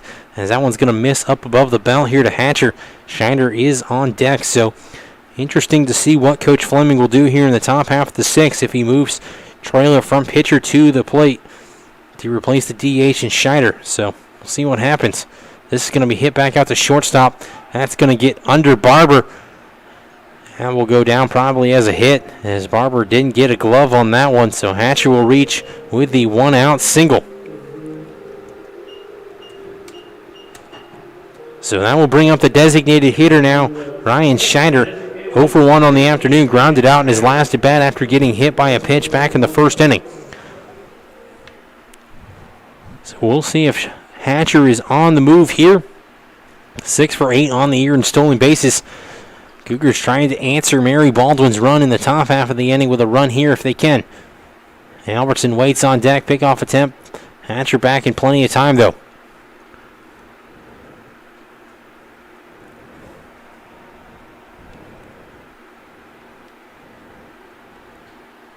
First pitch here to Scheider. Up in the zone, fouled back and out of play.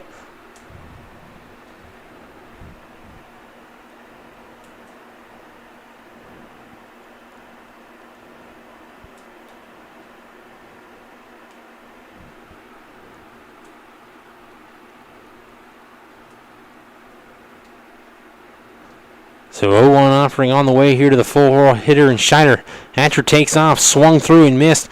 Hatcher will get in with the stolen base. Scheider down now 0-2 here in the count. So Hatcher picks up his 7th stolen base on the year. He moves up into scoring position here.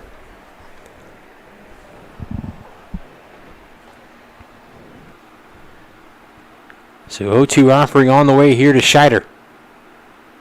Fouled off the catcher. Scheider hanging tough here.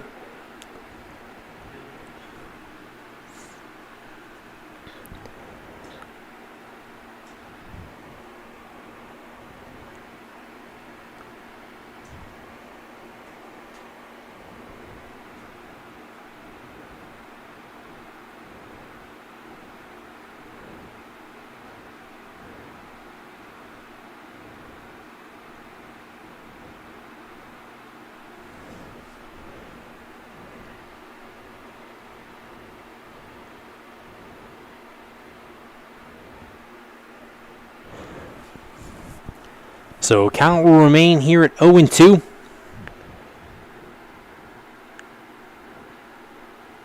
Hensley trying to escape the 1-out single and stolen base by Hatcher. Check swing. Pop up over to second base. Fielded by Kessler for the 2nd out to retire Scheider. Now comes to the plate, the left fielder, number 30, Logan Albertson. So that will bring up Logan Albertson. 0 for 2 on the day. Drove in a run back in the first inning, though, on the 6-3 putout. So he bats here. 274 average RBI spot, trying to add a run back for the Cougars. If he can connect on one here. That one taken for a called strike outside part of the plate. Brophy waits on deck. He was retired last at bat for the first time today on the strikeout.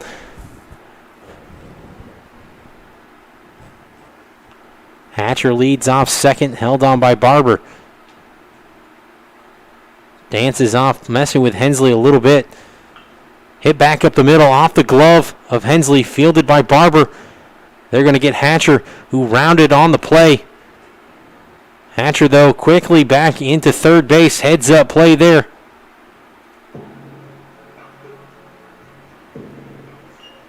As Coach Fleming looked a little upset there at Albertson. Wanted Albertson to end up at second on that play, but instead that's going to go down as a single. Hatcher moves up to third. So that brings up Brant Brophy here. Cougars are going to have runners on the corners here. for the freshman Brophy, 394 average. He'll step in here, RBI spot. See what Mary Baldwin's sign. Catcher steps out. Delp puts a sign in effect. Albertson may be off in this situation. Maybe trying to put another runner into scoring position here for Brophy, who steps in 1 for 2 on the afternoon, 5 for 6 on the day. Batting in a big spot here for the Cougars. As he swings on the first pitch, popped up first base side, Rankin over outside of the Cougars dugout, but that's going to land off the top of the dugout, so Brophy will have new life here down 0-1.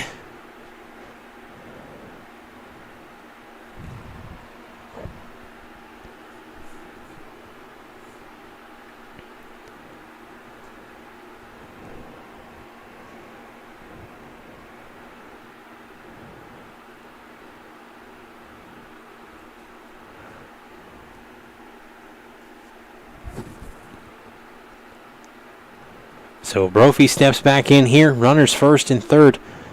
2 outs in the inning. 0-1 offering. Albertson takes off. Throw down. No throw as Albertson's going to get in without a throw on the stolen base. Brophy down 0-2 in the count now.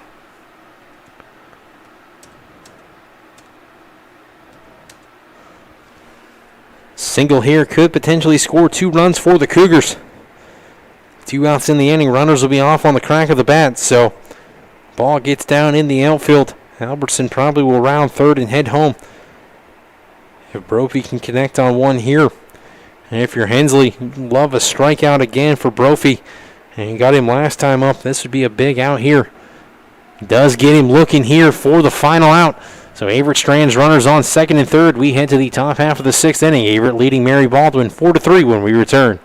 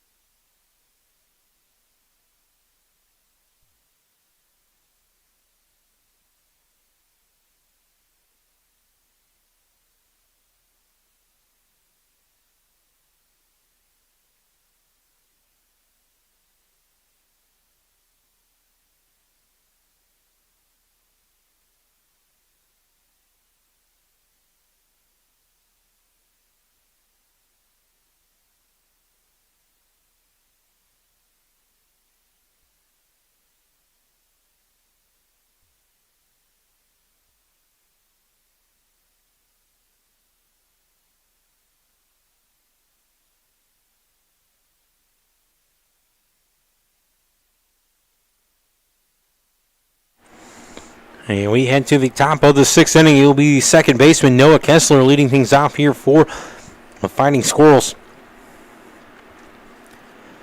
Kessler 0 for 2 on the day. Does have an RBI on a fielder's choice back in the first inning. He'll face Trailer here back out for his 6th inning of work for the 3rd time. Breaking ball misses low on the inside part of the plate. Spicer still loosening down in the bullpen for the Cougars. I have to guess if Trailer gets in trouble, he'll come in that situation. 1-0 offering taken for a call strike there. 75th pitch of the day there for Ryan Trailer.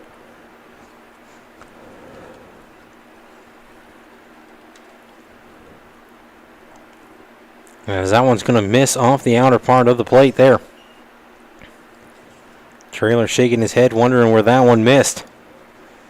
2-1 count now here to Kessler. Barber and Genus due up here for the Fighting Squirrels. Breaking ball nips back in for a call strike. Count even 2-2.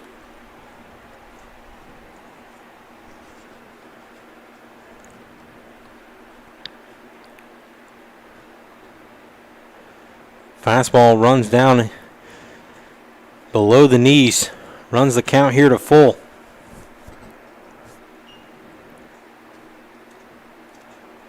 .3-2 offering on the way.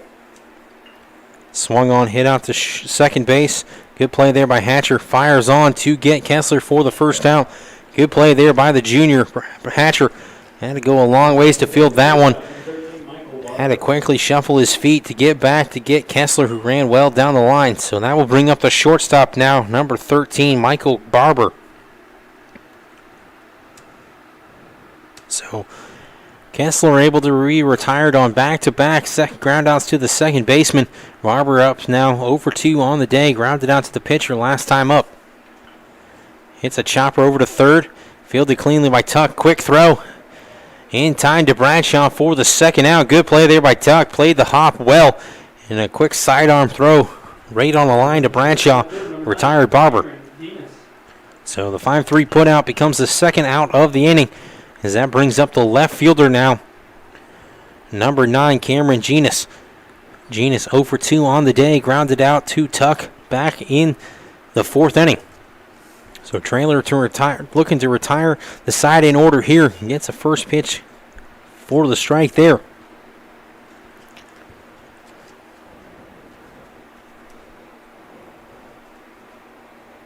That one misses off the outer part of the plate.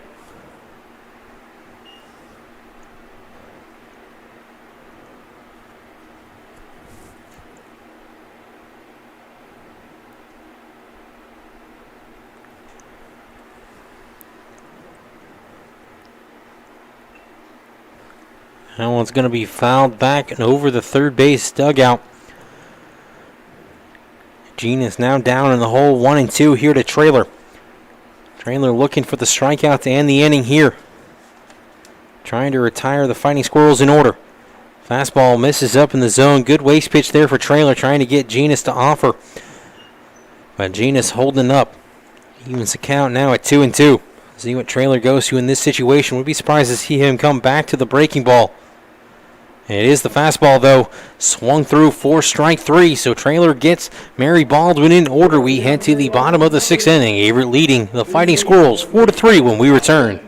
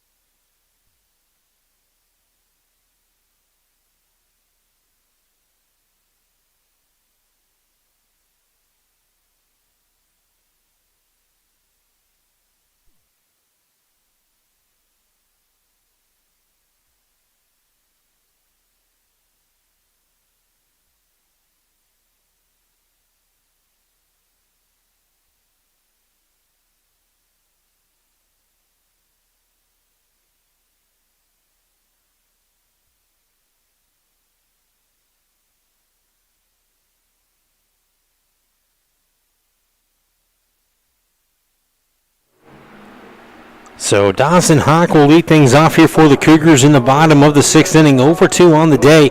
Struck out looking back in the 4th inning. So he'll face Hensley here for the 3rd time back out for his 6th inning of work after retiring the Cougars in order back in the 5th inning. So Hawk looking to do damage here, leading off.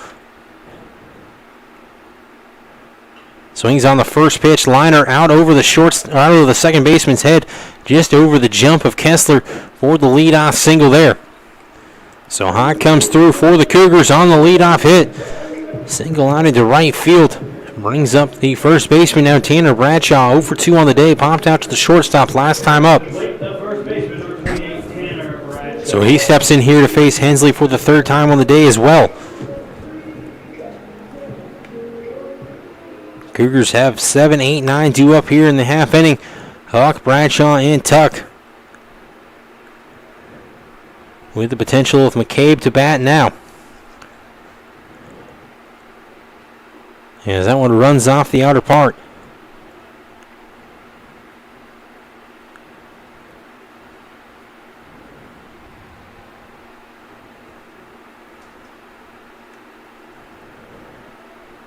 Hawk leading back into first base. I have to guess he's probably not going to take off in this situation, as that one misses off the outer part of the plate as well.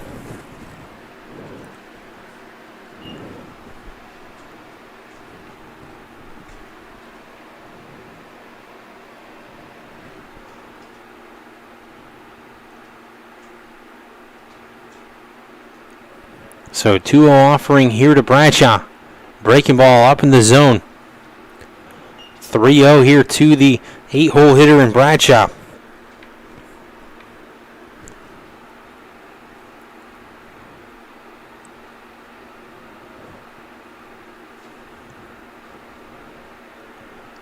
I have to guess the take sign is going to be on in this situation, as it is taken for a called strike there. Bradshaw still in the driver's seat. Hitters count 3-1.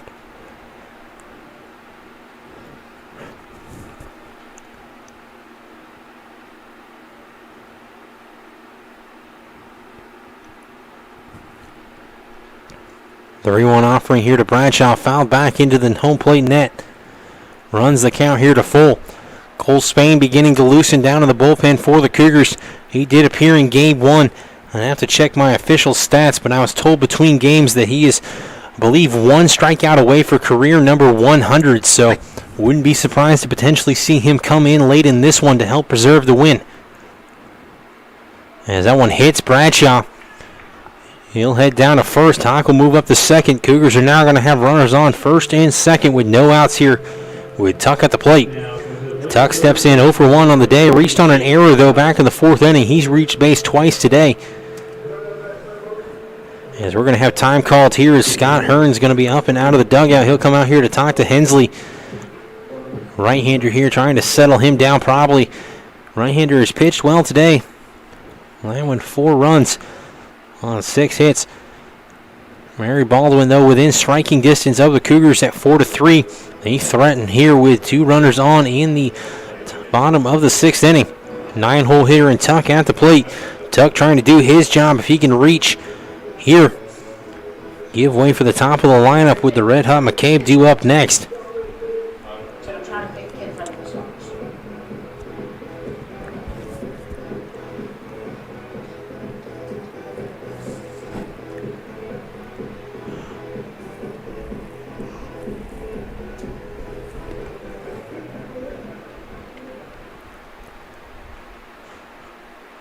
So as I mentioned, McCabe waits on deck. Tuck at the plate here. 0 for 1 on the day. Was hit by a pitch back in the 2nd inning. So he steps in here for his 2nd plate appearance on the day. 3rd total, 2nd official. Pickoff attempt there. Nearly had Hawk leaning towards 3rd. They tried something funky there, with Barber trying to break towards 3rd, maybe trying to get Hawk to think that something was up, maybe get him to turn towards 3rd, but he was heads up there, took back to 2nd. So good job there by the junior Hawk. Be heads up out there on the base paths. Mary Baldwin trying to steal it out there. I don't know if I've ever seen that in my collegiate career, high school career, you name it. Bunt attempt here from Tuck, pushed down the 3rd baseline, fielded by Hensley. Throw is not going to be in time, though, as Hawk's going to reach 3rd. He'll round first. He'll head in on the throwing error by the Bradshaw will score as well, so Averett will take a 6-3 lead. That will go down as a single for Tuck. Throwing error allows 2 runs to score. Tuck moves up into 2nd base, as it looks like something's up here. Maybe they're going to call, as Coach Billy McLaughlin heated down the 1st baseline, arguing with the home plate umpire. Coach Fleming is up. Be interesting to see what they call in this situation. They're going to say the runners need to go back to the bases. So we'll see if Tuck is called out on the play. I don't think I've ever seen that in my entire career. Interesting call there, as don't know what they're going to call in that situation. Might have to check with that one.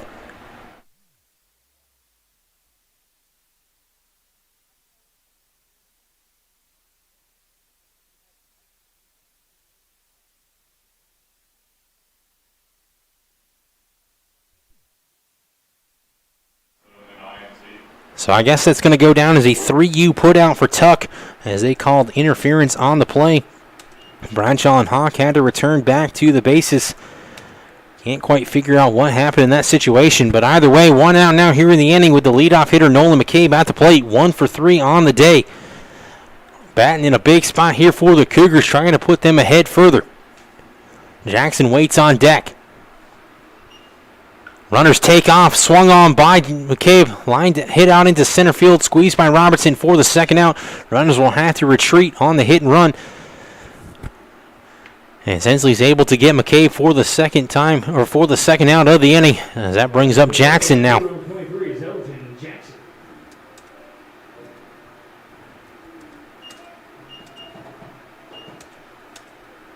So Jackson steps in now, 0 for 2 on the day. Flew out to right field back in the 5th inning.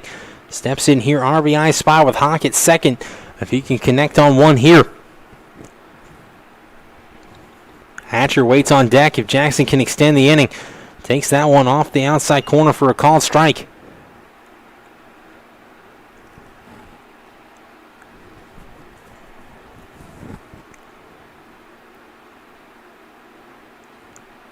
So Hensley looking to escape a jam here if he can get Jackson for the final out of the inning after allowing the first 2 runners to reach. That one misses off the outer part of the plate. Count even 1-1. For Jackson here, trying to keep the inning alive. Walk as good as a hit. Maybe trying to get Hatcher to the plate. Give yourself a chance to score, or if you're Jackson here, maybe try to add to the lead here with a hit. As this is going to be hit over to shortstop, fielded by Barber. Long throw is not going to be in time to get Jackson, though, on the infield single. Jackson runs well down the line. The chopper, Barber played it well, but it's going to have to be a tough throw to get Jackson, so that will do with the job. Brings up Brandon Hatcher here. Bases loaded now, 2 outs here in the bottom of the 6th inning.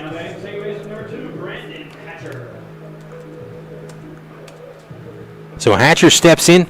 2 for 3 on the afternoon. Single to Lack in the 5th inning. Steps in 284 average on the year. So hit here could potentially push the junior stat line above 290. He currently leads the club. Hit here could score 2 runs. That one misses off the outer part of the plate.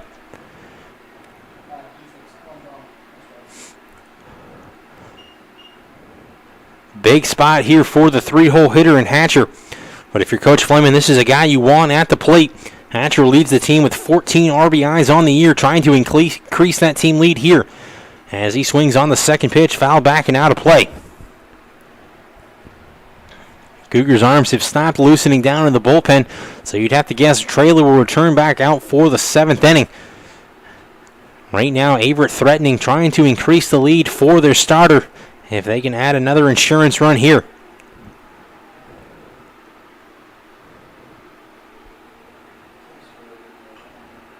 Chopper hit over to third base. Going to be a tough throw from Webster. That got away. That was going to be a hit, though, for Hatcher. 2 runs are going to score on the play. That will go down as a hit. Run allowed. Bradshaw to score for the 6th run of the afternoon for the Cougars as they take a 6-3 lead over Mary Baldwin.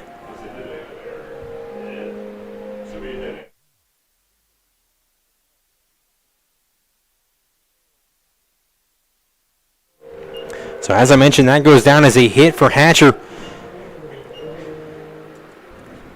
To third base. Jackson moved up all the way to third base on the play. Bradshaw came around to score on the throwing error by the third baseman, as well as Hawk came in to score, so it will go down as an RBI for Hatcher. Hawk's run will be unearned. Or Hawk's run, will be earned on the hit. Bradshaw's run will be unearned as that one misses out of the zone. So Scheider steps in now, 1-0 in the count. Trying to drive in Jackson, put the Cougars up 7-3. Pickoff attempt sends Hatcher back to first. He's a threat to run as well. 6-8 on stolen bases on the year. I have to check, might have a stolen base today. Pickoff attempt, Hatcher back in plenty of time though.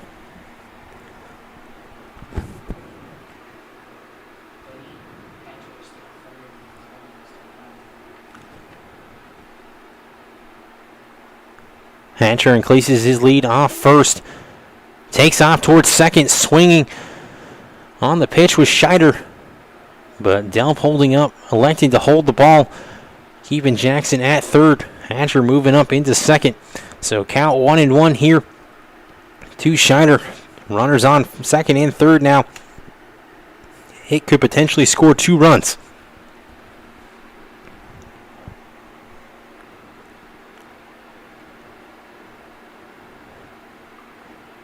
Scheider fouls this one off the inner part of his, looked like calf or maybe lower leg. He looks a little shaken up on that one. From experience, those do not feel well. Not a whole lot you can do about that, though. They do make protective guards, but a lot of players electing not to want to wear them, as they can be kind of restricting at times. But applaud the sportsmanship here of Delp as he quickly jumped out, went out to talk to Hensley to give Scheider a brief moment to collect himself. 2 outs here still in the inning. Scheider down 1-2 in the count. Trying to extend the inning with Albertson due up on deck. Cougars still threatening after scoring 2 runs here in the bottom half of the frame.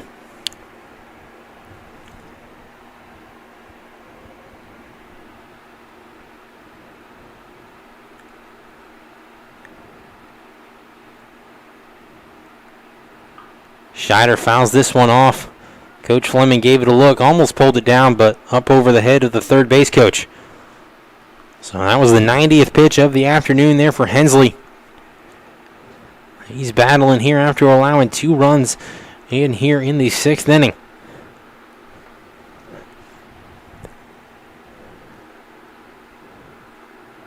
That one misses low and out of the zone. Good eye there from Scheider, evens the count here at 2-2.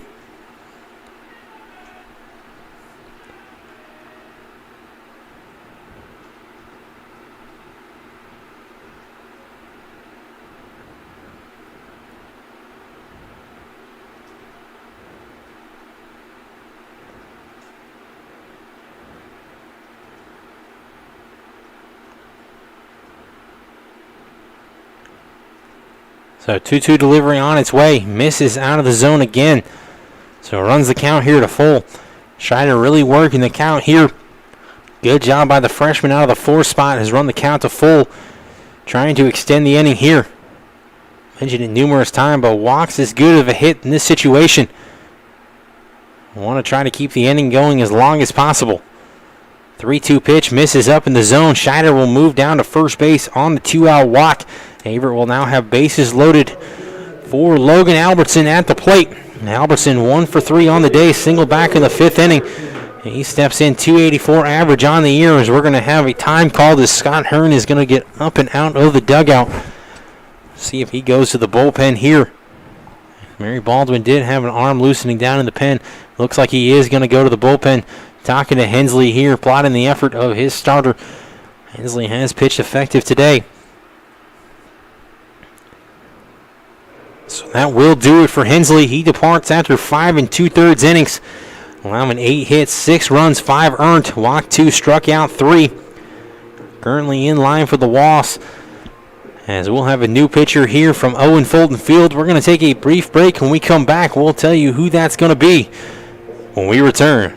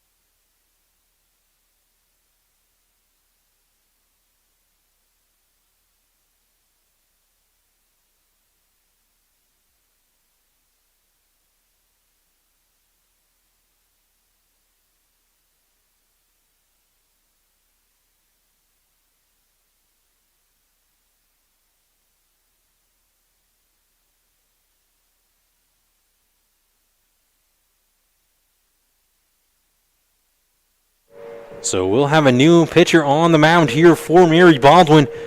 It will be the sophomore left-hander out of Powhatan, Virginia, number 12, Colby Cheatham. Cheatham makes his fourth appearance now on the year. Third appearance, excuse me. Has pitched in 3 innings, struck out 1, walked 4.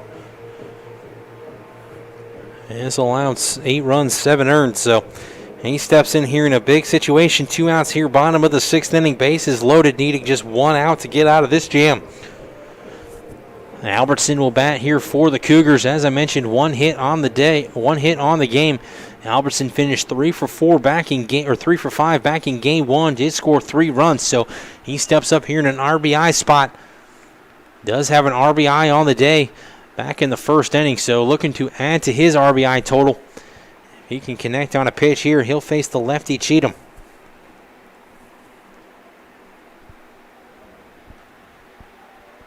Trailer was down in the bullpen getting a few tosses in after the long inning, trying to stay loose. That one's going to be taken for a called strike there. So, as we were talking about, looks like Trailer will return back out for the 7th inning. Cougars still threatening here in the bottom half of the frame. Albertson hits this over to third. Fielded there by Webster. He'll fire on to Rankin, though. Good job by Rankin to stay on the bag there as he stumbled getting up to retire Albertson for the final out. But Averett scores 2 runs in the bottom half of the 6th inning. They take a 6-3 lead as we head to the top of the 7th when we return.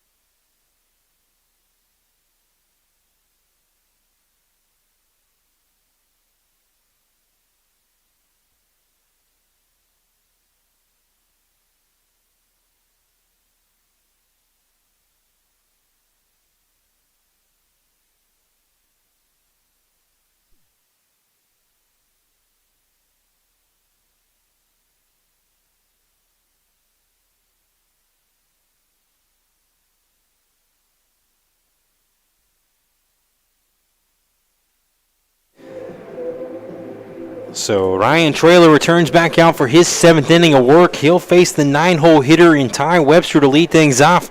9-1-2 due up here for Mary Baldwin in the top half of the 7th inning.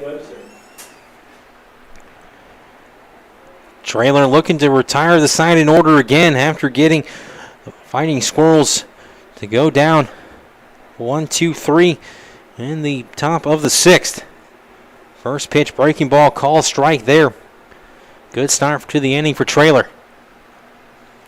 Spicer still loosening down in the bullpen now for the Cougars. As that one hits Webster off the top of the helmet.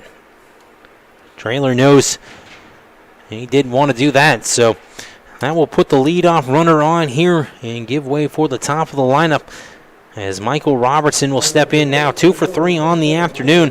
Singled back at the 5th inning. So if you're Trailer, this is not a guy you want to see up with runners on, as he's already got 2 hits on the day. I have to guess if Robertson will reach here, we'll probably see Spicer.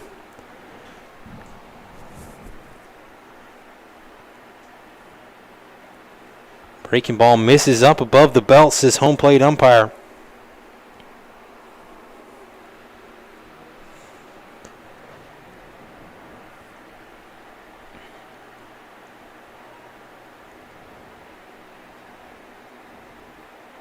As that one misses in the dirt. Good stop there by Hawk to stop that one. As that held Webster at first. Keeping the double play in effect here. You can see Coach Billy McLaughlin up and out of the dugout there. He jogged down to the bullpen telling Spicer to pick up the tempo a little bit. As that one misses as well. So 3-0 here to Robertson. Trailer in jeopardy of putting the first 2 runners on here to start the 7th inning. As I mentioned earlier, it'll be interesting to see what Coach Fleming does with Trailer. If he pulls him, whether or not he moves him into the infield or not, as that one's going to nip the outside corner, called strike. Trailer, Cougars starting everyday shortstop. You know Coach Fleming would love to keep that glove in the field, so we'll see what happens there.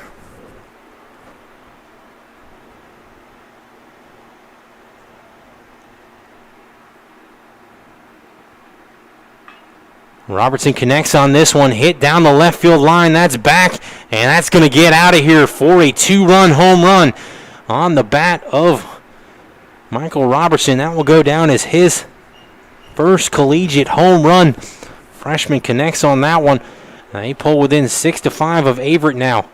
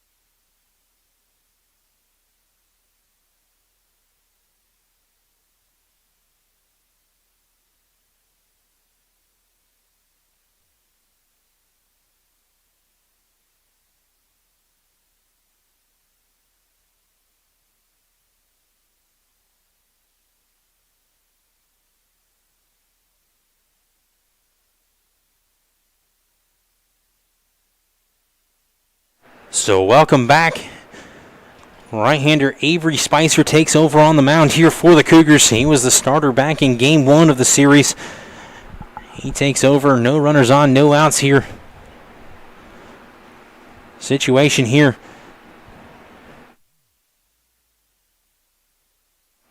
So first pitch here to King. Misses off the outer part of the plate. King 1 for 3 on the afternoon. Has reached base twice. He bats here following the 2-run home run by Michael Robertson. Second pitch, breaking ball taken for a call strike outside corner. So Ryan Trailer departs after 6 innings. 8 hits, 5 runs. Did strike out 5, walked 1. Still intact for the win. If Spicer can preserve this one. This is going to be swung on, popped up out into right field. Right center to be exact. Jackson will squeeze that for the first out to retire King.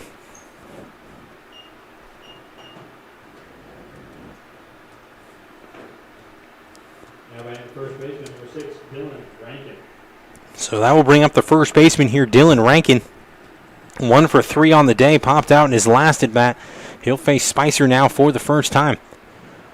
Tripled off Spicer back in Game 1 of the series. Gets Rankin popping up here. Left side of the infield, called off by Brophy at short. He'll squeeze that for the second out.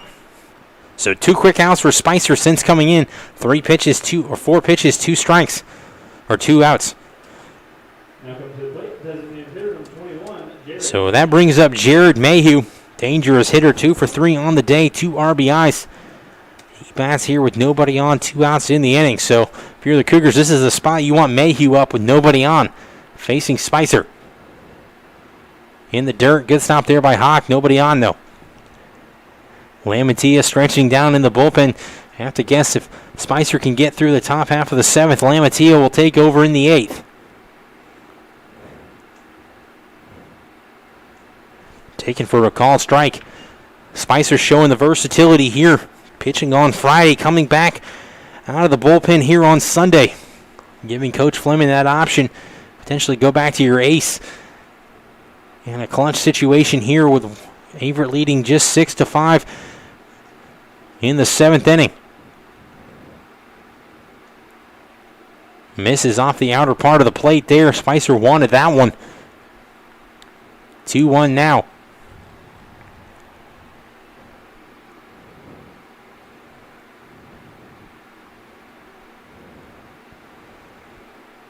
Breaking ball swung through and missed. Strike 2, count even now 2-2. Big pitch on the way here for Spicer if he can retire Mayhew just for the 2nd time today. Mayhew was retired via the punch out looking back in the 3rd inning. Swung on, hit out to center field. McCabe has to charge onto that one. A little bit of a dive there, but he'll squeeze that for the 3rd out. Not what you'd call a routine play there for McCabe, but becoming an elite center fielder. He secures that one. We head to the bottom of the 7th inning. Averett leading Mary Baldwin 6-5 when we return.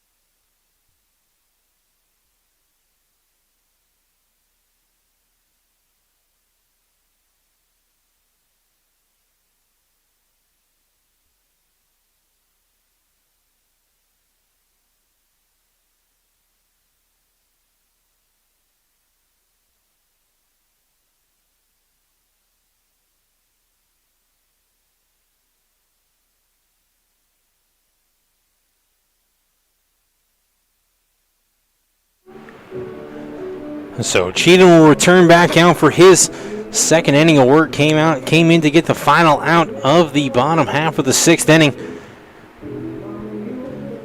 He'll face 6, 7, 8 due up here for the Cougars. Brophy, Hawk, and Bradshaw expected to bat here for the Cougars in the bottom of the 7th inning. Averett bats needed to come alive here, leading by just 1 run going into the final 3 innings at the plate for Averett. Lamantia still loosening down in the bullpen for the Cougars. I have to guess he will probably pitch the 8th inning. That one misses out the plate here to Brophy. Brophy 1 for 3 in today's game. Struck out the last 2 plate appearances following a 2 RBI single. As that one misses in the dirt as well. So Brophy ahead in the count here 2-0. Hawk waits on deck. He singled last time up. That one misses low again. Take sign will probably be on for Brophy here. He is a threat to run as well. I believe he's got 4 stolen bases now on the year, so that one nips the outside corner. 3-1 count here to Brophy.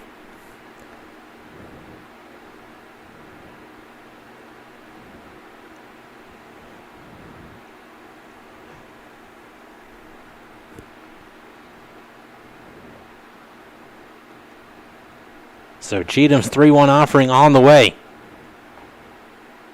Misses off the outside part. Brophy had a second guess that one. Similar spot to the last pitch, but instead he'll jog down with the leadoff walk. As that brings up Dawson Hawk now. Hawk 1 for 3 on the afternoon. As I mentioned, singled back in the 6th, came around to score. As we're going to have time called here by Scott Hearn. Wonder if he's going to go to the bullpen here to replace Cheatham. As he does, he will grab the ball from the left-hander. We'll have a new pitcher coming on here.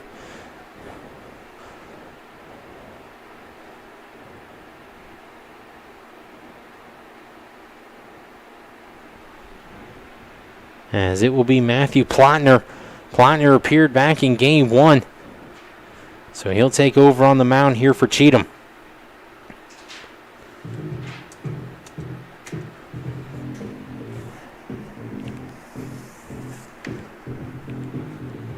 Plotner pitched two innings, allowing 5 hits, 2 runs, 1 earned, walked 1, struck out 1.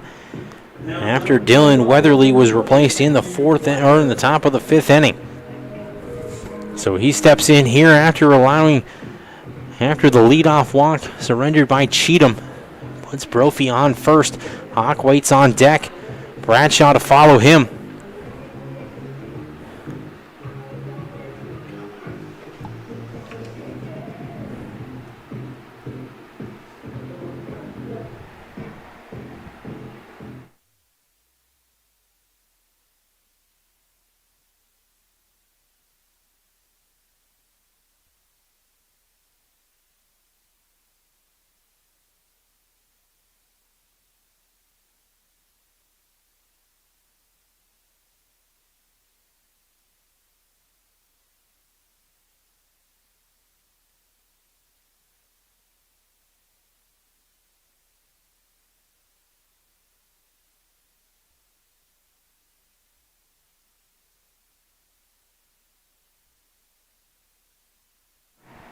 So Plotner completes his warm-up tosses. He'll face Hawk here with 1 runner on, no outs here at the bottom of the 7th inning.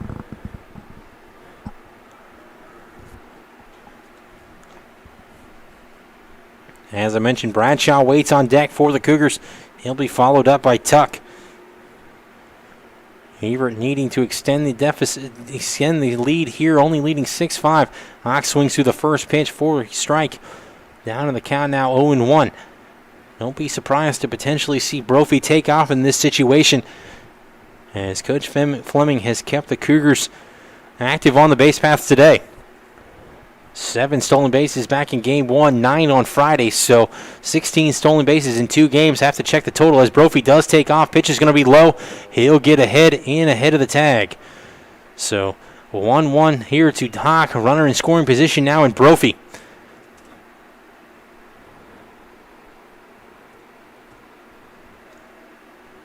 So Hawk stands in here in a big spot for the Cougars. Nobody out.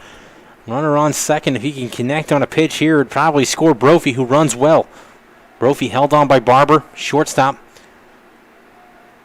Pitch is fouled off back into the screen by Hawk. So Hawk down in the count here, 1-2. We'll see what Plotner elects to do. Maybe waste a pitch here trying to get Hawk to chase. As I mentioned previously, Lamantia loosening in the bullpen for the Cougars. Mary Baldwin has an arm throwing as well. That one misses off the outer part of the plate, so Plotner did try to waste a pitch there to get Hawk to chase, but not enticing enough. So count now 2-2.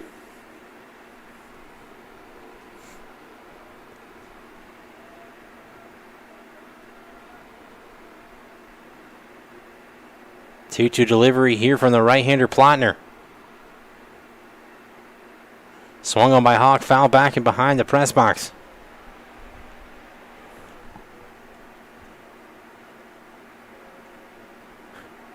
So we will replay the 2-2 offering here. Plotner takes the sign from the shortstop Barber.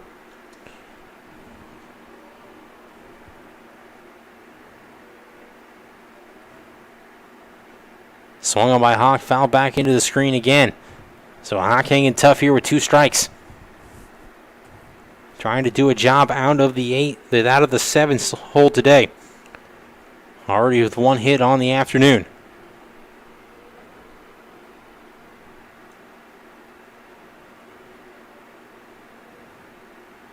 Brophy leads off second.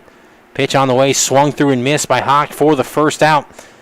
So Plotner comes out of the bullpen, gets Hawk swinging for the strikeout, as that will bring up Tanner Bradshaw now.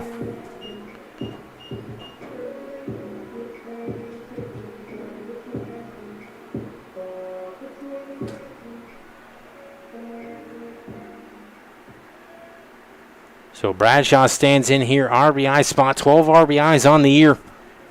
Was tied with Brandon Hatcher coming into the day. Hatcher with 2 RBIs back in game 1. He's taking a 14-12 lead, so Bradshaw trying to close that gap here as he takes the first pitch, a breaking ball here from Plotner for strike 1.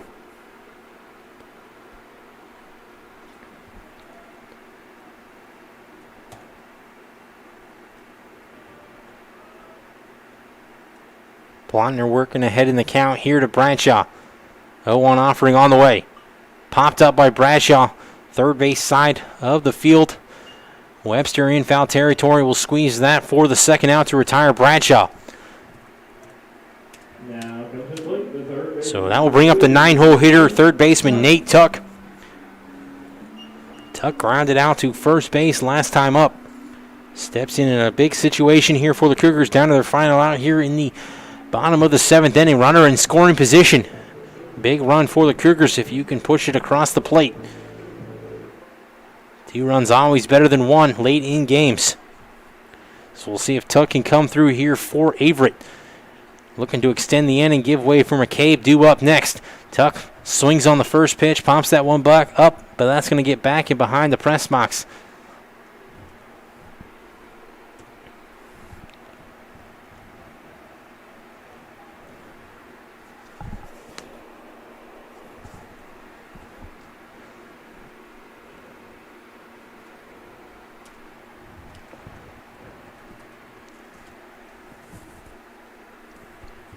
So the 0-1 offering here to the junior Tuck.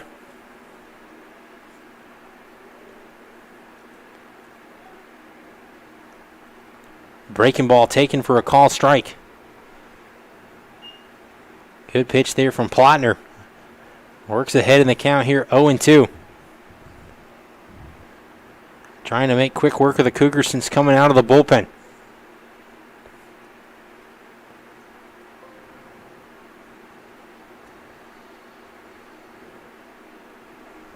Check swing here from Tuck. Appeal. They're going to say he held up. Count. No, they're going to say he went. As that will go down a strike 3 swinging for Tuck. Plotner comes out of the bullpen. Able to get 3 Cougars in order. We head to the top half of the 8th inning. Averett leading Mary Baldwin 6-5 when we return.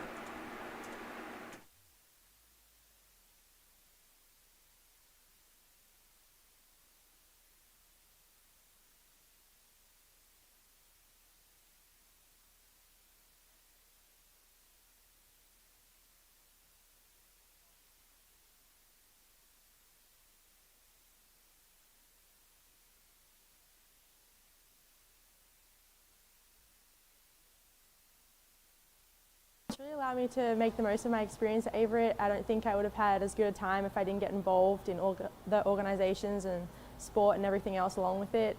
It's also allowed me to make lifelong friends from all different areas all over the world.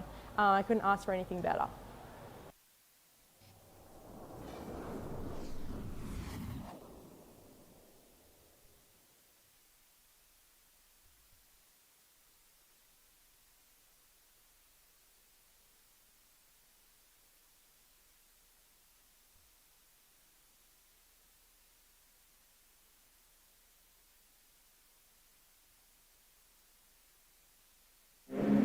So we head to the top half of the 8th inning. Avery Spicer returns back out for the 8th after coming in relief of Ryan Traylor back in the 7th inning. He will face 5, 6, 7 due up here for Mary Baldwin in the inning. Delp, Kessler, and Barber. Delp leads things off here.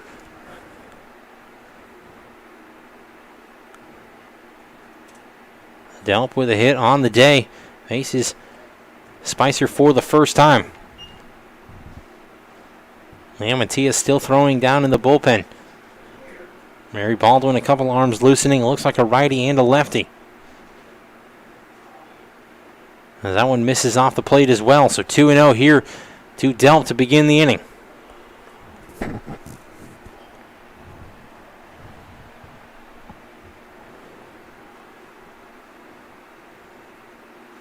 Delp swings through the 2-0 offering.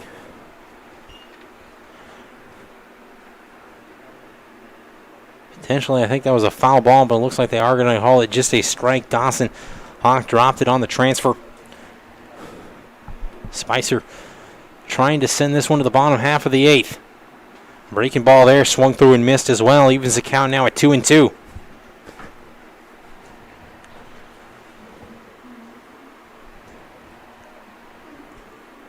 So 2-2 offering on the way here to Delp.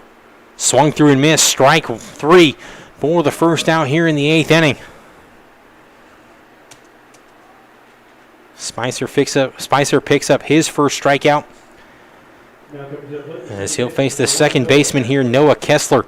Kessler 0 for 3 on the day, 2 groundouts. Steps in here to face Spicer for the first time.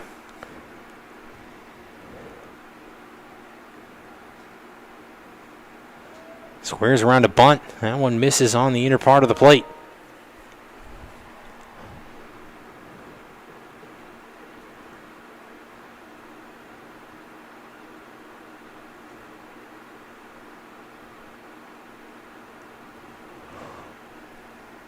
Breaking ball swung on, fouled off down the first baseline. Count now 1-1.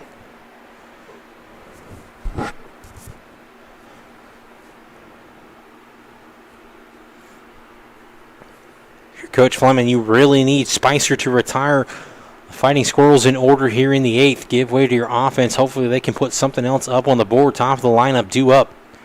That's going to be fouled straight back into the screen. Spicer ahead in the count here, 1-2.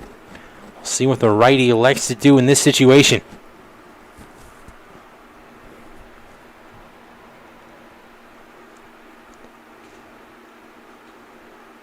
Kessler chokes up, 2 strike here. Pitch on the way. Swung on, hit through the right side, so good 2-strike hitting there for Kessler as he picks up his first hit of the afternoon in game 2. As that brings up the shortstop now, number 13, Michael Barber.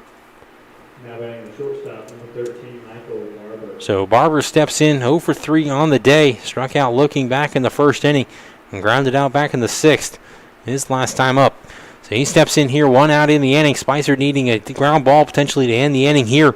Pickoff attempt sends Kessler diving back. He is a threat to run.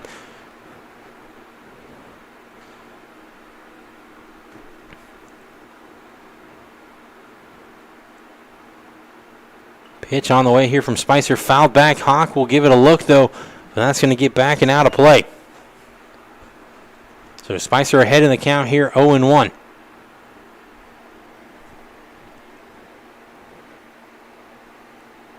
Spain and Lamantia loosening in the bullpen now for the Cougars.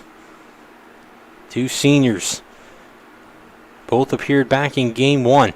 Spain needing just 1 strikeout to record number 100 for his career. Swung on by Barber, hit out to center field. Easy play here for McCabe for the second out.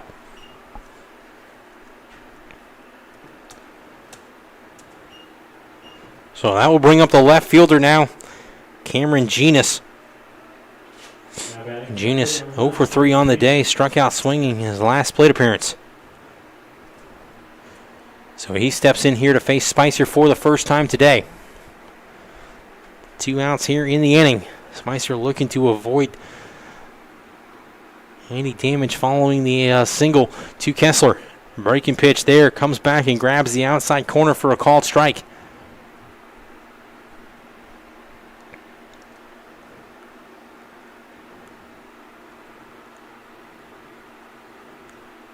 Runner takes off. Pitch grabs the outside corner. Throw down from Hawk, though, is not going to be in time as Kessler moves up into second. Pitch is going to go down as a strike, though. Kessler will record the stolen base. He's now in scoring position at second. 2 outs here, 2 strikes in the inning. Spicer realizing the stolen base probably not going to hurt him. Wanted to get the strike, though, as he's ahead in the count here, 0-2. Fastball just off the outer part of the plate. Good pitch there by Spicer. Genus electing to hold up.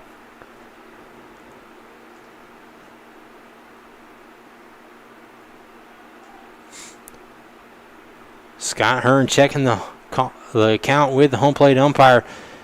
1-2 offering here from Spicer. Breaking ball taking, called strike 3 outside corner. So Spicer does his job in the top half of the 8th inning. We head to the bottom of the 8th. Averett leading Mary Baldwin 6-5 when we return.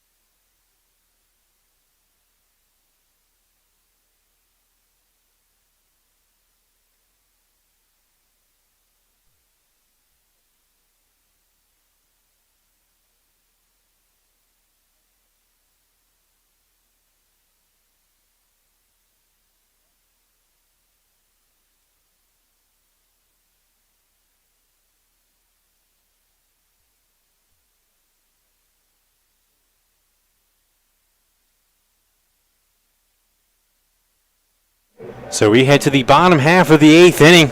Applaud the effort of Avery Spicer. 2 innings, 2 strikeouts, allowing just 1 hit as he came in for Ryan Traylor. He's pushed this one here to the bottom half of the 8th inning. Averett leading 6-5, trying to add on here. Top of the order due up. McCabe, Jackson, and Hatcher to bat.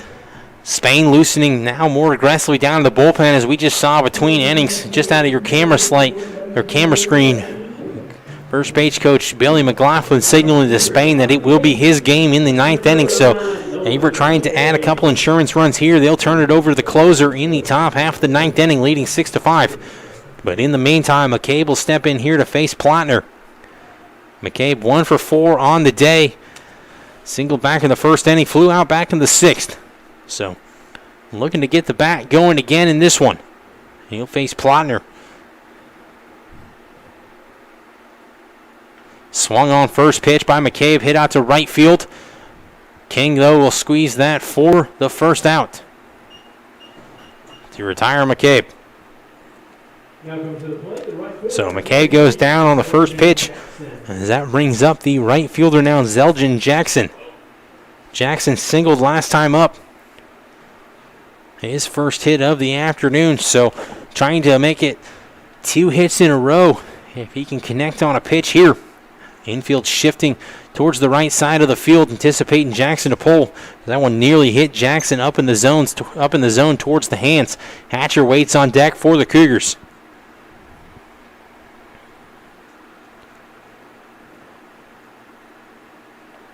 That one called strike outside corner.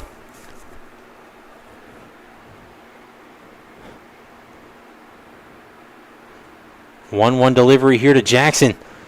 Swinging on the 3rd pitch, popped up behind shortstop, or behind second, called off by the shortstop Barber for the 2nd out. So Hatcher will step in now. He's 3 for 4 on the afternoon, back-to-back hits in the 5th and the 6th inning. He'll face Plotner here, batting with 2 outs in the inning. Hatcher now at .292 on the year, so a hit here could potentially push Hatcher close to the 300 mark. I have to guess a hit here would probably put him around 297, 298. Either way, he bats here with 2 outs in the bottom of the 8th inning, trying to extend the Averett lead. First pitch misses up and out. Good eye there from Hatcher. Scheider waits on deck for the Cougars.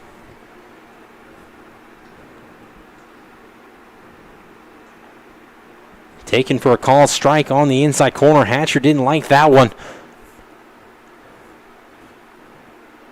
Count even now, 1-1.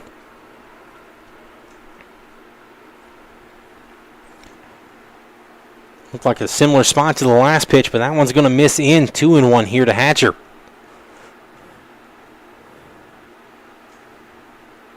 Hatcher in the hitter's count here, 2-1. Offering from Plartner. Foul back and out of play. Evens the count at 2-2. Plartner been aggressive. 20 pitches since coming in, 15 strikes, so he's found the strike zone. He faces Hatcher here. 2's on the board. 2 balls, 2 strikes, 2 outs here in the bottom of the 8th inning. Pitch Mitch low and outside. Runs the count now to full. Hatcher trying to reach base. Help the Cougars extend the inning.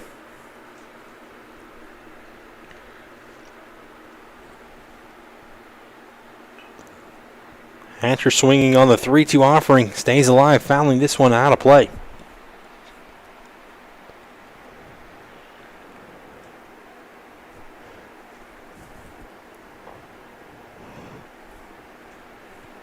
So we will replay the 3-2 offering here. Hatcher swinging on the 3-2 offering, hit out into right field. King will call everybody off and squeeze that for the final out here in the bottom of the 8th inning. So we'll head to the top of the 9th inning when we return. Averett leading Mary Baldwin 6-5.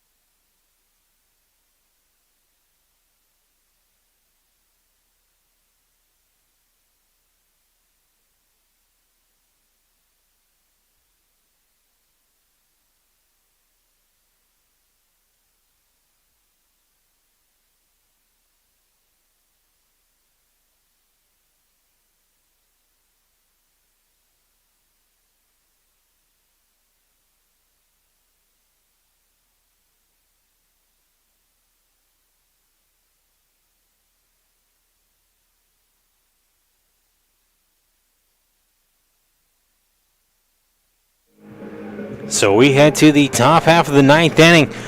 Coach Fleming turning it over to the senior left-hander, Cole Spain, out of Prince George, Virginia. Spain appeared back in Game 1, pitching a scoreless inning, striking out 3. Coach Fleming hoping for the same type of production here from his closer. Spain came into the day 0-1 on the year, now making his 14th appearance, 1 save. Pitched in 15 2/3 innings, struck out 29 batters. ERA probably below 4 at this point. So he steps in here to face 9-1-2 here for Mary Baldwin. Webster leads things off. First pitch misses up and away. Webster, Robertson, and King due up for the Fighting Squirrels. Down to their final 3 outs here in this one. Averett trying to hang on to this to preserve the victory. As that nips the corner. Evens the count 1-1.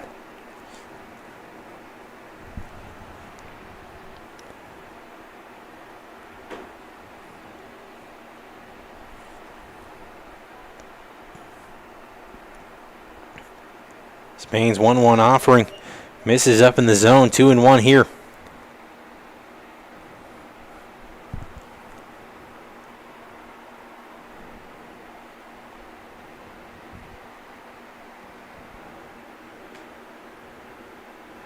Two-one offering nearly hits Webster. Instead, the count's going to push to 3-1. So hitters count here for the 9-hole hitter in Webster.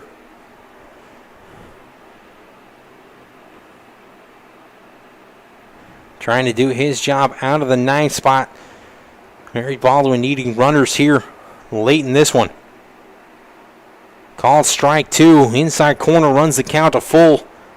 Good pitch there by Cole Spain. Looked like a two-seamer, broke back in to grab the corner. So another big pitch on the way here from the senior. Not wanting to allow the leadoff hitter to walk.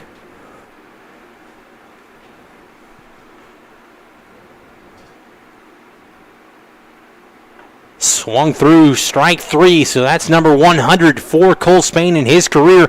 A big one for the Cougars as he's able to get Webster for the first out here in the top of the 9th inning. So congratulations to Cole Spain on his 100th career strikeout. As that brings up the center fielder now, number 27, Michael Robertson. Michael Robertson, pretty much the difference in this one. Averett led 6-3 until one swing off the bat of the freshman back in the 7th inning pulled Mary Baldwin back within 6-5 on the 2-run blast. First pitch here from Spain's going to miss up and away. First collegiate home run for Robertson.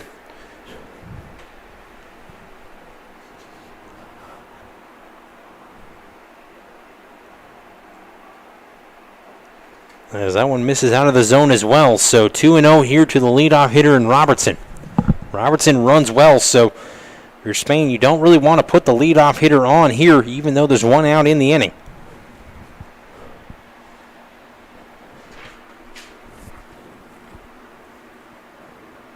That one runs off the plate. 3-0 here to Robertson.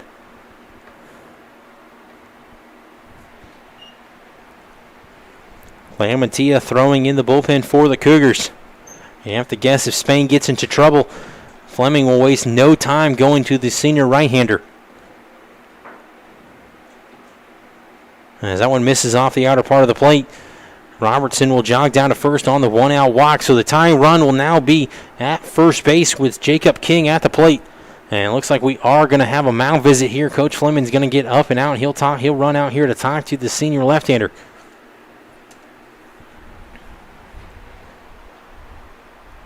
Coming to the plate for Mary Baldwin, the right fielder number 4, Jacob King.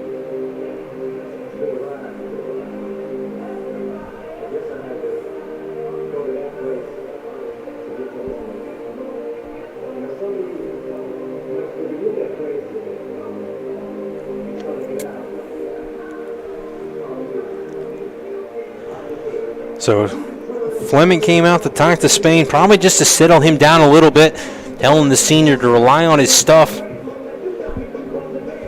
Spain's faced 5 batters today, struck out 4 of them. So Spain with excellent strikeout stuff recorded his 30th strikeout of the day, or of the year, when he got Webster. So as I was talking about, Fleming talking to the senior, probably just settle down. Keep the ball around the zone, force Mary Baldwin to beat you with the bats. You don't want to walk runners on. Give extra bases. And that one's going to miss low as well. So 5 straight balls here for Spain. See if he can zone up here to King. King steps in 1 for 4 on the afternoon. Flew out to right field last time up. Robertson, good speed over there at first. You'd have to guess he's not going to be taken off in this situation as the tying run, as that one's going to be fouled off by King. I have to guess Robertson will probably be playing base to base, stationary here. Depending on a ball in the gap, he may move from first to third. But he's a big run over there at first base.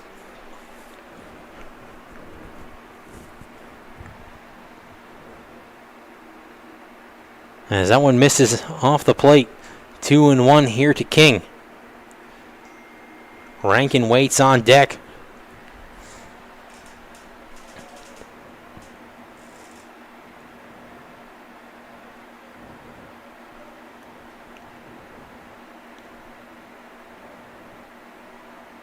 Runner takes off to second, swung through, throw down from Hawk, though, is not going to be in time to get Robertson.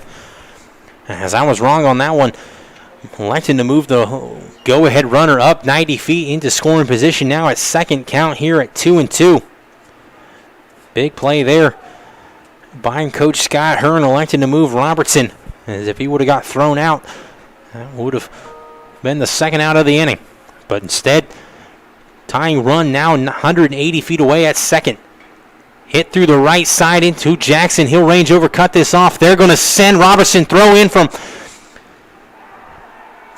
from Jackson's not going to be in time as Robertson slides in head first for the tying run. Mary Baldwin's tied this up now 6-6 here with run in the top of the ninth inning.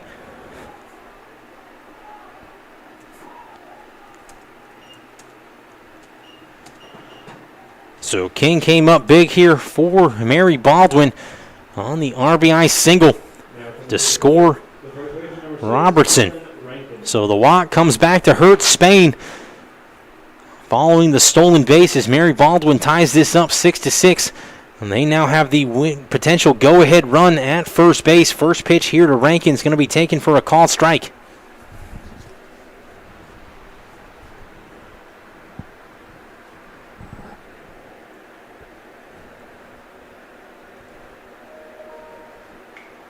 Swinging on the second pitch, popped up over behind first base in foul territory. Hatcher will call off Bradshaw. Good play there by the junior to record the second out. So that will bring up the designated hitter here, number 21, Jared Mayhew. Mayhew 2 for 4 on the afternoon, lined down to center field back in the 7th inning. So he steps up in a big spot. 2 RBIs on the day. You have to guess a ball will probably have to be put down one of the lines or in the gaps to score the run.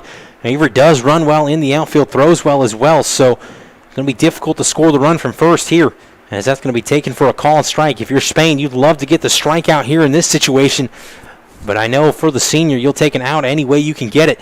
Turn the card over here for your offense, see if they can walk it off in the bottom half of the inning. Runner takes off, fouled off, so hit and run action there for Mary Baldwin. Mayhew down in the count now 0-2. So Spain up big. See if the senior elects to waste one here to the dangerous hitter, 4-hole hitter in Mayhew. See what Coach Fleming elects to do here. Maybe tries to get Spain to elevate. Spain can get up on the radar gun close to the high 80s, so maybe they try to elevate here, getting Mayhew to elect to swing through something. Looked like they went low in the zone. Mayhew fouled that one off, so that one a little close to the zone. Mayhew hanging tough. Maybe this one's a little bit further off the plate here from Spain. See if the runner takes off again for second and King. Maybe trying to put the pressure on the Cougars here. Swung through and missed. They did elevate on the fastball, so 101 strikeout from Spain is a big one.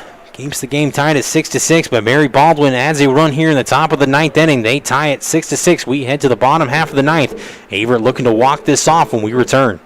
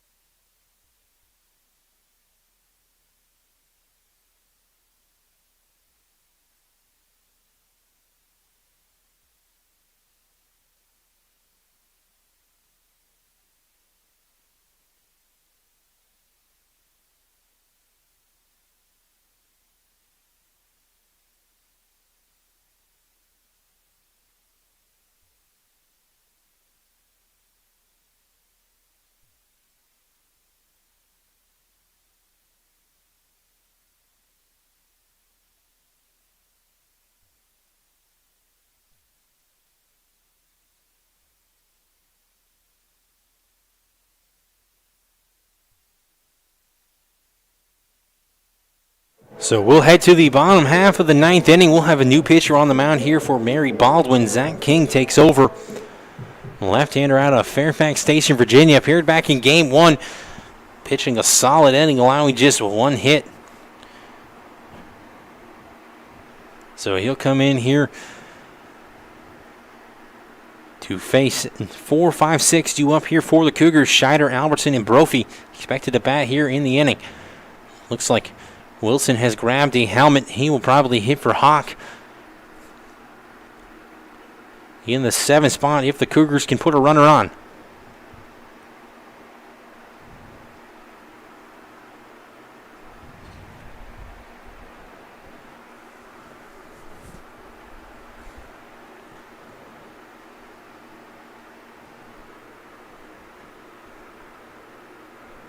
So we'll see what Averett can do here in the bottom half of the inning. Already 2 walk-off victories this year.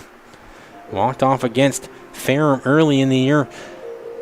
Pfeiffer 2 weekends ago. Brant Brophy the hero in that one. So they step up here trying to collect their 3rd walk-off win of the year. Designated hitter Ryan Scheider will lead things off here for the Cougars. He's 0 for 2 on the afternoon. Has reached base safely twice, though. Hit by a pitch once, walked last time up.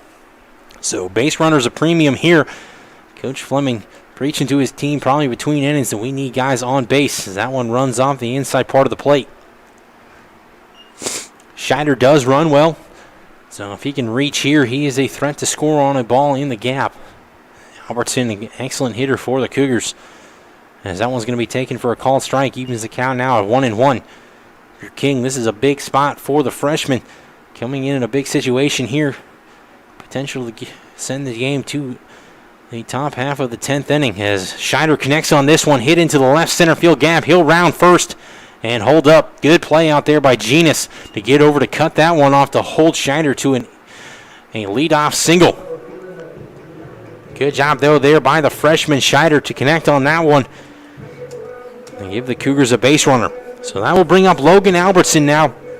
Albertson 1 for 4 on the afternoon. Single back in the 5th inning. He grounded out back to end the 6th. So he steps up here, 280 average on the year.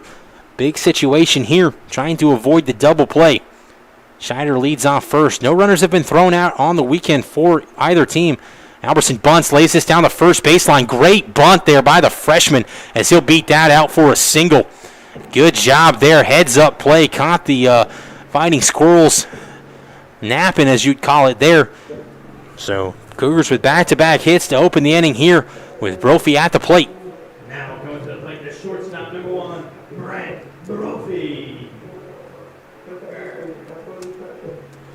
So the winning run 180 feet away at second with the freshman Brophy at the plate. We'll see if he can come through twice in 2 weeks for the Cougars. Steps up in a game-winning situation here. No outs in the inning. Scheider, important run out there at second. Needs to hang close to second base. You can't get picked off in this situation. Albertson, he'll hang close to first, realizing he can't get picked off as well. Brophy will square around. Sacrifice situation there. Good job by the freshman. So that will go down as a 3-4 sack BU. Moving up Albertson and Scheider. As we'll have a pinch hitter now here as Kyle Wilson will grab a bat. He'll hit for Dawson Hawk. Pitch hitting for the Cougars. Number 27, Kyle Wilson. So, as I mentioned, Wilson will hit here. They'll walk. The bases loaded here. He'll jog down to first on the intentional walk as that will bring up Tanner Bradshaw now, senior at the dish, trying to play the hero in this one. 28, the first baseman, Tanner Bradshaw.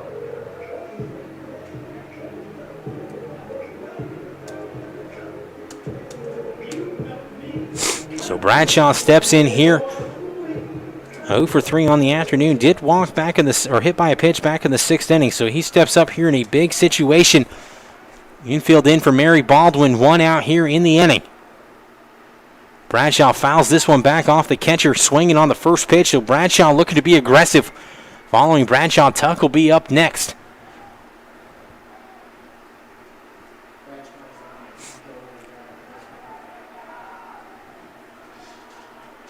Scheider off third. He'll probably be breaking on the pitch with the forced out at the plate. Bradshaw blooper out into the right center field gap. That's going to be squeezed by Robertson. Throw home is going to be high, though, as Scheider crosses home plate on the sacrifice fly out. Averett will walk it off. 7-6. They'll sweep Mary Baldwin. First sweep for the Cougars since 2016. They improve to 6-6 in USA South, 8-17 on the year. Mary Baldwin drops to 0-12, 0-8 in the USA South. Excellent series here for the Cougars and the Fighting Squirrels. Applaud the effort of both teams. But Averett able to pick up the 3-game sweep here. As I mentioned, I'm your host, Joseph Swanson, signing off here from Owen Fulton Field. I want to thank everybody for tuning in to today's games. As always, I want to end the broadcast by saying, go Cougars. Take care.